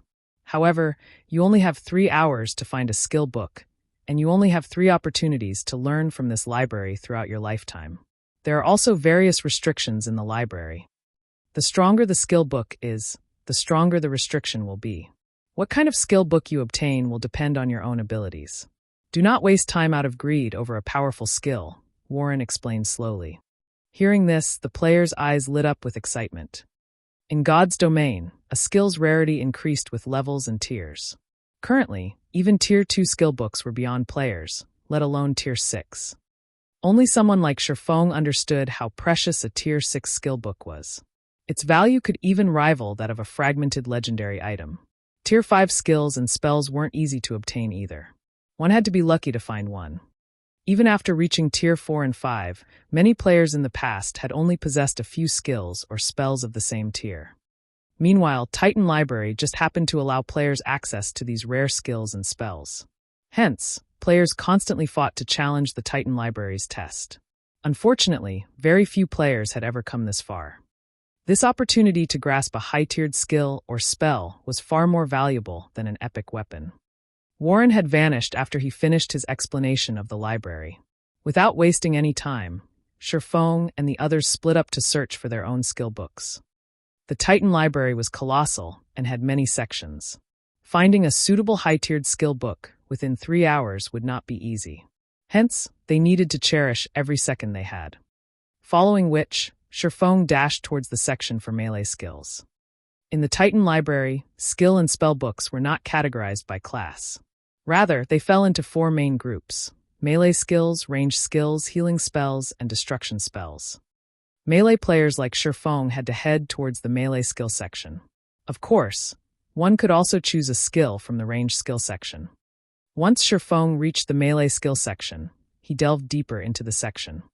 Every library section was divided further into 4 areas: the outer area, the inner area, the central area, and the core. There were thousands of skill books in the outer area. Shifeng could waste his 3 hours just skimming through those books. Meanwhile, as one ventured closer to each section's center, they would find fewer and higher quality skill books. However, based on what Shifeng had heard in his previous life, even the core housed over 100 skill books. The Titan Library's wealth of information would shock any player. As Shifeng left the outer area and approached the inner area, a barrier appeared, blocking his path.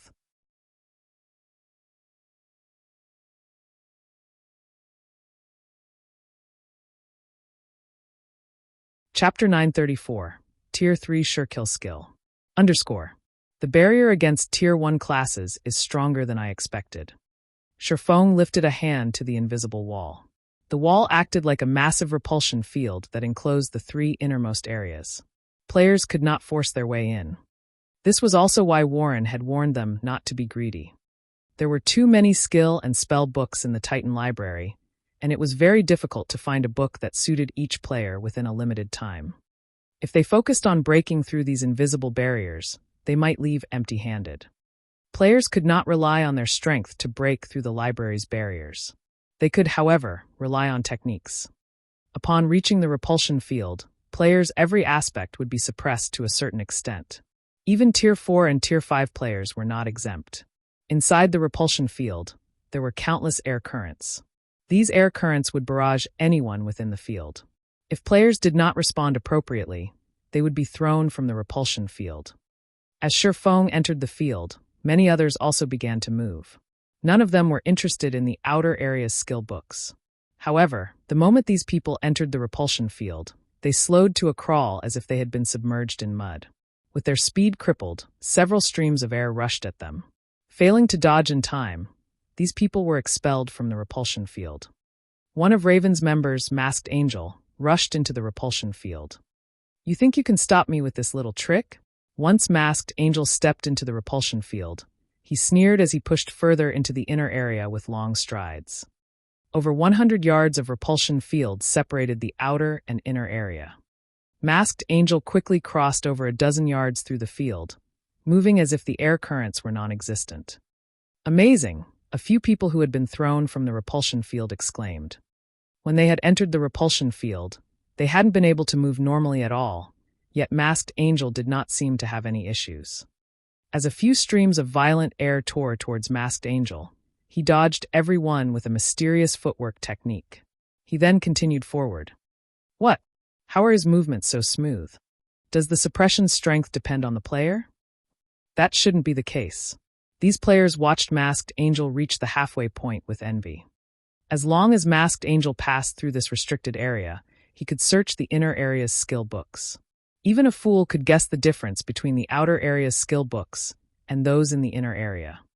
They had already flipped through a few skill books in the outer area, and all they found were Tier 1 and Tier 2 books. While these skill books were very valuable, they would be of little use in the future.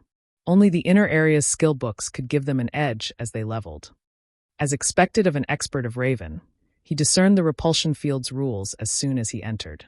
Shifeng was not particularly surprised when he saw Masked Angel move through the repulsion field with ease. After all, Masked Angel was a refinement realm expert. The resistance players encountered in the repulsion field was not monotonous. Rather, it changed randomly. Players might encounter weaker resistance in some areas and stronger resistance in others. It was like firing an automatic machine gun from a long distance. One or multiple bullets might cross some areas, while others wouldn't see any bullets. If someone attempted to charge through the repulsion field while ignoring this fact, they would quickly be expelled to the outer area.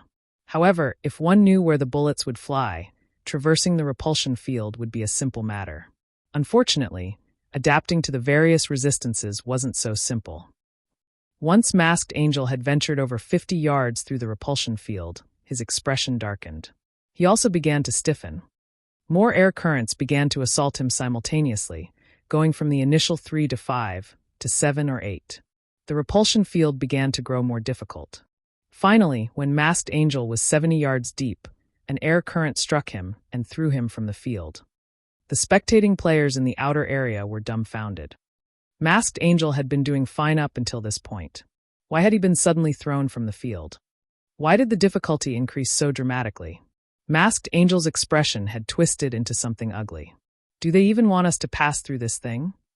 Others might not have realized what had just happened, but he was very aware. The moment he reached the 50-yard mark, the repulsion field rapidly grew stronger, going from strong to weak and weak to strong more quickly. Even Masked Angel found it difficult to cope with the changes. Furthermore, he faced far more attacks, making it more difficult to follow the resistance change. In the end, even after drastic evasive maneuvers, he had been removed from the field. After Masked Angel had been thrown out, Shifeng entered the repulsion field. To others, it might be difficult to cope with the constantly changing resistance, but to Shifeng, it was a walk in the park. He didn't even need to employ any techniques to avoid the incoming currents. Impossible. Masked Angel was momentarily stunned. It looked as if Shifeng strolled casually down a road. Even after the 50-yard mark, Shifeng continued comfortably. After a short moment, he had left the repulsion field behind and reached the inner area. What Masked Angel did not know, however, was that neither the resistance's strength nor the air current's attacks were effective against Shifeng's perception. After reaching the inner area, Shifeng casually browsed a few skill books. He did not hurry towards the central area. The barrier between the inner area and central area was many times stronger than the barrier separating the outer and inner areas. This barrier had even troubled God's domain's apex experts of the past. Extremely rare Tier 4 skills could be found in abundance in the inner area. Shifeng could also see plenty of Tier 3 Surekill skills. These Surekill skills were similar to Shifeng's Flame Burst. Flame Burst was a Tier 2 Surekill skill that players could learn at Tier 0. Meanwhile, the skill could be upgraded by sacrificing EXP. However, it could only reach Tier 2. Even with this limitation, though, its advantages were obvious. Learning Flame Burst did not require a particular tier. It did not require skill proficiency either. Surekill skills were extremely rare in God's domain, much less a Tier 3 Surekill skill. In the auction house, it would sell for more than an epic item. After all, many players in God's domain would hit their limit after reaching Tier 3. It was incredibly difficult to advance. For these players, their Tier 3 Surekill skills would never grow old, allowing them to hold their top ranks among Tier 3 players. However, this would not satisfy Shifeng. He still had plenty of time. He could attempt to reach the section's central area. God's domain's apex experts dreamed of the Titan Library's central area. Not only did the central area house Tier 5 skill books, but it also held Tier 4 sure kill skills. However, as the difficulty of reaching the Titan library increased as one moved up in tiers, very few Apex experts could make it into the library in the first place, not to mention the central area. Since he was already here, he had to try. If it really were not possible to proceed further, he would simply choose a Tier 3 sure kill skill that was suitable. Following which, Shifeng arrived before the next barrier. Unlike the inner area, there was no powerful repulsion field preventing him from reaching the central area. Instead, everything before him was shrouded in darkness. He could not see inside the central area whatsoever. Suddenly, someone flew out of the darkness and slammed into the ground. This person was none other than Raven's Bloodsucker. However, Bloodsucker was extremely pale, his face empty of blood. He seemed sapped of all energy. He looked like as if he had just fought through a long life-or-death battle, completely exhausted. You need to be careful. It's very dangerous in there. Bloodsucker smiled bitterly as Shifeng walking over. I'll be logging out to rest now.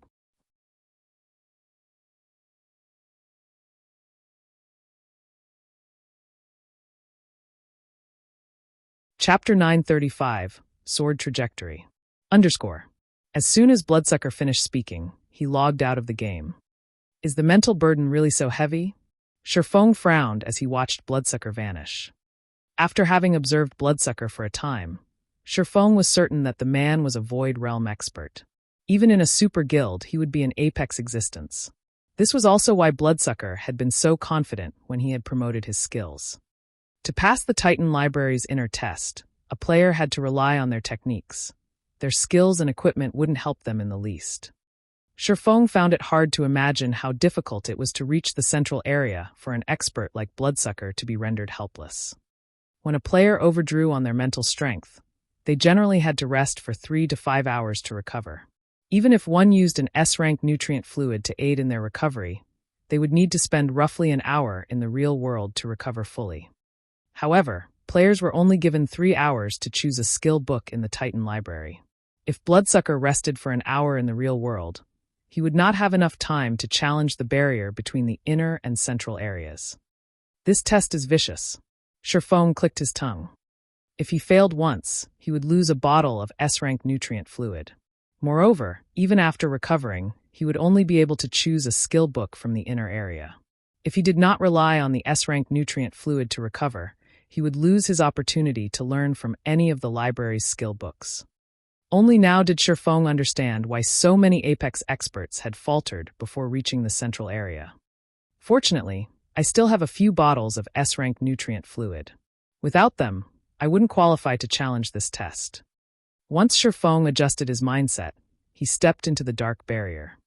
As soon as the darkness swallowed Shifeng, he sensed something odd. Not only did the barrier rob him of his sight, but it had also rendered him deaf. Any expert's combat power would drop significantly if they lost their sight, not to mention losing both sight and hearing. With both senses suddenly muted, even staying calm would be a problem, not to mention fighting. Moreover, without being able to see or hear, one wouldn't even know what kind of danger they faced. Against the unknown, even an expert player's mental state would crumble. Fortunately, Shifeng had experienced a similar situation in the battle tower. Although the circumstances hadn't been as severe, they were not that different. Hence, Shifeng remained calm and in control. Although he had lost his sight and hearing, he still had his sense of touch and smell. Something's coming. After venturing a few steps into the darkness, he felt the air ripple against several areas of his body. However, these ripples were extremely weak. In the blink of an eye, he felt a pricking pain where he had felt the ripples. Something hit him, and he was forced 3 steps back. Following which, Shifeng tried to advance once more. In the end, however, he met the same outcome. After a few steps, he felt weak ripples, followed by the pricking pain. Particularly in the areas he had felt the previous pain, this pain doubled. So, that is how this works. It's no wonder why so many experts were helpless against this test. Shifeng smiled bitterly after a few more attempts. It was too difficult to sense an incoming attack by air currents alone. As a Void Realm expert, he perceived his surroundings by pushing his 5 senses to their very limits. However, if he relied only on his sense of touch, it would be very difficult to predict an attack. Even if he evaded the moment he perceived the needles, he couldn't dodge them. Moreover, the pain he felt each time was frustrating, disrupting his calm. Since I can't dodge them, I'll have to block them. Deciding so, Shifeng unsheathed his swords and advanced. After the previous attempts, he had a general grasp of the needle's attacks. Aside from powerful techniques and acute senses, the biggest reason why experts could become experts in the first place was their brain's processing speed and their ability to memorize something instantly. Once one strengthened their mind, their memorization and calculation would improve tremendously. They could then run through various simulations in their minds, using what limited information they had. In this dark area, the needle attacks were not without a pattern. For each wave of attacks, the needles would target 3 to 5 locations. Based on where Shifeng had already been struck and how many times, a total of 12 locations on his body were being targeted. Although he could not be certain that the needles would only attack these 12 locations, knowing them was enough. As long as he defended these points, he couldn't be disqualified if he received a hit, even if he were hit elsewhere. At most, he would be forced to take 1 or 2 steps back and defend another location. Following which, Shifeng continued his advance, using his blades to form a barrier around himself as he repelled the needle attacks. Moreover, as he brandished his swords, Shifeng refined his sword's trajectories, little by little, gradually reducing his excess movements and strengthening his defense. As Shifeng had speculated, there were more than 12 targets on his body. 14 areas were being targeted. These 14 points seemed to contain some kind of hidden meaning. As Shifeng improved his sword trajectories, the defensive range enlarged as well. Right now, he could block roughly 40% of all attacks aimed at him from the front. This sensation astonished Shifeng. He was also ecstatic over his growth. There were still many flaws in his sword trajectories, and his slashes were not as efficient as they could be. However, now that he could block 40% of the attacks coming from the front, he could theoretically block 20 of 50 targeted attacks launched from in front of him. After Shifeng had ventured 50 yards into the darkness, 6 to 8 attacks assaulted him simultaneously. The number of targets on his body also rose from 14 to 21. The sudden change disrupted Shifeng's rhythm, causing him to waver back and forth over the 50-yard mark. As attacks continuously struck his body, his pain grew more intense. The attacks were even painful enough to force a strong-willed person like Shifeng to grit his teeth. However, although the pain distracted him slightly, Shifeng's determination grew as he fought. Now that he had to block 21 points, his sword trajectories became more complex. After half an hour of refining his techniques and eliminating unnecessary movement, Shifeng finally pushed past the 50-yard mark. He could now block all of the needle attacks that assaulted him. When he had ventured past the 80-yard mark, the attack count increased once more, increasing to 14 to 18 attacks at a time. Furthermore, he now had to defend 32 points. Although he only had to block another 11 areas, the necessary sword trajectories multiplied by several times. Even Shifeng struggled to cope with this qualitative change. Even after refining his movements for over an hour, his technique still had plenty of flaws. However, he could now block 60% of the attacks launched from his front. After several more failed attempts to perfect his sword trajectories, Shifeng decided to gamble. Rather than trying to block all 32 targeted points, he gave up his defense over a few that did not follow his trajectories. Gritting his teeth and enduring the pain, he then attempted to cross the final 20 yards. In the end, with only 20 minutes of his 3 hours remaining, Shifeng finally broke through the darkness and reached the Titan Library's central area.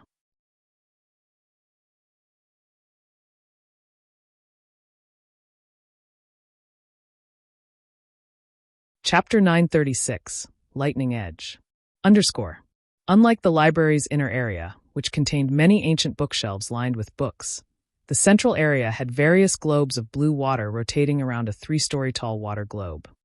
As soon as Shifeng set foot into the central area, he felt his consciousness waver.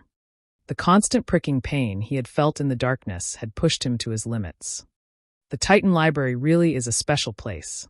Shifeng sat down and took several deep breaths. Although he was very tired, he was ecstatic. However, his excitement was not due to his success in reaching the central area. Rather, he was thrilled about what he had gained in the darkness. Never in his dreams had he thought that he would find a secret technique hidden in the darkness. The sword trajectories he had employed to defend the 32 targeted points was profound. It was even more astounding than an advanced combat technique. Shifeng had realized how frightening this secret technique was as he had continued to improve his sword's trajectories. If he could grasp this sword trajectory, his swordsmanship might even surpass Sirius's 6-in-1 combination attack. Not bad, young man. It's been a long time since someone's reached this area. Shortly after Shifeng had sat to rest, a figure appeared before him, praising Shifeng. Looking up, Shifeng discovered Warren, the library manager who had disappeared. "Since you've passed the test, follow me," Warren said before turning and walking towards the massive water globe. Hurriedly, Shifeng rose from the floor and followed the manager. Although dodging the needle attacks had taken its toll, he had not yet exceeded his mental endurance. He didn't need to rest immediately as Bloodsucker had. After reaching the transparent globe, Warren began to recite an incantation. The massive globe slowly descended from the air. Despite standing over a dozen yards away, Shifeng could feel the daunting mana radiating from the globe. This mana was far purer than that within the 7 luminaries crystal. Furthermore, the mana that the globe released into the air did not scatter. If the globe exploded, Shifeng did not doubt that the explosion would obliterate the Titan Library. "Go on. This is where the most precious skills the Titan Library has collected over the years have been contained," Warren urged. "Of course, you may also challenge the library's core, but be warned. Throughout the past several hundred years, only 7 have reached the core and left to tell the tale." "Lord Warren, I've decided to choose a skill book here," Shifeng declared without hesitation. He had been lucky to reach the central area. As for whether that luck would carry him to the core, Shifeng did not even dare to wonder. As far as he knew, only 5 players had entered the Titan Library's core in the past. Every single one of those players had been a Tier 6 God-ranked expert. With his current strength, his chances were close to, if not non-existent. In all honesty, Shifeng had considered trying. Unfortunately, his time was running out. On the off chance that he overextended his mental endurance and was forced to log out to rest, he might even drown in his regrets. A wise decision. Warren nodded pleasantly. The magic barriers inside the Titan Library are the blood and sweat of the 10 saints. That is especially the case for the magic barrier that protects the core. Without standing in the same realm as the 10 saints, challengers have no chance of success. Had you attempted to challenge the barrier, you would have been disqualified. Shifeng rolled his eyes at the manager. "You're only telling me that now." Following which, Shifeng disappeared into the massive water globe. Upon entering the globe, a list of books appeared before Shifeng. Every skill book listed was either a Tier 5 skill or a Tier 4 sure-kill skill. The list contained hundreds of them. Shifeng's eyes drifted to the Tier 4 sure-kill skills without even glancing at the Tier 5 skill books. Although Tier 5 skills were much stronger than Tier 4 sure-kill skills, one could only learn the former after reaching Tier 5. To his present self, a Tier 5 skill book would be as useless as a very expensive paperweight. It was not nearly as practical as a Tier 4 sure-kill skill. There were a total of 133 Tier 4 sure-kill skill books on the list, and Shifeng rejoiced at the sight. If he could learn them all, every Tier 4 player would be no more than a punching bag. There was a wide variety of skills to choose from. Some were single-target skills like Flame Burst, while others were AoE skills like Skywheel Sword. There were also control skills like Abyssal Bind and Abyssal Curse. There were even extremely precious Berserk skills and support skills. These skills covered nearly every aspect and were more than enough for players to compensate for their shortcomings. After much contemplation, Shifeng decided to search through the AoE skills. While single-target skills and Berserk skills could elevate a player's combat power tremendously, AoE skills were far more effective in group battles and grinding. Shifeng was currently in a rush to reach level 50. An AoE skill was, without a doubt, his best choice. There were a total of 5 AoE attack skills. Some dealt physical damage, while other dealt magical damage. Some even dealt a mix of each. Having both would be the best choice. Shifeng dismissed the first 2 varieties. While the pros of a physical or magical skill were obvious, the cons were just as clear. If he encountered a monster that countered either type of damage, the skill would lose its effectiveness. Take Firestorm, for example. If he used the skill against a fire-type monster or an elemental being, the skill wouldn't help him. Rather than risk such a specialized skill, it was safer to pick one that dealt both types of damage. After excluding the specialized skills, Sherfong was left with 2 books. The first book contained the skill Divine Punishment. When activated, the skill dealt a combination of physical and holy damage to monsters in a targeted area. The skill covered 20 yards in every direction and had a cooldown of 10 minutes. The other skill was Lightning Edge. Upon activation, it would deal a mix of physical and lightning damage to monsters in a cone. The skill had an initial coverage of 30 yards and a cooldown of 15 minutes. Countless players in God's domain dreamed of obtaining both skill books. Sherfong found himself in a bit of a bind. Holy damage would be twice as effective against dark creatures. In addition to his sacred sword, he would be a nightmare to dark creatures if he chose Divine Punishment. The only downside was the skill's limited range. As for Lightning Edge, it was suitable for kiting monsters. Noticing that he was running out of time, after a moment of hesitation, Sherfong chose Lightning Edge. He had chosen this to help him level faster. Following which, Sherfong clicked to learn Lightning Edge. As soon as he did, a stream of energy emerged from the water around him and surged into his body. System, congratulations! You have learned Lightning Edge. Lightning Edge Action Type, Tier 0, Level 1, requires 200,000 EXP to upgrade to Tier 0, Level 2, Channeling Time, 0. 5 seconds deals 300% physical and 300% lightning damage in a cone in front of user. Initial coverage range is 30 yards. Duration, 3 seconds cooldown, 15 minutes. As expected of a Tier 4 Surekill skill. Its starting damage and required EXP are double that of Flame Bursts. If it reaches Tier 1, it will likely be even stronger than Firestorm. Sherfong was elated when he saw the skill's information. He immediately decided to upgrade Lightning Edge's level. You're tuning in to the Maze Sword of Destiny YouTube channel. We're so grateful for your support, and don't forget to subscribe to join us on this incredible journey through captivating stories. Your generosity through donations truly makes a world of difference, as it's the primary source of revenue that allows me to expand and enhance this channel for you. Thank you from the bottom of my heart for being a part of this adventure.